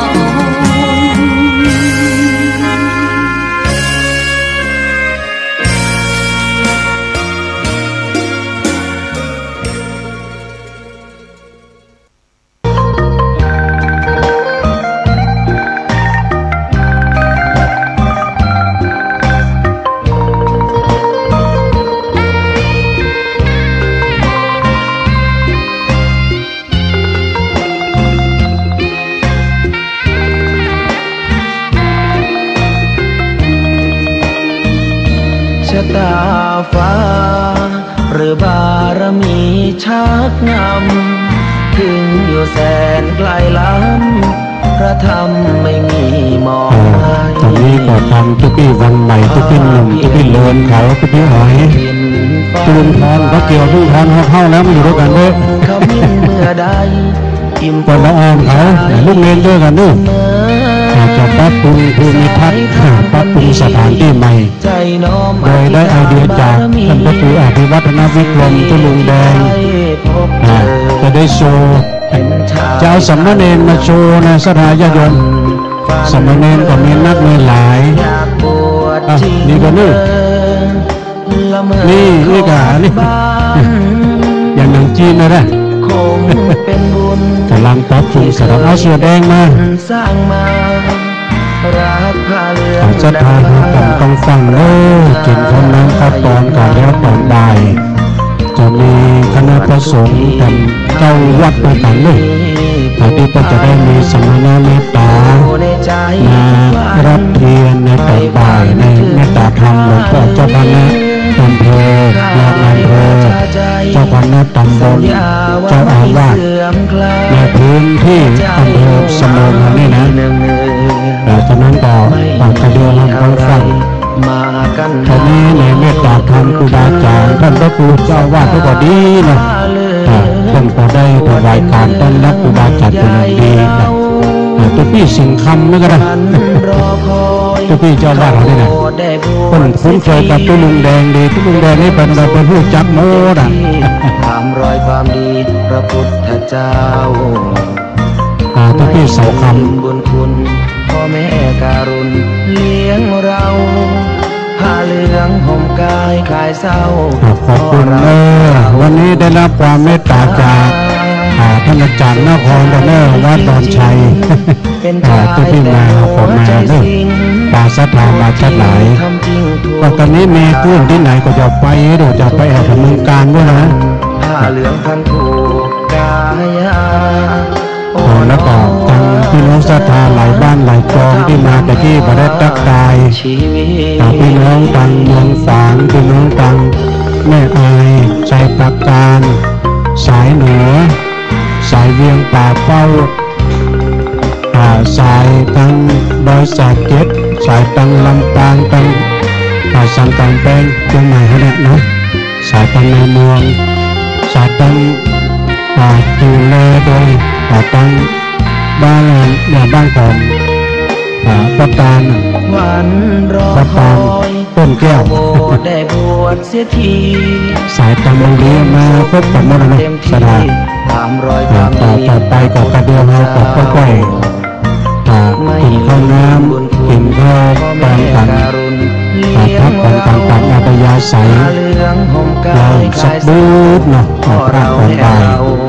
ต้นเตียนนั้นก็มีอยู่ที่ห้ามแล้วศรัทธาตาผาที่มาภาคก่อนตาย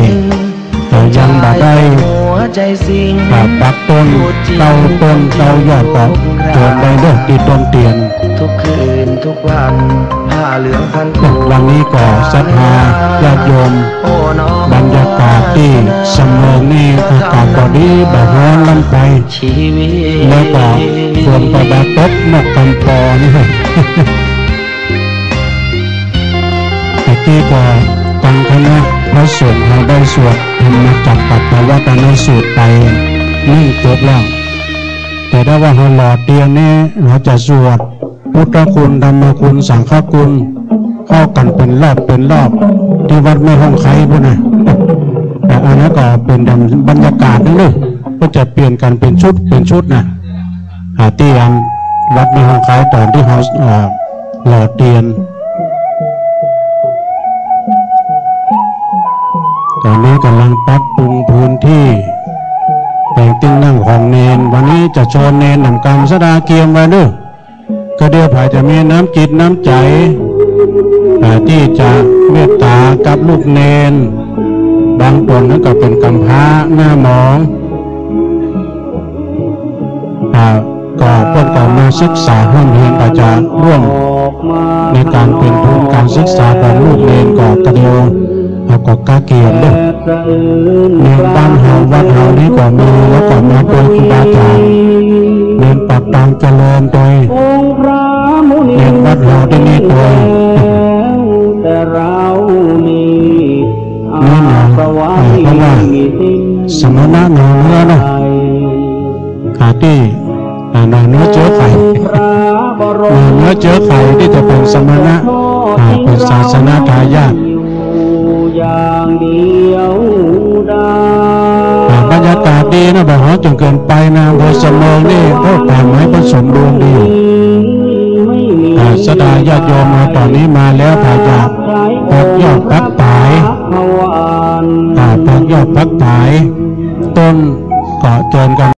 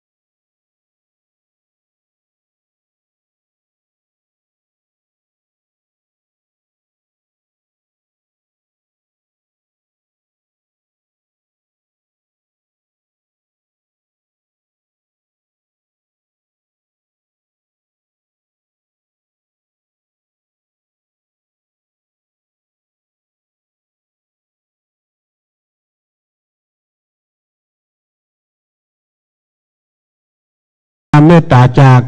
อาจารย์ท่านพระครูสังวรศิลาภิรักษ์เลยเพิ่นได้หลอดเตียนก้ามจากกันเนาะวันนี้เพิ่นก็ได้เมตตาเอาตั้งไว้ตามที่อันจ้องเนอะเอามาแถมตามที่จ้องเก้าต้นด้วยกันเนาะงามแท้ๆเนี่ยเนาะศรัทธาญาติโยมโอ้ปีนี้เปิ้นที่ผ่านมานี่เปิ้นก็ตั้งทำหลวงทรงเครื่องตุลุงก็ไปช่วยงานโอ้ม่วนขนาดไปหานทศพรหิมพานต์เขานี่ คนก่อนนักก่อนหลายตัวที่วัดสายมูลเนี่ย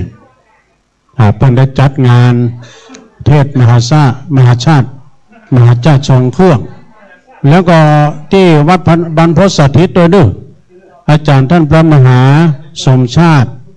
ตัวจัดมี3 ยกด้วยกันนะ27ในยกแรกละ27กรกฎาเนี่ย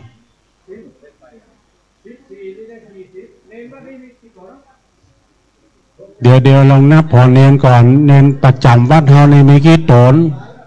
แล้วเนนที่เพิ่นมาใหม่แถมที่เพิ่นมาร่วมลองนับแต่ว่าจะปอกับปอเล่งบ่เนี่ยชื่อก่อนตรงก่อนเล่งพอเล่งพอ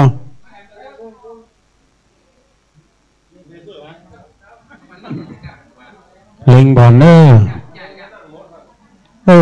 วัดของตุพี่เสาคำนี่ท่านพระครูนี่งามแท้ๆมันออกตอกดีว่ะตุลุงแดงว่าบากกว้างมันดูกวาดตัวเดียวก่อนแล้วหน้าวัดนี่ก็มีหานกาด้วยว่ะตอนนั้นแต่ตะกี้ก็ไปเสี่ยงมาแล้วตุลุงแดงเครื่องดื่มเนี่ยดูไปเหมามาเนี่ยพอดูเป็นในร้านลาบก็มีหลังวัดตุพี่วันใหม่ว่าร้านลาบก็มีหลังวัดเนี่ยฮะรีมามชื่นอะไรทำไปกินได้ตามอารยาศัยก่อนเด้อวันนี้ในนามของตังตุพี่หอยนี่ในนามตุลุงดอยเนอะตุลุงดอยเพิ่มได้มาอย่างตุลุงแดงบอกแล้วก็ตุลุงทอนก็มาในนามของวัดดอนจันทร์ด้วยตุลุงทอนนะ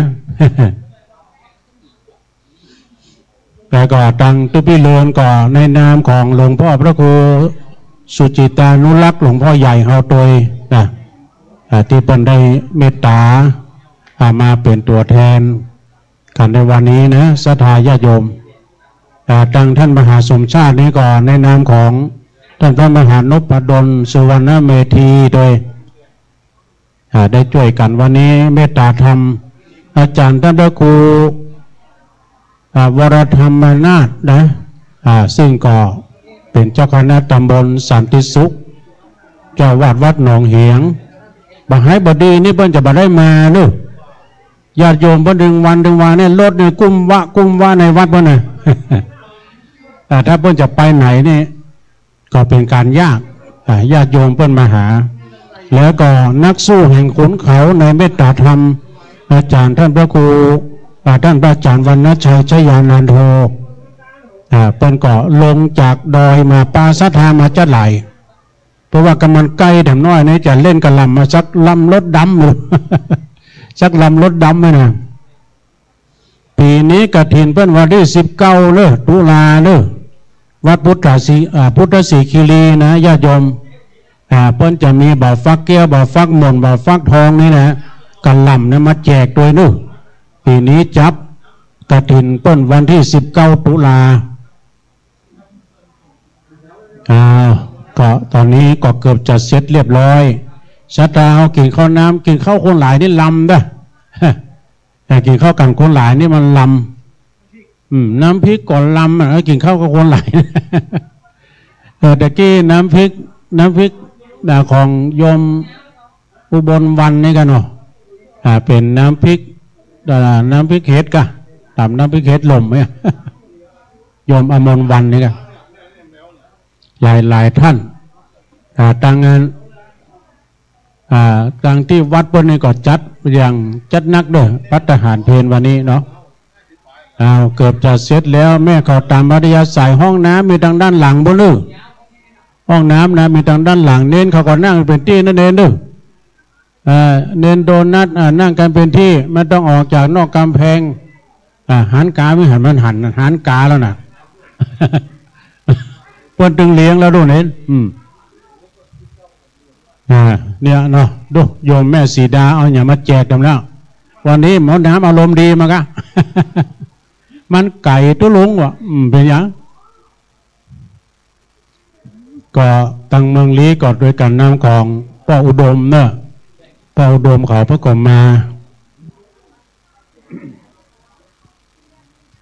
แล้วนอกศรัทธาญาติโยมสาธุชนเราเดินไปเดินมาในด้านตังปูนด้านก่อต้นเตียนเราต้นอันนั้นเป็นต้นคาต้นกล้วยนึกไปปักได้พี่น้องที่มาภาคตอนบ่ายก็เชิญไปปักกันเนอะปีในก็มีเตื้อเดียวกันตานเตียนปีนี้เป็นกรณีพิเศษมี2 ที่ อันนี้ทางอาจารย์พระครูคณะกรรมกา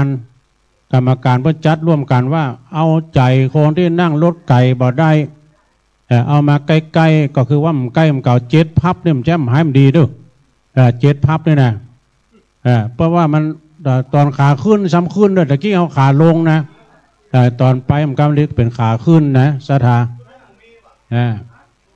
ฉะนั้นก็คณะศรัทธาเขาถามหาแม่หลวงอินเด้อแม่หลวงอินแม่อุ้ยอินวะมาหรือยังบะเชิญกันได้ศรัทธาจะปักต้นคาเพิ่มเติมที่กำลังมาใหม่ก็เชิญเด้อเรียนเชิญเจริญพรได้ทำบุญถวายทานเตียนไปแล้วเนาะขอชีวิตจิตใจดวงจิตดวงใจเขาให้มันแจ้งเหมือนไฟใส่อย่างน้ำให้มดจดสดใสแจ้งอย่างไฟใส่อย่างน้ำไปเจริญพรเนาะแม่โบราณเด็กจำก็จำปะอิ่มแม่โบราณ เจริญพรเนอะลูกหลานน่ะมาหือแล้วเนอะถึงมือแล้วขอบคุณเนอะแม่โบราณจำปะอิ่มอันนี้ก็บานพี่น้องโบกก้างนี่มากุตีเนอะแม่โบราณนี่นะยินดีหลายๆเนอะนี่ก็พี่น้องสันกำแพงโบกก้างดนตรีเพื่อก็มีนะโบกก้างศิลป์นะวัดโมนทุก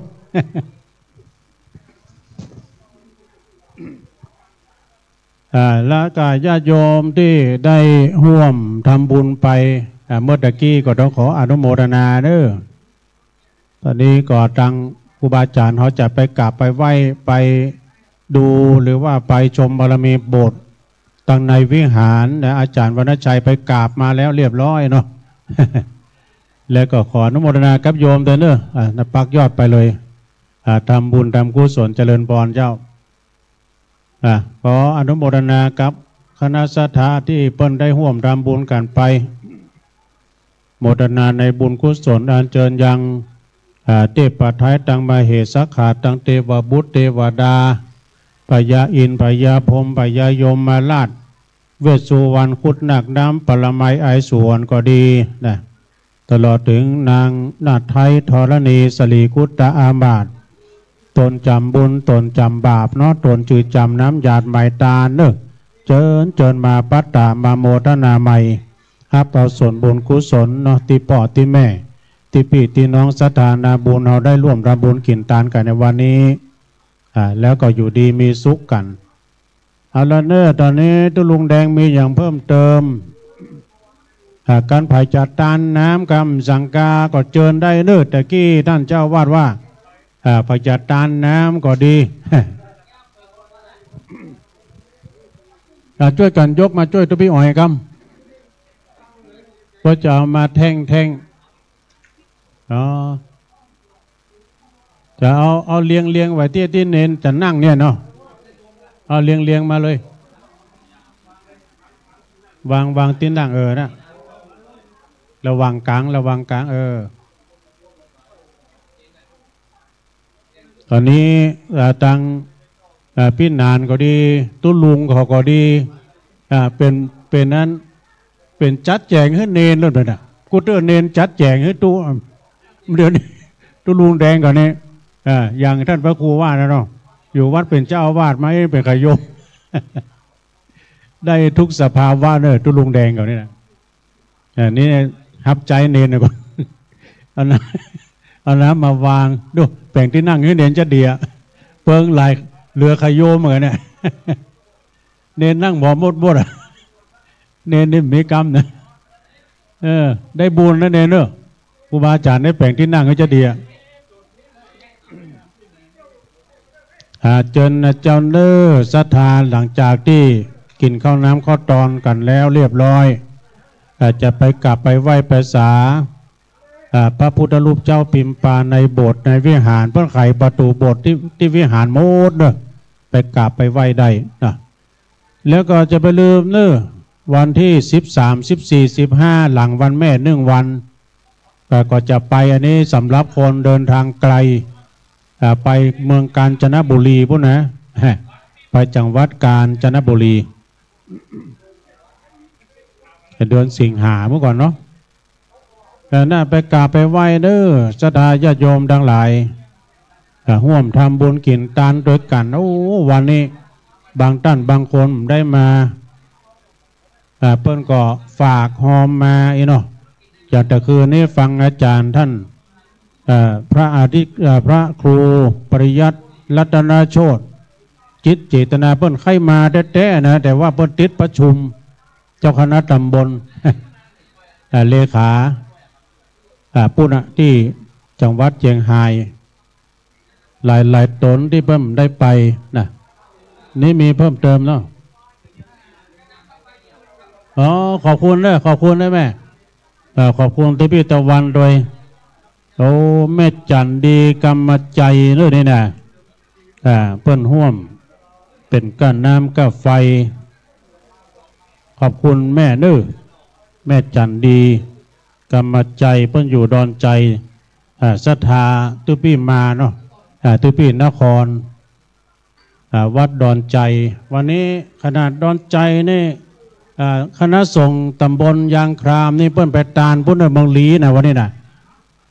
ปุ้นท่านพระครูสัทธาพรพัฒนาลังสีเจ้าคณะตำบลยางครามพร้อมด้วยคณะสงฆ์คณะศรัทธาจากตำบลยางครามเปิ้นไปตานเตียนปุ้นที่เมืองลีนะที่วัดพุทธบาทห้วยต้มห้วยน้ำอุ่นบ้านปางอย่างพวกนั้นนะ9 วัดเหมือนกันเด้อแต่ว่าตุพี่มานี่ขอมาตั้งเพศกรรมไว้นะดอนชัยแล้วก็ท่านอาจารย์ท่านพระครูวิพัฒน์บุญญาสารตุพี่จิรเดชก็อยู่ในคลื่น ก็เลยมากันแบ่งปันกันไปเนาะแบ่งปันกันไปญาติสดาญาติโยมนะไม้หีบไม้เหี่ยวมีอยู่เน้อปักยอดปักปลายได้เน้อโยมเน้อตั้งไม้หีบไม้เหี่ยวมีอยู่ปักยอดปักปลายตามแต่เจตนาศรัทธาญาติโยมเน้อได้มาร่วมทำบุญกินทานเตียนด้วยกันได้ทานเตียนวัดสาพระจำนำวัดสาแล้วก็ขอบคุณทางแม่ทางศรัทธาที่เพิ่นมาร่วมทำบุญตะกี้หันทางพี่น้องทางห้วยทังก็มากันด้วยหันพี่น้องทางห้วยทังก็มากันหลายปากทางเจริญโดยพอดีเนาะอากาศมันแดดนะอากาศมันพอดีสบายเพราะว่าวันนี้นี่ศรัทธามากันหลากหลายที่เขาได้มากันถึงมื้อถึงวันปะกันถึงวันนี่ก็พ่อขึ้นเนาะพ่อขึ้นวิทยุเนี่ยทำให้หูจักกันบางคนนะก็หูจักก็เสียงนะหูจักก็เสียงบหันหน้าหันตาสักเรื่องก็มาหันกันวันนี้เนาะมันก็นอกศรัทธาที่เขามาเนี่ยเขาพอก็เป็นไวสวทุกมนคนหนุ่มคนกำก็ไปแย่ฟังวิทยุเนาะมีหมู่เฮาเนี่ยนะแต่นั้นก็ฟังกันไปศรัทธาน่าเข้าไปไหว้นะโยมเด้อไปไหว้นบครบยำในโบสถ์ในวิหารพี่น้องศรัทธาจะไปกราบจะไปไหว้พระพุทธรูปเจ้าปิมปาเปิ้นติดคำงามพระเจ้าบักเก่าพระพุทธรูปเจ้าบักเก่านะวันนี้ก็ศรัทธาญาติโยมตังพี่น้องตัง เมืองฝางต่างเมืองฝางก็มากันหลายการรถก่อนในนามของตุปีเลินเนาะตุปีเลินนี่เป็นมานอนก่อนเอาตามไปตามบนนี่ก็ลูกเนนเนอะขอเนอะตามบนแต้นเนาะตั้งข้างๆเลยข้างๆเลย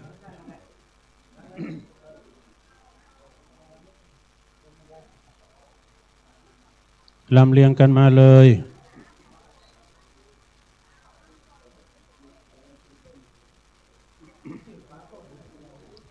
การหันสีเหลืองสังฆะในเป็นตาดีม่วนได้ไหมได้เพื่อนทำคุณงามความดีกันเนาะศรัทธาญาติโยมก็มาตามขึ้นเพราะฉะนั้นก็คณะศรัทธาที่เขามากินมัดตานร่วมทำบุญกินตานกันในวันนี้ก็ด้วยบุญด้วยกุศลเมื่อเจ้าเขาก็มีวันพระวันศีลก็ตักบาตรหยาดปกกันไปทำบุญกันไป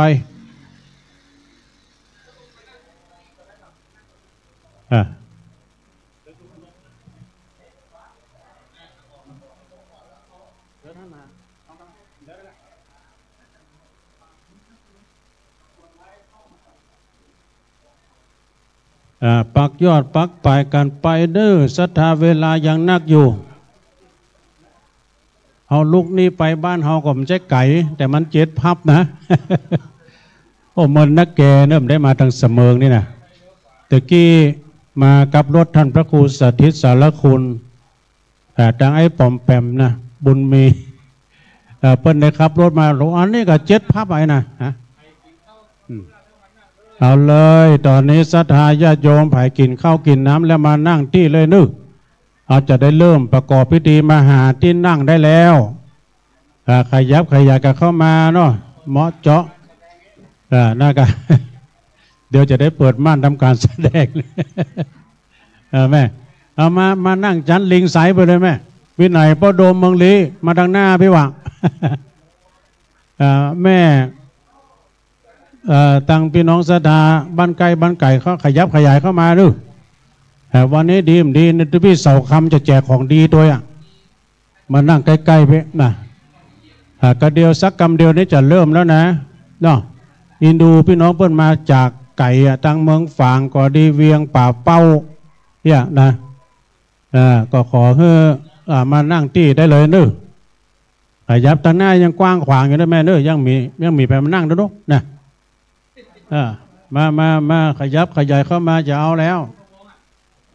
เดี๋ยวก็ตังตุปี้เพื่อก็จะจัดเนนมานั่งโดยสมณเณรก็เกียมตัวเนื้อตกป้านราษฎรเรียบร้อยเดี๋ยวมานั่งที่เพิ่นจัดไว้เนี่ยนะเพิ่นจัดไว้เนี่ยตุ้ลุงแดงกันนะเพิ่นจัดให้นะกับพระเนรเอากับตุปี้ตุน้องเอาเนาะ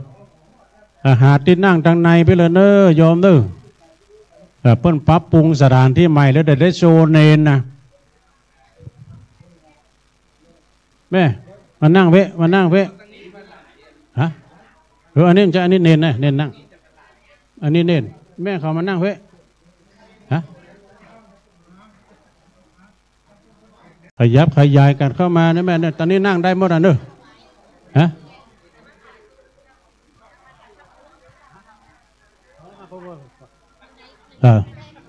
เดี๋ยวจะพี่ท่านพระครูอภิวัตรหรือเปล่า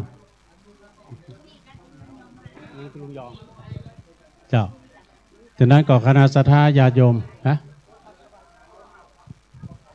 อาจารย์บรรยงอาจารย์บรรยงแม่ดีๆเด้อมีทางในป่ะน่ะท่านอาจารย์เดี๋ยวตุลุงจะไปบอกให้เนาะอ้อมมาบนแม่อ้อมมาบนน่ะท่านพระครูอภิวัฒนาวิกรม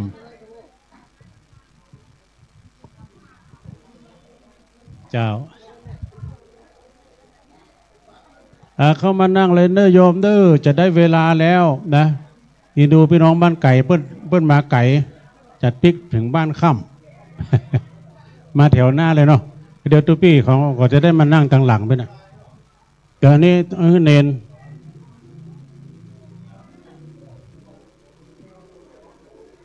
เอาแล้วเนาะตอนนี้นี่นะพี่เฮ้ย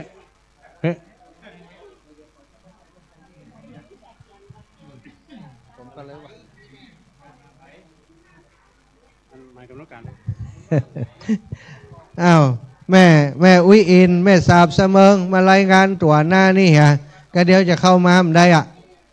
มาแสดงตัวนี้คนใดแม่อุ้ยอิน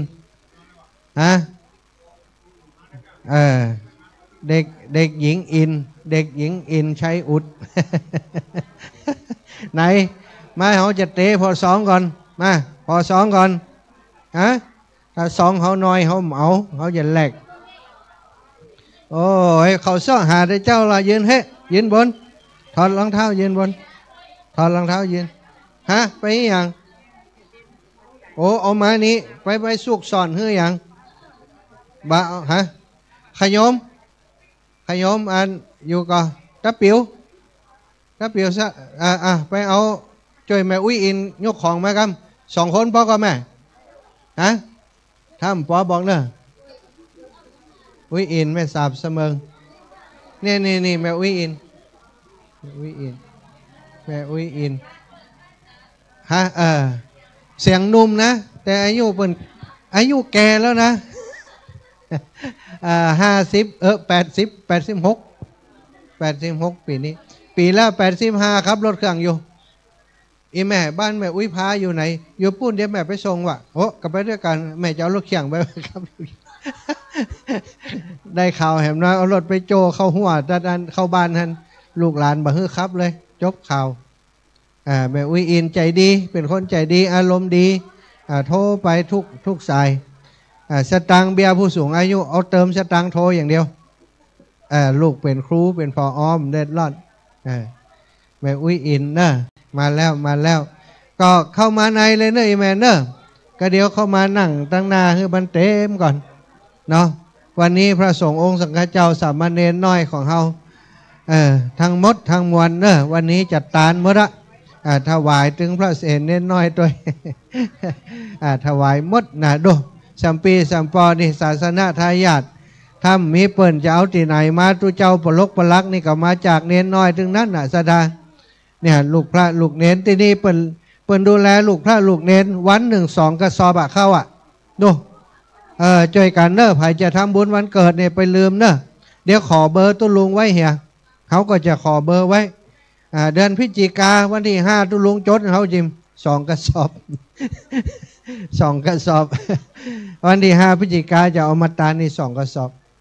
2 กระสอบเข้าอาหารอีกต่างหากเนาะนิมนต์ท่านอาจารย์นี่วันหน้าจะเป็นพระครูเจ้าคุณอย่างก็มาจากพระเถรเน้นน้อยเนี่ยโอ้สุภาพเรียบร้อยเนาะครูบาอาจารย์เปิ่นฝึกอบรมมาดีตุลุงจดคือผมยิมเนอะท่านอาจารย์ครูตุปีมหาเสาคำจดคือผมจิมวันที่5 เดือนพฤศจิกาผมเป็นเจ้าภาพพฤศจิกาสมชาติครับแม่อุ้ยอินตอนนี้ยังเข้าไปหาอาจารย์ได้อยู่อีแม่จะไผ่พ่องซ้องไผ่พ่อง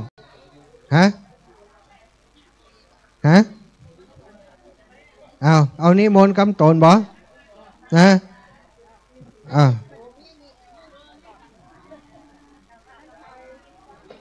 อาเก้าอี้มานี่หันหน้ามาเพ่ให้อาจารย์เป็นอยู่นี่แม่เอาจื่อมาเฮาอ่าน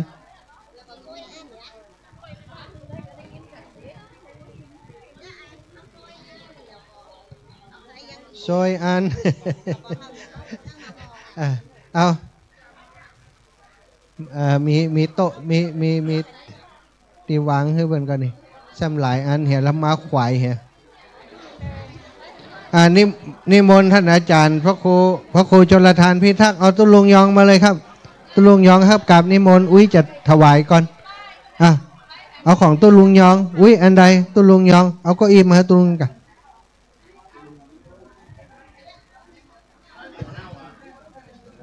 มะนาวอุ้ยนั่นก็ได้ตุลุงนิมนต์ท่านอันนี้วางวิอิน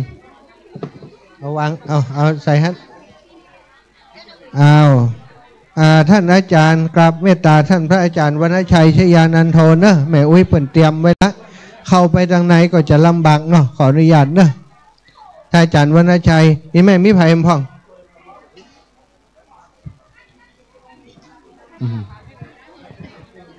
ถวายเลยแม่เดี๋ยวเอาถวายอาจารย์เลยเดี๋ยวจะหลายคน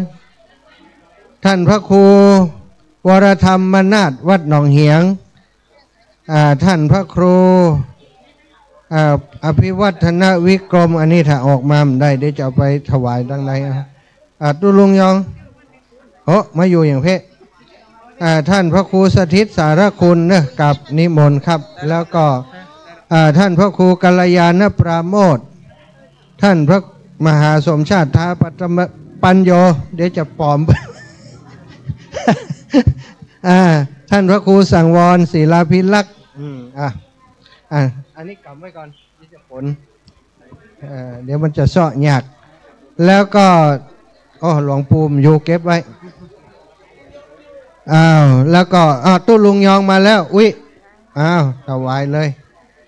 แล้วก็จากนั้นก็ท่านพระครูวรธรรมนาถเนกราบเมตตาท่านพระครูอภิวัฒนวิกรมท่านพระครูสถิตสารคุณท่านพระครูกัลยาณปราโมทย์พระครูสังวรศิลาภิลักษ์ครับกราบนิมนต์ครับสังวรศิลาภิลักษ์อีแบตนนี้เนอะเคยหันแล้วก็เคยหันหรือยังเคยหันกันแล้วก็ไปบ้าน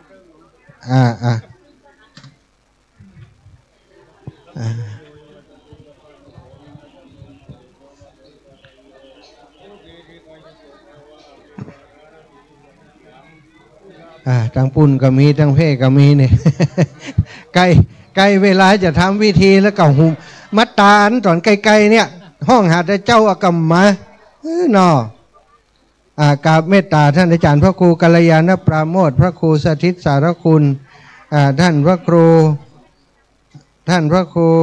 วรธรรมนาถเนอะอาจารย์วรรณชัยไม่เนาะเอามาแล้วอาจารย์วรรณชัยตัวเนอะครับกราบนิมนต์ครับมากุมกับแม่อุ้ยนี่กันนี่ไม้นี่ท่านอาจารย์วรรณชัยท่านอาจารย์พระครูสถิตสารคุณท่านพระครูกัลยาณปราโมทย์ท่านพระครูอภิวัฒนวิกรมท่านพระครูวรธรรมนาถเรียบร้อยอุ้ยฮับปอนออกอากาศด้วยนะวันนี้แปลงหน่อยเนอะติโยวิวัสตุสัพพะโรโคตุมาเตภวัตันตรายโยสุขิติกายุโกภวะอภิวาทนาสิริสานิจังอุตตาปจายโนมาวัฏันติอายุวันโนสุขังพลังเนี่ยอู้พลังแม่นก็แม่นวันนั้นใส่ได้ก็ไปบ้านไม่โอยอยู่แม่นแล้วแม่นแล้วมดครบเนาะหลวงปู่ด้อยมาฝากเดี๋ยวฝากขยมปิศิริพรฮัลโหลขยมมาแม่อันนี้ไผ่นี่มันใจเหรอแม่ของใครตุลุงแดงกระไดด้วยเปิ่นกันล่ะอันนี้จอมพ่อตุลุงแดงอุ้ยท่านอาจารย์จะมัดมือให้ด้วยรอคนอื่นก็จะคอยกันนี่อาจารย์คนอื่นก็จะคอยกันนี่มาเสมอก่อนย้อนอุ้ยอินเนี่ยนะห่ำอยู่ตลอดตุลุงแดงท่านพระครูชลทานพิทักษ์ไปทางใดแล้วนี่ไปขาบทางใดเอาด้วยเป็นถ่ายรูปเท่ๆนะปาโทสาธุเอาถวายไปเอาแจกโยมท่านอาจารย์จะถ่ายรูปอยู่ตรงนี้ท่านอาจารย์ก็เฮ้ยอุ้ยมานั่งนี่เขายืนบนเพ่อาจารย์อนุญาตให้อาจารย์ขออาจารย์วันนี้ใช้ยืนทั้งกลางสูงเลยเบิ้ลน้อยเอาแม่ออกให้ก่อนเป็นลื้อกันเป็นยองกันลื้อไตลื้อแหละ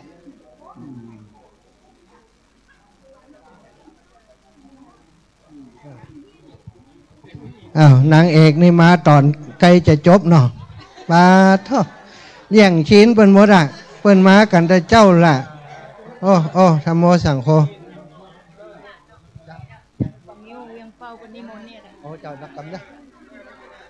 ตุลงกับนิมนต์เนอะตุลงท่านอาจารย์ชัยวัฒน์นาคเสโน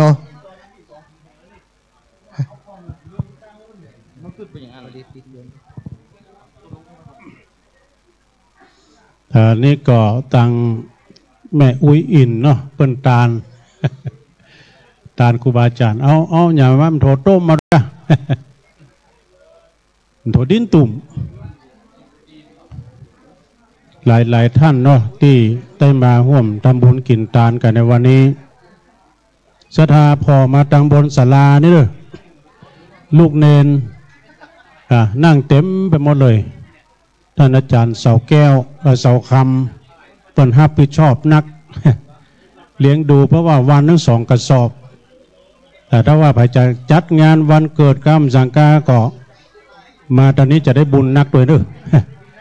ทางท่านมหาสมชาติว่าจองไว้วันเกิดจะมาจัดเพื่อหรอ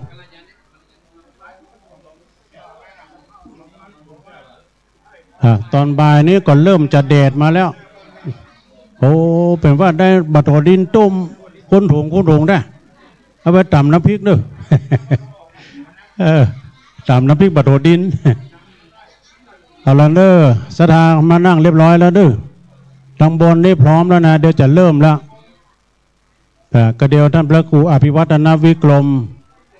ก็จะเริ่มเข้าสู่ศาสนพิธีกันต่อไปนะครับเด้อแต่ก็ยังรอครูบาอาจารย์อยู่แต่ฮือเปิ้นอู้เกินไปก่อนบ่ได้ฮือเปิ้นได้อู้ป่าลบกันไปอู้เรื่องกินเรื่องทานเขาเนี่ยนะศรัทธาญาติโยมทั้งหลายก็ได้นิมนต์ท่านอาจารย์เสาคำเนาะได้อู้ได้จ่าเนอในฐานะที่เจ้าที่เจ้าของพื้นที่นะครับนิมนต์นะครับพี่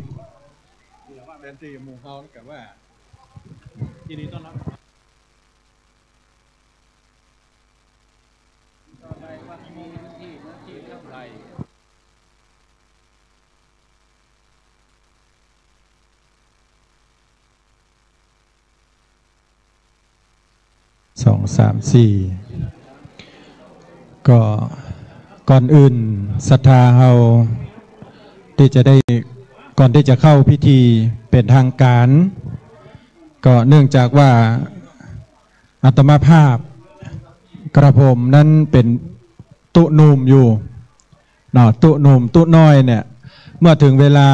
พิธีแต่นันเถระจะขึ้นอาจก็จะถ้าจะบอกค่อยมีเวลาได้อู้เนาะตั้งทีมงานก็เลยว่าอันนิมนต์อู้เหี่ยตอนนี้สักเล็กน้อยเพื่อได้พบปะกับศรัทธาแล้วก็ได้นำเรียนครูบาอาจารย์หลายผู้หลายท่านที่มาเยี่ยมแล้วก็มาเยือนวัดห้วยคอกเสมิงแห่งนี้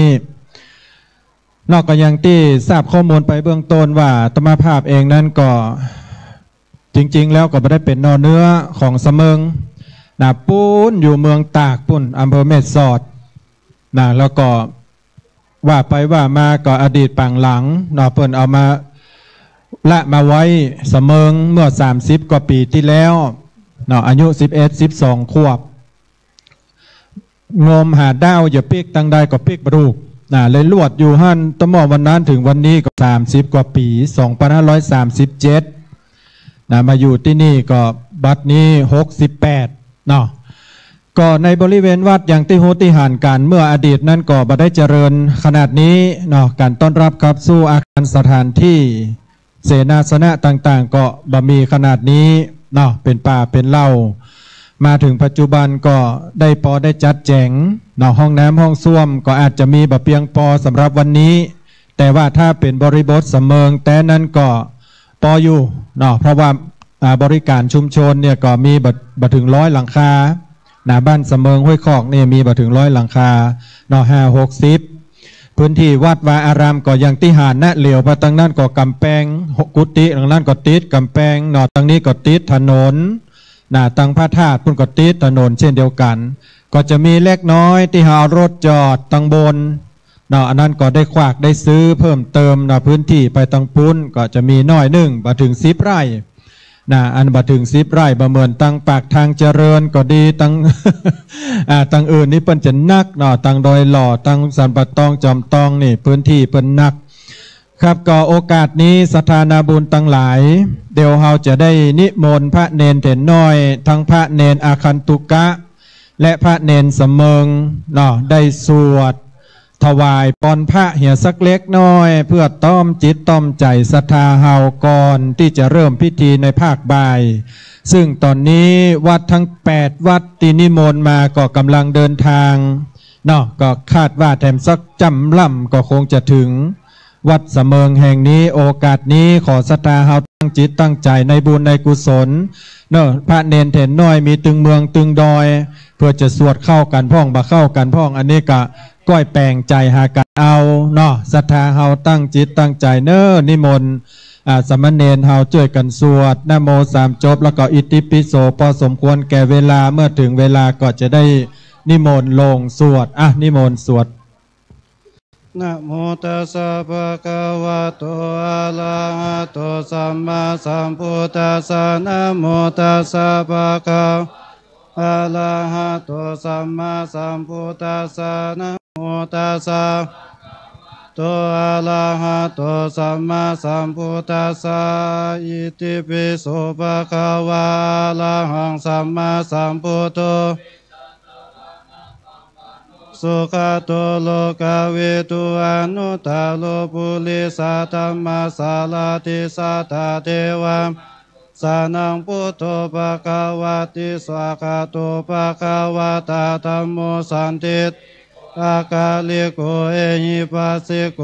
ปนายโกปัจจตังเวทิตาภูวินยุหิติสุภะคะวะโตสาวกสังโฆอุชุปฏิปันโนภะคะวะโตสาวกสังโฆปฏิปันโนภะคะวะโตสาวกสังโฆสามิจิปฏิปันโนภะคะวะโตสาวกสังโฆ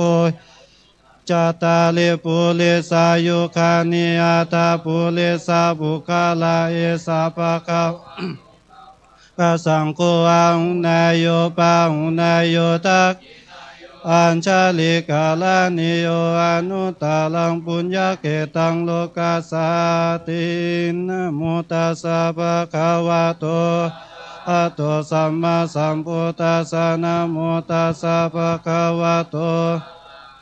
สัมมาสัมพุทธัสสะนะโมตัสสะภะคะวะโตอะระหะโตสัมมาสัมพุทธัสสะอิติปิโสภะคะวะอะระหังสัมมาสัมพุทโธวิชาจารณะสุขโตโลกเวทุอนุตตาโลปุริสัตธัมมาสาลาติสัตถัตมนุสานังพุทโธภะคะวะติสวากาโตภะคะวะตาธัมโมสันติอากาลิโกเอหิปัสสิโกปนายโกปัจจตังเวทิตาภูวินยุหิติปันโนภะคะวะโตสาวกสังโฆอุชุปฏิปันโนภะคะวะโตสาวกสังโฆยายาปฏิปันกสังโฆสามิจิปฏิปันโนภะคะวะโตสาวกสังโฆยะติตังจตาลิโยคานิอัตถปุริสาบุคลาเอสาภะคะวะโตสาวกสังโฆปังนายโยตักขินายโยอัญชลิกาลานิโยอนุตตลังปุญญเกตังโลกัสสติพอแล้วเนี่ยจบเนาะก็สาธุกับนาบุญพระเนตรอันนี้เกิงเดียวเนอะแม่เนอะถ้ามาเต็มนี่เต็มศาลาเนี่ยถ้ามาเต็มสูตรมานาอันนี้เกิง1 จำนวนครับก็โอกาสนี้ทราบว่าเทรานุเทระตั้ง8 วัดตีนิมนต์มาเพื่อรับเมตตาโปรดเมตตารับการถวายเตียนของทีมงานและสายบุญวันนี้คลื่นสีขาวมาถึงสถานที่แล้วกล่าวกับผมก็ขอนิมนต์ครูบาอาจารย์โดยการนำของหลวงพ่อพระครูสุวัตวรธรรมหลวงพ่อเจ้าคณะอำเภอเสมิงได้มาถึงสถานที่แล้วก็ขอนิมนต์ในศาลาปเรียนนะครับ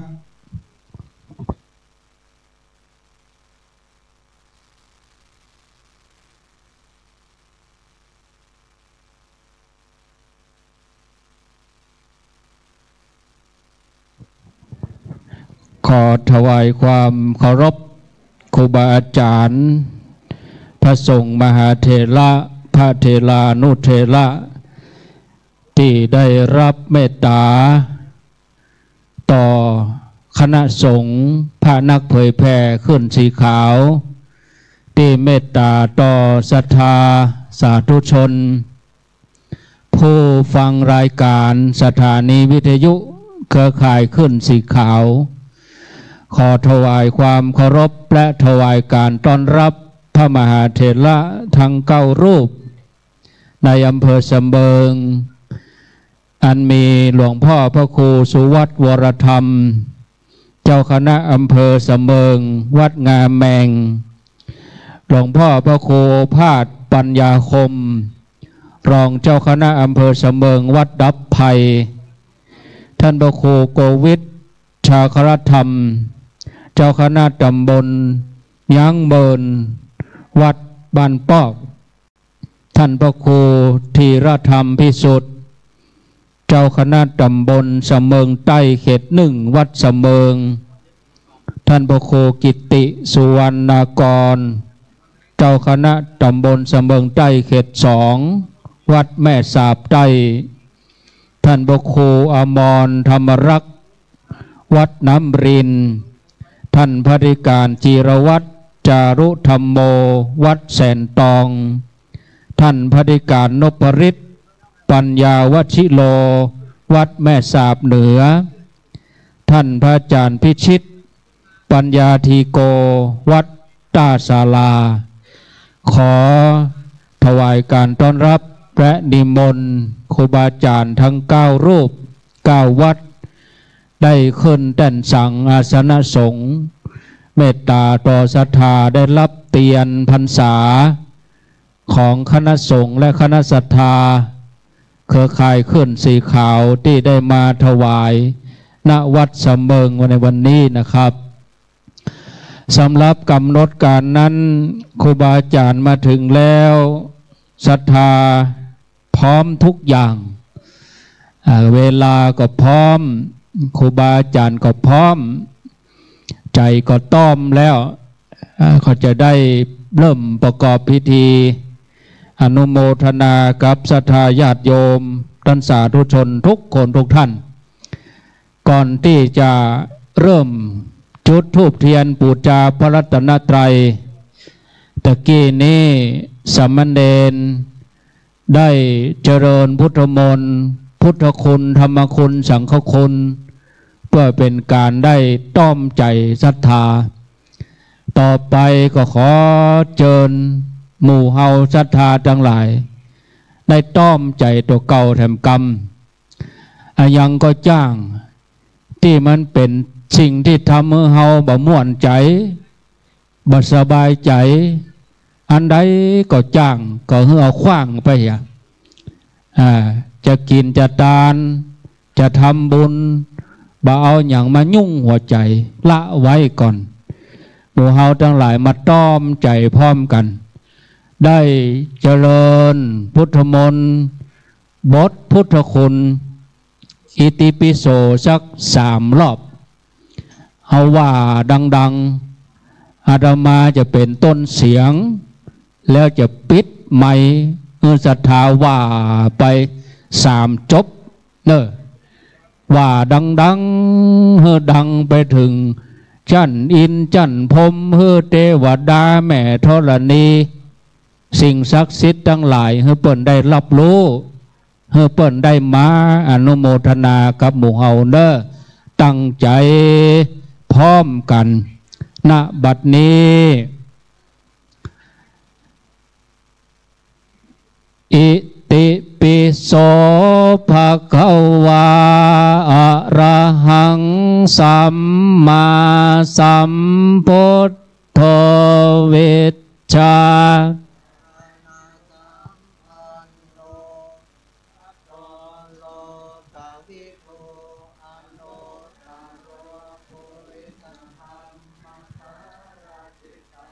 ทาเท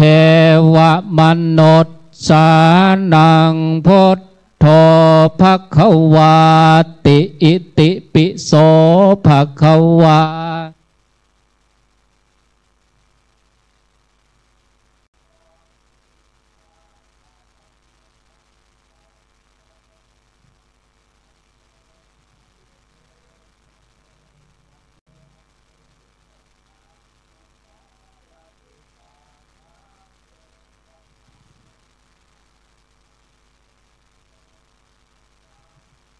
ติปิโสภะคะวาอะระหังสัมมาสัมพุทโธวิชชา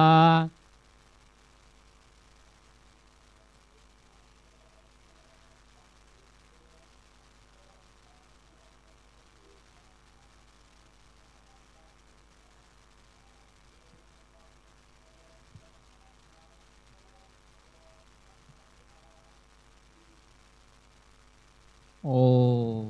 ยังพร้อมเตียเนอะดังเต้นปุ่นกำลังอิติปิโสนั่นดังในเพก็พอจบแล้วเอาแถมรอบใหม่เอาใหม่เนิ่มสถานเนอะเอาดังๆตั้งใจวางโทรศัพท์ก่อนสวะมดกูอย่างวางมดวางจิตวางใจหมดตอมใจตั้งใจดีๆเอารอบเดียวดังๆเนอะเอาดังๆเทวดาเพื่อนเป็นใจแล้วนะเพื่อนกลางจ้องหลวงนะนี่เบิ่งฮือได้ฮ้อนเนาะตั้งใจเด้ออิติปิโสภะคะวาอะระหังสัมมา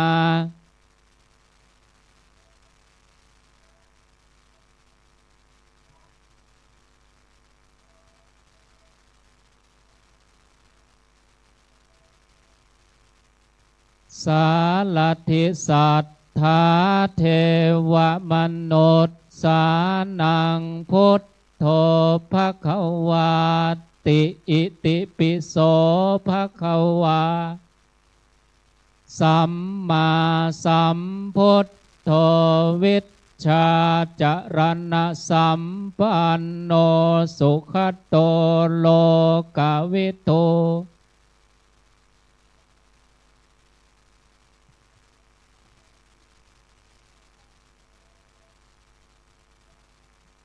พุทโธ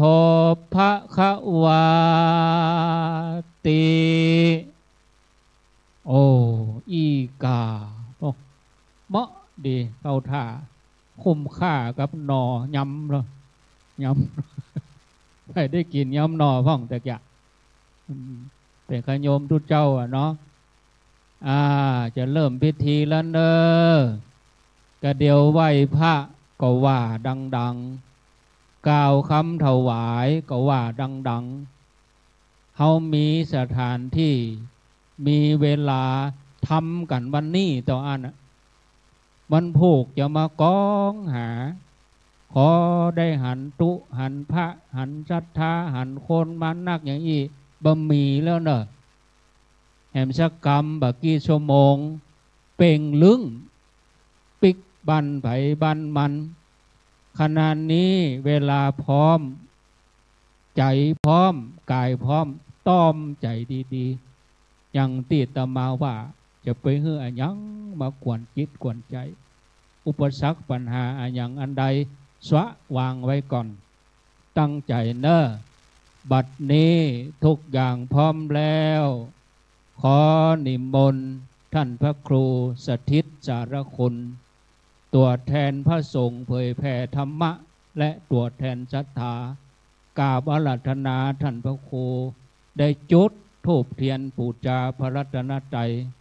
ขอนิมนต์ครับจุดธูปครับนิมนต์ครับ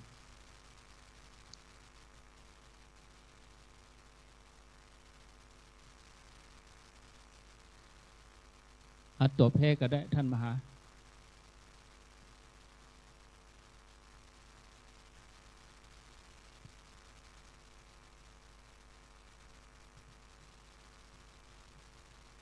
ทัทาตั้งใจเนอท่านพระครูกำลังจุด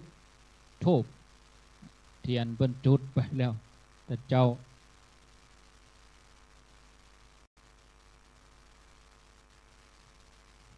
ได้ไหวพระพร้อมกันนิมนต์ลูกเนนได้นั่งพระเพียบก็ได้นะนั่งพระเพียบก็ได้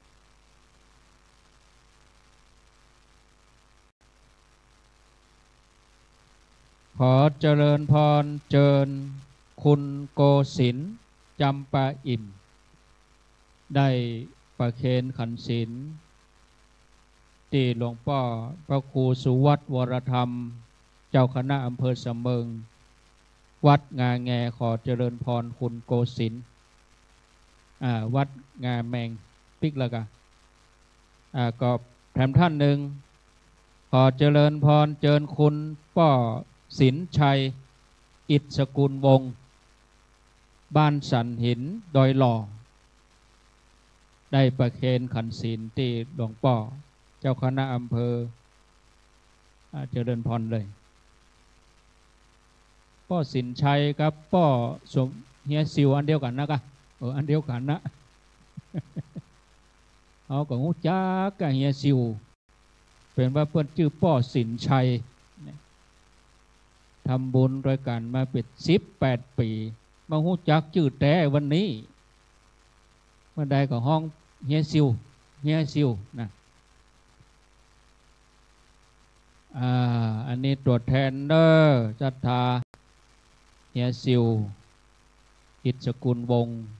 ต่อไปก็นิมนต์ตุลุงแดงได้นำศรัทธาไหว้พระแล้วก็เป็นต้นเสียงตุลุงแดงเพื่อนจะเป็นต้นเสียงสมทานศีลศรัทธาเขาว่าดังๆเนอะศีลนี่เขาว่าต้องมาเขาเป็นเบาแล้วนะว่าเขาต้องเขาเป็นสาวแล้ววันนี้ว่าดังๆหลวงพ่อครูบาอาจารย์เพื่อนบอกตูเจ้าทั้งหลายเผยแพร่ขึ้นสีขาวเนี่ยสอนศรัทธาอย่างพ่องสอนเพื่อนไหว้พระฮับศีลว่าได้ก็สอนเพื่อนอาราธนาศีลเนี่ยหมู่ขึ้นสีขาวนี่ว่าได้ก็จะได้บ่ได้กับวันเนี้ยนะศรัทธาลูกศิษย์อวดวัดลูกสัตว์อวดเจ้าของลูกน้องอวดเจ้านายลูกแม่ยิงลูกพ่อใจอวดพ่ออวดแม่หมู่ศรัทธาขึ้นสีขาวจะได้อวดตูเจ้าเผยแพร่ก่อนย้อนอาราธนาศีลเนี่ยเนอะเพราะว่าบดังก็จำเป็นได้ลาเผยแพร่วิทยุนะเอาพร้อมกันบัดนี้ว่าด้วยกันเด้ออะระหังสัมมาสัมพุทโธภะคะวาพุทธังภะคะวันอภิวาเทมิสวากขาโตภะคะวะตาธัมโมธัมมังนะมัสสามิสุปฏิปันโนสาวกสังโฆสังฆังนะมามิมะยังพันเต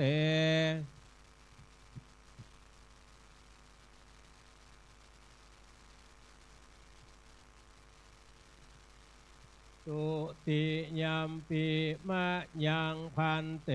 วิสุงวิสุง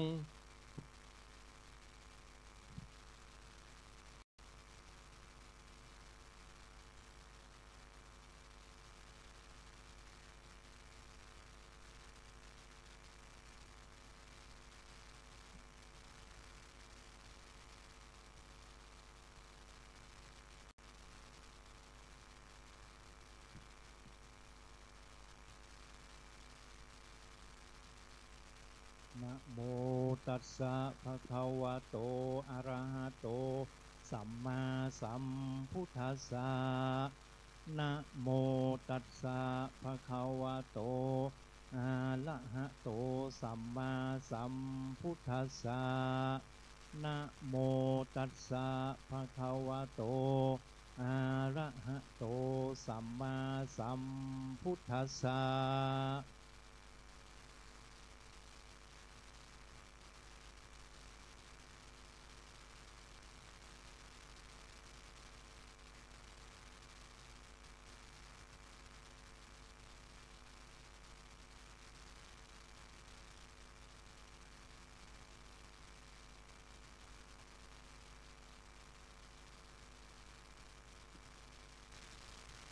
พุทธังสรณังคัจฉามิ ธัมมังสรณังกัจฉามิสังฆังสรณังกัจฉามิทุติยัมปิพุทธังสรณังกัจฉามิ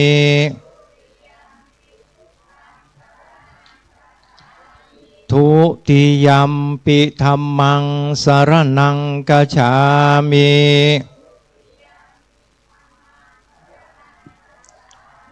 ทุติยัมปิสังฆังสรณังกัจฉา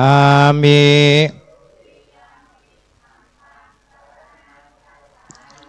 ตาติยัมปิพุทธังสรณังกัจฉามิ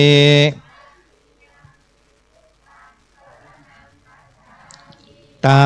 ติยัมปิธัมมังสรณังกัจฉามิ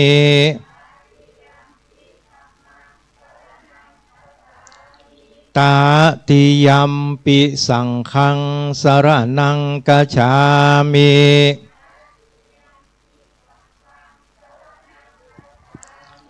ปานาติปาตาเวระมณีสิกขาปะตังสมาธิยามิ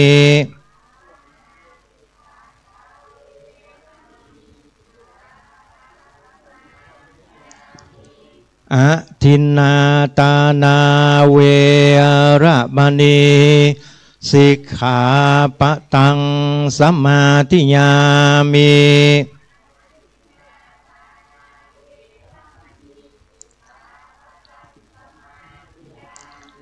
กาเมสุมิจฉาจาราเว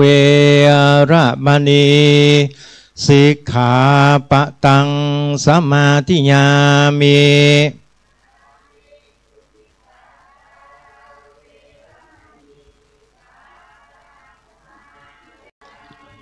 มุสาวาตาเวระมณีสิกขา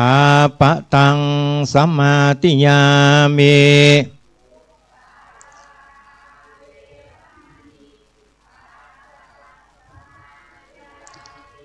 สุลาเมรยะมัจจาปมาตฐานาเวระมณีสิกขาปะตังสมาธิยามิ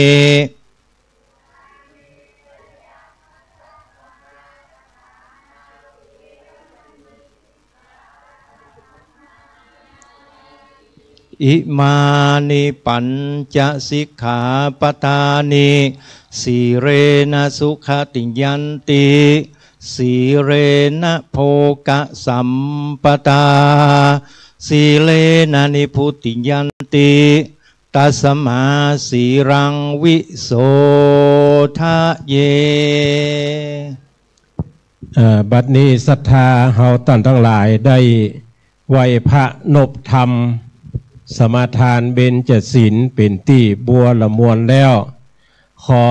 นำเรียนครูบาอาจารย์จุตนจุองค์และเจริญปอนให้ศรัทธาเฮาท่านทั้งหลายได้รับทราบว่าวันนี้เฮาท่านทั้งหลายได้เกาะกลุ่มลุมลากัน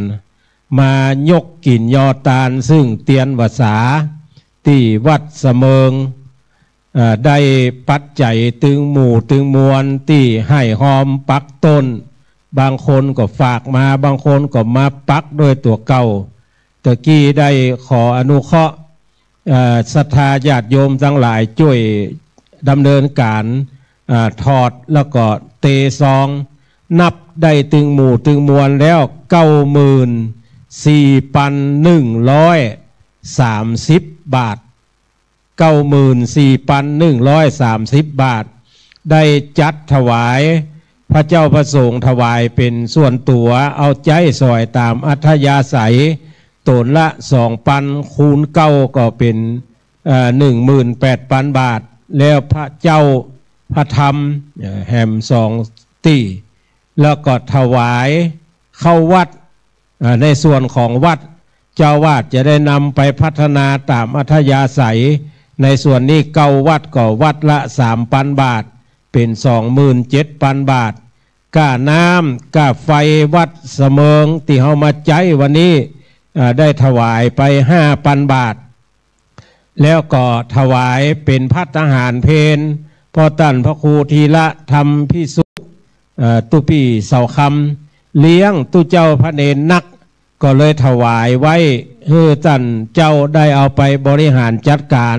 แถมจำนวน 2130 บาทและส่วนที่เหลือ20,000 บาทได้เอาไปถวายท่านพระครูพิวัฒนวิกรมเพื่อเอาไปสำรวจเส้นทางที่เขาจะไปกินไปตาลจังหวัดกาญจนบุรีจะเหมารถไปสำรวจเส้นทางแล้วก็ไปติดต่อประสานงานบัดนี้เฮาท่านทั้งหลายได้ไหว้พระหับศีลเรียบร้อยก่อนที่จะกล่าวกรรมถวายโบราณว่าเฮาจะตาลตู้เจ้าตนใดวัดไหนชื่ออันยังพ่องวัดไหนพ่องวันนี้ก็ขอนำเรียนบาอาจารย์และแจ้งให้พี่น้องศรัทธาทั้งหลายได้รับทราบว่าตนเก้าที่นั่งทวนลึ่งปัทมะหัวตีนั่นหลวงพ่อพระครูสุวัตวรธรรมเจ้าคณะอำเภอเสมิงตุเจ้าหลวงวัดงาแมงตนทวน2หลวงพ่อพระครูโอภาสปัญญาคมรองเจ้าคณะอำเภอเสมิงตุเจ้าหลวงวัดดับไพในเวียงเจียงใหม่ตนที่3หลวงพ่อพระครูโกวิทชาคระธรรมเจ้าคณะตำบลยังเมินเจ้าวาดวัดบ้านปอกอย่างเนี้ยถ้าอ่านตามตัวมันจะหมดตรงจำเป็นได้ว่า2ที่ถ้าบ้านปอกกับบ้านปอกและตนทวน4ท่านพระครูธีระธรรมพิสุทธิ์เจ้าคณะตำบลเสมิงใต้เขต1ตุเจ้าหลวงวัดเสมิงเนี่ยที่เป็นตุเจ้าหลวงเนี่ยตุปีเสาคำที่เฮาจักกันนั่นตนทวน4ตนทวน5ท่านอาจารย์พระครูกิติสุวรรณากรเจ้าคณะตำบลเสมิงใต้เขต2วัดแม่สาบใต้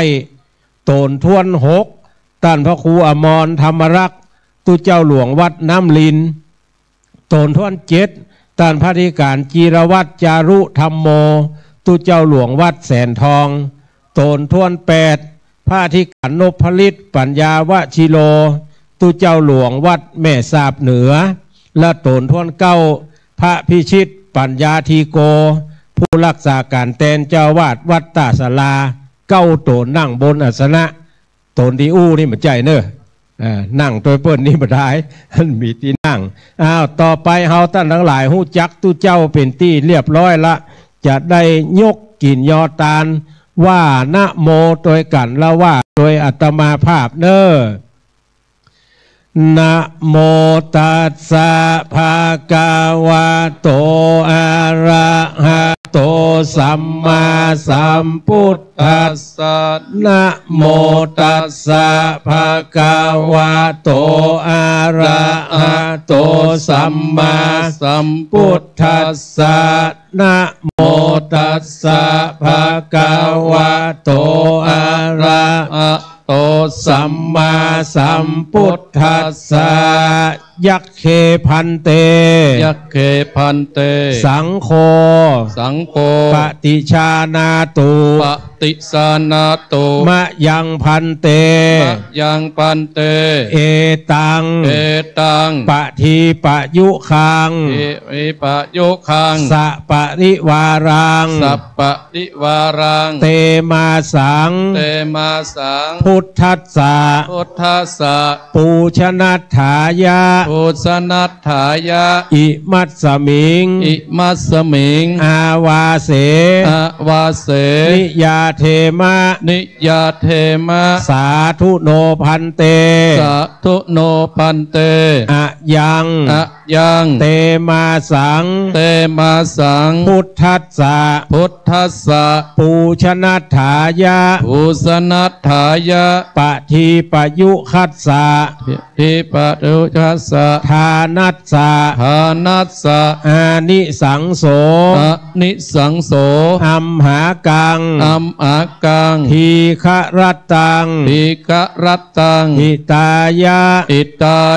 สุขายะ สุขายะข้าแต่พระสงฆ์ผู้เจริญข้าแต่พระสงฆ์ผู้เจริญขอพระสงฆ์จงรับทราบขอพระสงฆ์จงรับทราบข้าพระเจ้าทั้งหลายข้าพระเจ้าทั้งหลายขอน้อมถวายขอน้อมถวายเทียนเล่มนี้เทียนเล่มนี้พร้อมกับของบริวารพร้อมกับของบริวารไว้ในอาวาสไว้ในอาวาสของพระคุณท่านของพระคุณท่านเพื่อเป็นพุทธบูชาเพื่อเป็นพุทธบูชาตลอดพรรษานี้ตลอดพรรษานี้ขออานิสงส์ขออานิสงส์แห่งการถวายเทียนเล่มนี้แห่งการถวายเทียนเล่มนี้จงเป็นไป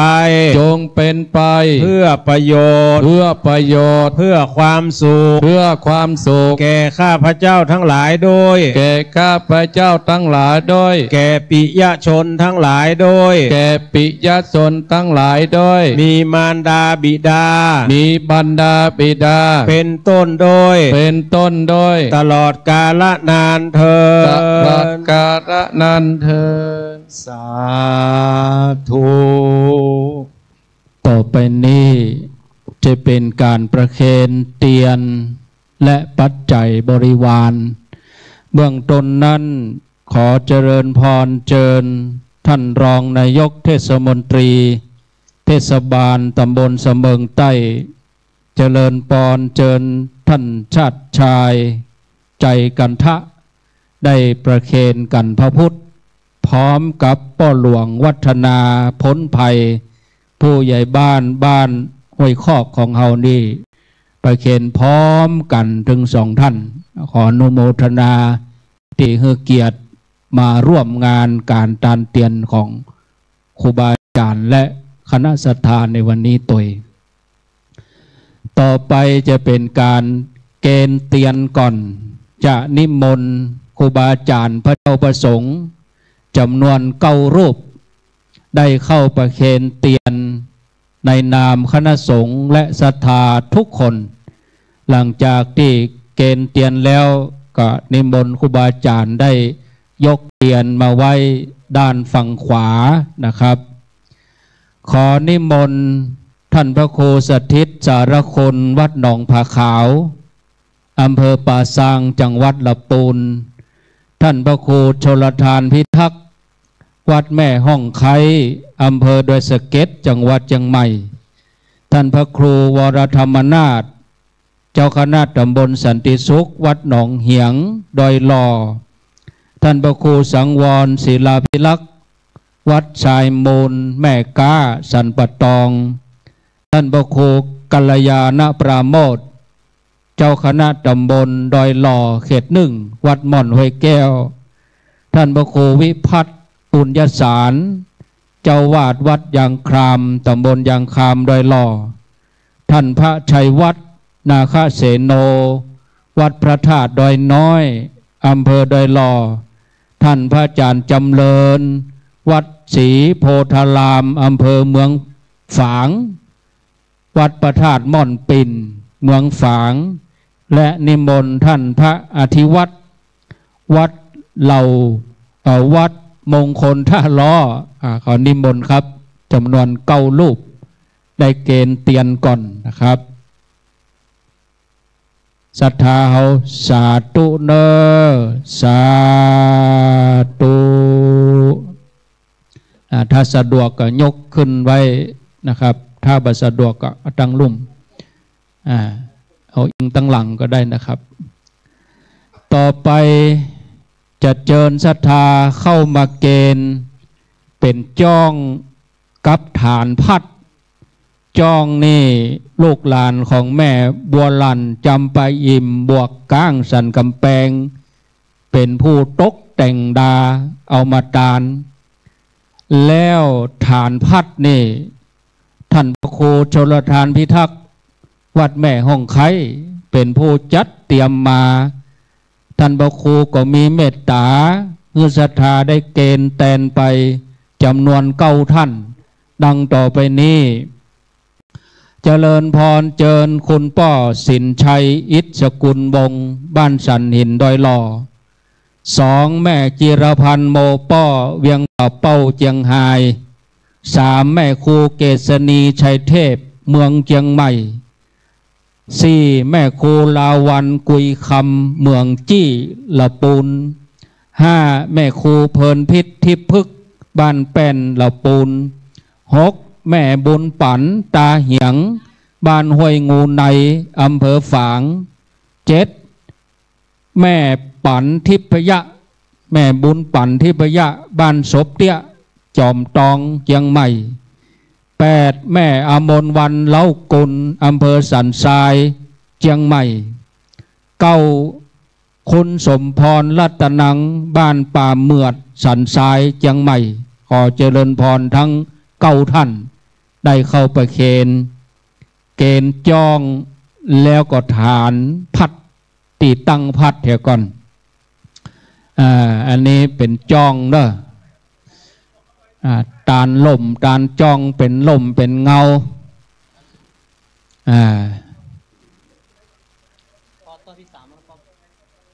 ต้นใดก็ได้ขยับขยายเกณฑ์แล้วก็ไปนั่งที่เดิมเกณฑ์เรียบร้อยแล้วก้อยไปนั่งที่เดิมต่อไปจะเป็นพานนั่นจะมีหนังสือ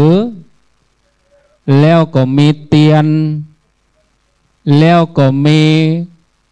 กล้วยสาบ กล้วยสาบสมงกล้วยสาบนี่ปุ๊ดเวียงป่าเป่าเอามาฮือสมงจิมถ้าติดใจกับตัวไปปุ๊ดลายโดนนางแก้วบนเนอะหลวงพ่อ ผ้าเช็ดเท้าเกณฑ์รวดกันท่านเนาะชุดนี้เป็นชุดที่3 9ท่านดังต่อไปนี้1ร้อยตรีสมหวังสุขคำสันทรายเชียงใหม่2คนทรงวุฒิแก้วคำบ้านเขลางทองเมืองเขลางจังหวัดลำปาง3คนสศิลาสิงห์เนตรสันทรายเชียงใหม่4แม่เกียงคำมาแหลงเมืองเชียงใหม่5แม่ขันแก้วดวงศิริเมืองเชียงใหม่6แม่เรโนชัยวงศ์บ้านร้องดอนใจสารปีเชียงใหม่7แม่คำปันบุญมาลาอยู่ป่างิ้วเวียงป่าเป้าเชียงไฮ้7ป่อสงัดสิทธิโมบ้านแม่คำดอยสะเก็ดเชียงใหม่9แม่จันสมอินตาอยู่บ้านเด่นเวียงป่าเป้าเจริญพรทั้ง9ท่านได้เข้าประเคนเป็นปัจจัยถวายพระแล้วก็ปัจจัยถวายวัดเป็นว่าเฮาทานวัดละ5 ปันเนาะศรัทธาถวายครูบาอาจารย์2ตานเข้าวัด3เนี่ยก็แล้วแต่เปิ้นตานให้พระสงฆ์บางท่านพอข่าวนักล่ำไปเป็นกำกึดอย่างล่ำเหลืออุ้ยมาพอพระพอเนนนี่กาพอกาข่าวมาพอเขานี่ตามองแมงบางคนพอข่าวตั้งนี่ไปกุ้มใส่บาทละแล้วหมูนี่จะกินอะไรยังอันตรายจะไปดูข่าวเกินไปเนาะ ศรัทธาญาติโยมทั้งหลายอินดูพระเถรเน้นน้อยข่าวชั่วลงฟรีข่าวดีเสียตังไปตังใดกับพอกับตู้เจ้าวางนี่นะเจ้าพุทธเขาจะต้องมั่นคงจะไปวันไหวไผว่าอย่างใดเขาก็ตานไปติ๊กทำไปติ๊กเนอะต่อไปก็จะเป็นการถวายทานปัจจัยบำรุงวัดการนำกับไฟจักได้เอาถวายท่านพระครูธีรธรรมพิสุทธิ์วัดเสมิงก็ขอนิมนต์ท่านอาจารย์วรรณชัยชยานันโทวัดพุทธศรีคีรีครับ มีนิมนต์ท่านอาจารย์มณชัยตะกี้ท่านมาได้เกณฑ์เตียนกับนิมนต์ท่านตาลปัจจัยสมทบเป็นกานำกาไฟกาพัฒหารสมณเณรน้อยพวกเราทั้งหลายได้ตานเอาบุญด้วยกันเด้อสาธุจบครบถ้วนกระบวนความก่อนที่จะเอาปอนเก้ากับผมขอกราบนิมนต์หลวงพ่อพระครูสุวัตวรธรรมหลวงพ่อเจ้าคณะอำเภอสำเบิงเจ้าวาดวัดงามแมงนิมนต์หลวงพ่อได้สัมโมทนียกถาอนุโมทนาต่อเก้ากับผมและศรัทธาทั้งหลายขอกราบนิมนต์ครับ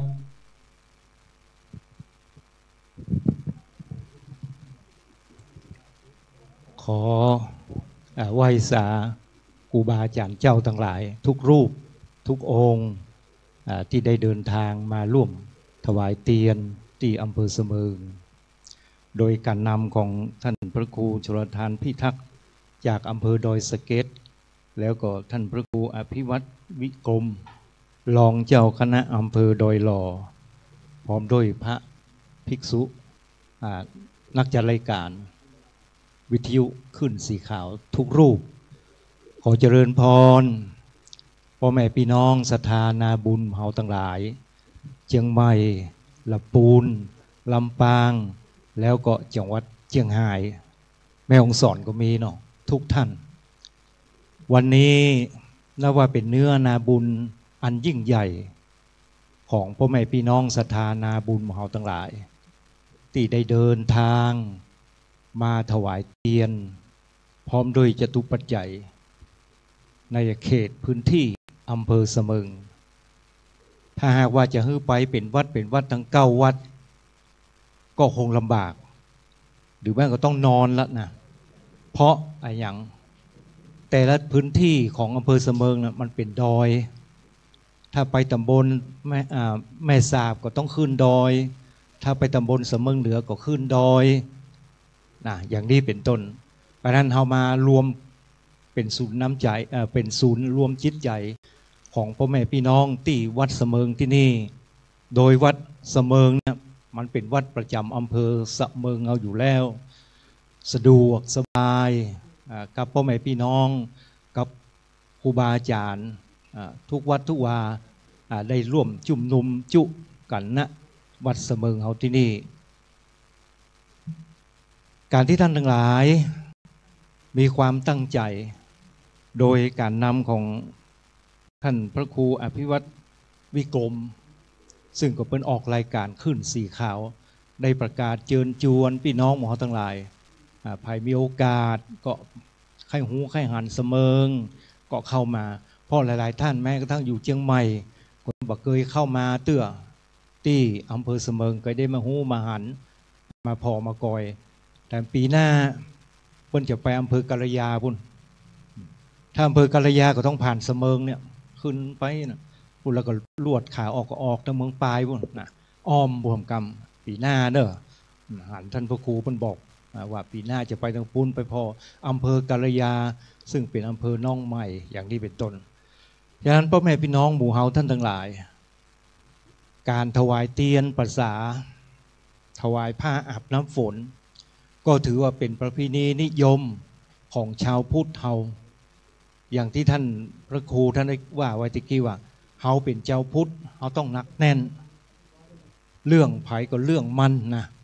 เรื่องทั้งปุ้นกับปวยเป็นเรื่องทั้งปุ้นคือเป็นดำเนินการกันไปอย่างนี้เป็นแต่ว่าทุกๆคนที่เป็นชาวพุทธที่มันคือหนักแน่นแต่ก็เชื่อแน่เหลือเกินว่าคนเมืองบ้านเฮานั้นเป็นผู้ที่หนักแน่นเป็นผู้ที่หนักแน่นในการเคารพนอบนบบูชาพระพุทธพระธรรมพระสงฆ์เรียกว่ารัตนะทั้ง3เพราะนั้นการถวายเตียนพรรษาพระอาบน้ำฝนก็ดีถือว่าเป็นประเพณีนิยมกันว่าปีหนึ่งก็มีครั้งหนึ่งที่ถวายเตียนพรรษาที่ถวายผ้าอาบน้ำฝน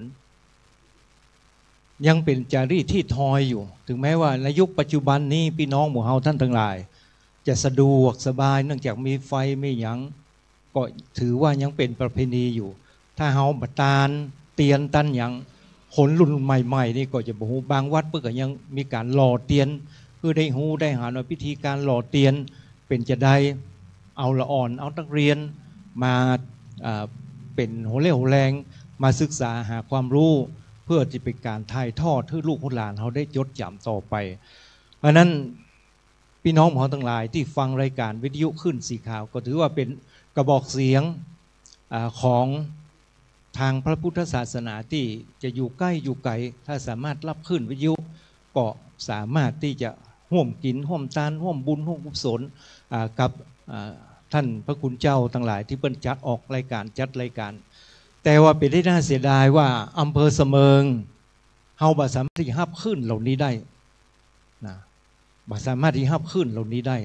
มันมีเป็นยอมที่ได้ดูเหมือนตั้งแม่สาบตั้งบ้านแม่ขานที่เปิ้นอยู่สันดอยหน่อยก็สามารถรับขึ้นวิทยุรายการธรรมะธรรมโมที่ต่างเชียงใหม่ที่เปิ้นออกกันได้เพราะนั้นก็จึงบาหันพี่น้องในพื้นที่มากแต่ใดเพราะบอกว่าจะหูข่าวอะไรอย่างเพราะนั้นขึ้นวิทยุที่เปิ้นจัดรายการถือว่ามีพลังสามารถรวมกลุ่มรวมก้อนรวมพลังรวมหมู่รวมกันคนได้จำนวนนักอย่างนี้ก็เพราะอย่างเพราะแรงดลจิตดลใจพ่อแม่พี่น้องทำมือพ่อแม่พี่น้องของเราทั้งหลายได้หูได้เข้าใจได้ทราบความเคลื่อนไหวต่างๆของการทำบุญกันบุญนั้นบุญนี้บุญที่หั่นบุญที่นี่อย่างนี้เป็นต้นก็อาศัยกระบอกเสียงทางวิทยุซึ่งพระคุณเจ้าที่ประจัดรายการบอกแนะแนวต่างๆนานาฉะนั้นท่านทั้งหลายการทำบุญในห่วงช่วงกลางพรรษาท่านมีโอกาสก็ไปไม่ว่าจะเป็นวัดใกล้บ้านของท่านก็ดีหรือมาร่วมเป็นขบวนอย่างนี้ก็ดีก็ถือว่าเป็นเนื้อนาบุญอันยิ่งใหญ่ของหมู่เฮาท่านทั้งหลายที่นับถือกันฉะนั้นอำเภอเสมิงเฮาส่วนใหญ่ก็ที่จะรวมกับเป็นกลุ่มเป็นก้อนเป็นคณะที่ทั้งนอกทั้งป่างเข้ามาก็น้อยนักก็อาศัยเนี่ยท่านทั้งหลายเป็นคณะที่ใหญ่มากันเป็นหมู่เป็นคณะที่ใหญ่นอกจากนี้พี่น้องของเฮาทั้งหลายวัดเสมิงของเฮาที่เนี่ยถือว่าเป็นวัดประจำอำเภอแล้วก็มีพระมีเนรนักมีพระมีเนรนักเฮามีองค์เฮียประจำนี่แต่ที่เข้ามานี่แม่บอกว่าใครได้เน้นสักตนสองตนขอมาได้วะฮะนะถามตุหลวงเปิ้นเตอะนะกว่าจะเป็นตนเป็นองค์ที่ได้พระเจ้าแน่นอนโอ้เอามาฝึกเอามาสอนมาอย่างนี้นะหลายรูปหลายตนยังภาษาไทยยังไม่ได้เตื้อไม่ได้เตื้อต้องใบต้องอย่างใส่ก่อนแต่พอเข้าเหมือนเข้าก็เริ่มเคยชินกับแควนมาดังนั้นต้องอาศัยท่านลูกหลานมหาตระถึงแม้ว่าอยู่ใกล้อยู่ไกลก็แล้วแต่ที่เขามีความทุกข์ความยากความลำบากก็เอามาฝึกมาฝนมาห้ามมาเฮียนฝึกเฮียนแล้วก็อนุบาลก็มีนะเนี่ยเหมือนกับอนุบาลป.4 ป.5 เนี่ยนะก็มีเอาลูกเพิ่นมาเลี้ยงก็อาศัยท่านเจ้าวาดพระครูเนี่ยเจ้าวาดเพิ่นเนี่ยเขาเตอร์ออกมาปาลบกันใคล้ายๆเป็นเตื้อนะเอาลูกเพิ่นมาเลี้ยงเนี่ยเอาอดเอานะเอากุลเอาอย่างไว้วันหน้าวันตาเขาจบเพศจบไปแล้วซื้อขาแล้วเพศไปเขาก็จะนึกถึงวัดห้วยคอกนึกถึงพี่น้องศรัทธาที่ช่วยกันอุปถัมภ์กำจุนเพราะนั้นท่านมาหูมหาแล้วว่าวัดเสมิงต้องเลี้ยงพระภิกษุสามเณร40-50 รูปอย่างนี้เป็นต้นก็เป็นบุญวันนี้ทราบว่าท่านทั้งหลายก็ยังร่วมสมทบเป็นทุนเป็นอาหารกลางวันถวายแก่พระภิกษุสามเณรที่มาห้ามมาเฮียนหนังสือนี่โดยแล้วก็อยู่ที่ประจำในทั้งเช้าทั้งเพลอย่างนี้เป็นต้นเพราะนั้นเป็นบุญเป็นกุศลกับท่านทั้งหลายทุกท่านทุกคนฉะนั้นวันนี้ท่านทั้งหลายตั้งอกตั้งใจมาอำเภอเสมิงก็ได้ถึงแล้วถึงตัวอำเภอเสมิงแล้วในหันทุเจ้าหันพระภิกษุสงฆ์องค์เนรก็เข้าใจว่าคงจะดีอกดีใจม่วนอกม่วนใจนะม่วนใจที่ได้หู้ได้หันว่าอำเภอเสมิงเป็นอำเภอเพิงดึงของจังหวัดเชียงใหม่เฮาที่ก็ยังบักไก่เท่าใดจากเชียงใหม่แต่ว่าการเดินทางจะค่อนข้างจะลำบากคนเมาหัวเมาเก้าก็ลำบากแล้วนั้นก็โดยบุญความตั้งใจของท่านแล้วบุญกุศลฉะนั้นวันนี้ในนามของคณะสงฆ์อำเภอเสมิงจึงขออนุโมทนาสาธุในพระคุณเจ้าทั้งหลายที่ได้ปาศรัทธาญาติโยมมาถวายเตียนที่อำเภอเสมิงและขออนุโมทนาสาธุกับทุกท่านทุกคนที่ร่วมกันถวายเตียนในวันนี้โดยอานิสงส์ผลบุญที่หมู่เฮาท่านทั้งหลายได้มาร่วมกับกระทำบำเพ็ญถวายเตียนในโอกาสข่าวครั้งนี้ขออานิสงส์ผลบุญในโอกาสครั้งนี้จงเป็นพระปัจจัย กำจูให้กับครูบาอาจารย์เจ้าทั้งหลายจงมีสุขภาพพลามัยสมบูรณ์แข็งแรงเป็นกำลังสำคัญที่จะเผยแผ่ศีลธรรมกรรมฐานให้พ่อแม่พี่น้องศรัทธาได้รับรู้รับทราบได้ฟังแล้วก็ขอท่านทั้งหลายจงมีความสุขกายสบายใจปราศจากโรคภัยไข้เจ็บสมดังกรรมปรารถนาโดยทุกหน้ากันทุกท่านเทิน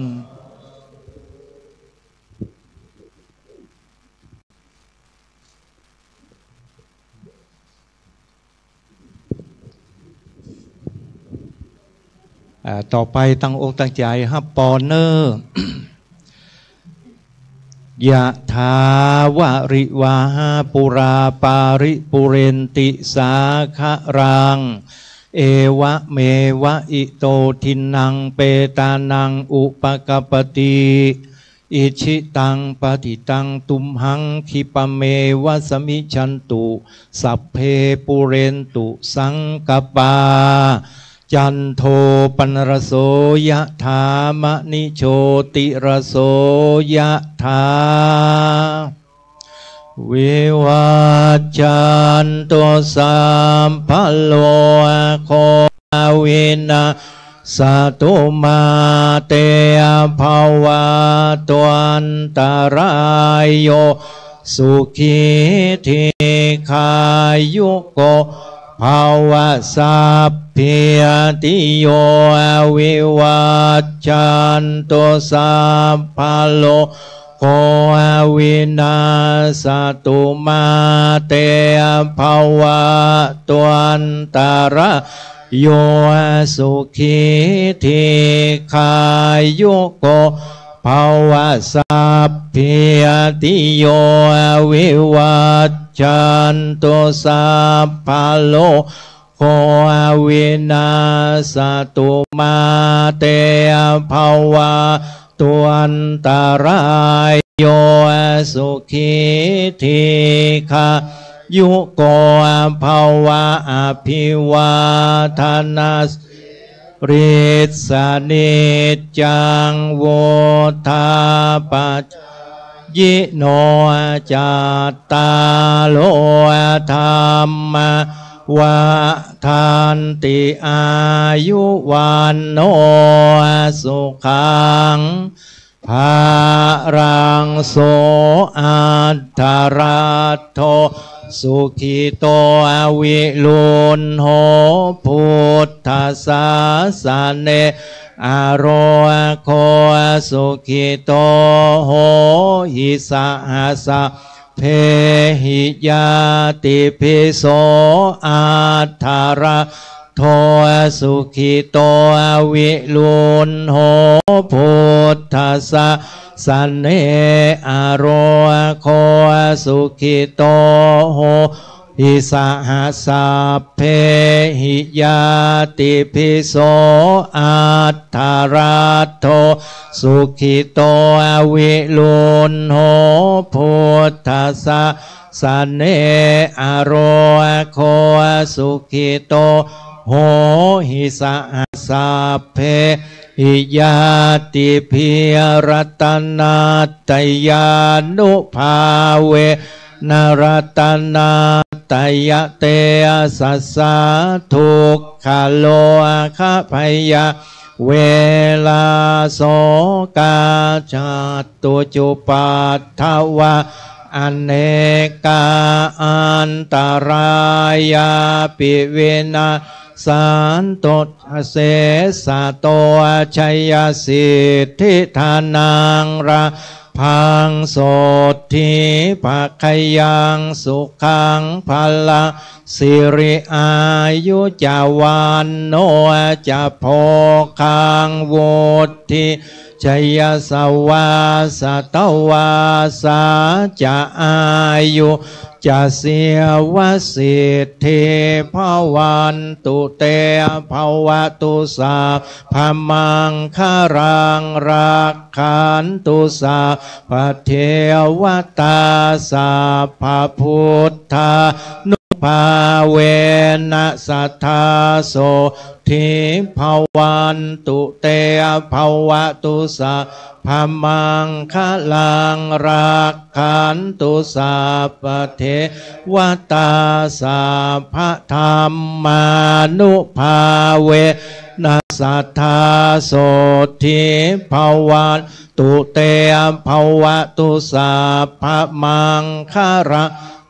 กขันตุสัพพเทวตาสัพพสังฆาโนภาเวนะสัทธาโสทิภาวันตุเตสาธุสาธุสาธุตั้งจิตสงบสัก1 นาทีนะญาติโยมเสร็จแล้วก็ขอนิมนต์ท่านพระครูวรธรรมนาถนิมนต์ท่านพระครูได้นำศรัทธากล่าวกรรมอิตังหยาดน้ำวันตาหลวงวันตาน้อยต่อไปนะครับจนศรัทธาเฮาทั้งหลายได้ตั้งใจเป็นสมาธิตั้งใจกันมาเป็นปีนี้เป็นปีที่18แล้วที่เฮาปากันไปตานเตียนแต่ละตีเปลี่ยนแปลงไปเลยเฮาก็เก็บเกี่ยวเอาบุญกุศลไว้ในจิตในใจของเฮาทั้งหลายทุกคนเอาบุญที่เฮาทำมาตั้งแต่หล่อเตียนที่วัดแม่ห้องไข่จนฮอดกะเกียมเดินทางจนถึงวันนี้ก็เอาบุญที่เฮาทำเนี่ยเลี้ยงใจเฮาไปขอให้มีกำลังกายกำลังใจมีกำลังบริวารที่จะได้ตานด้วยกันแถมปีหน้าปีที่19จะไปให้ได้เจ็บได้ไข้ได้ป่วยเป็นอันใดเด้อศรัทธาเด้อ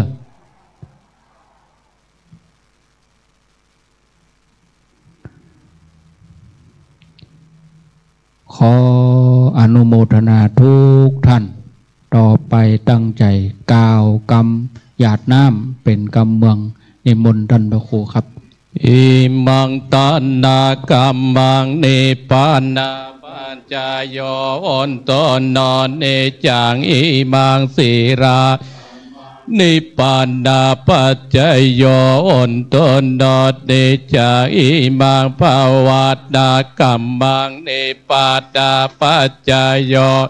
ก็ดอดเนจังยังกินเจโกสารังกาตาปังกัมมังสัพเพอิกาเตอิกาตังปุญญังโนโมตันโตสุดดันโตปนโตเยเตวาอาสามิงตาเดอาติกาตาติกาโยกาสัตตาอุนโตสัพพสัตตานังอัตตานังปาติอารันโตมาตาปิตาสุเกตาอุนโตตกาปามนจันโตสัพเพติกาสุเกตาอุนโตตกาปามนจันโตสัพเพติกาสุเกตาอุนโตตกาปามนจันโตสัพเพสัพเพยากาสัพเพเปตาสุเกตาอุนโตตกาปะมุนจันโตสามสุเกตาอุนโตตกาปะมุนจันโตสัพพะวาสุเกตาอุนโตตกาปะมุนจันโตสามจัตติโยปัจจยาสุเกตาอุนโตตุกาปามุนจันโตสัพพะสัมปติตาเมสันโตววันตาเมปุตตังสัพพะเมโตสังกามัตตะเมปันเตวันตามิสัพพะเมโตสังกามัตตะเมปันเตวันตามิสังฆังสัพพะเมโตสังกามัตตะเมปันเตวันตามิ โอปัจจาจัตนิโยสัพพะเมตตสังกัมบัตตะเมปันเตวันตามิกัมบัตตะดัสสัพพะเมตตสังตาเมปันเตวันตามิรามเมปัตตาสิมายังสัพพะเมตตสังกัมบัตตะเมปันเตวันตามิ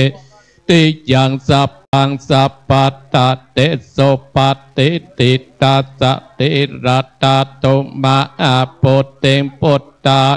อังสักการังสัตตาตากะโดเกเตวะโลเกปัมมะโดเกสัมปุติเปตังกายสัตติรัตตาโตโยเกสัตตาโตโยอาระอันตาตาโตโยจิตติยังกันตะโกเตง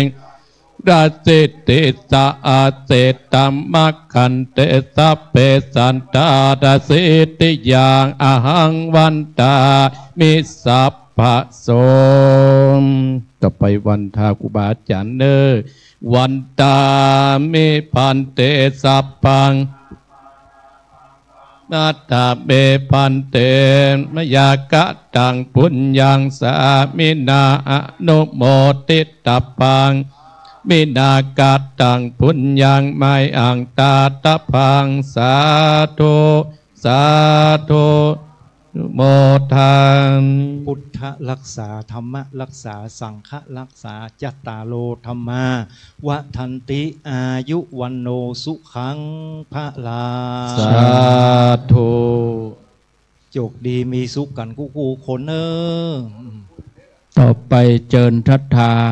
ลาภะแบบสากลเนอะ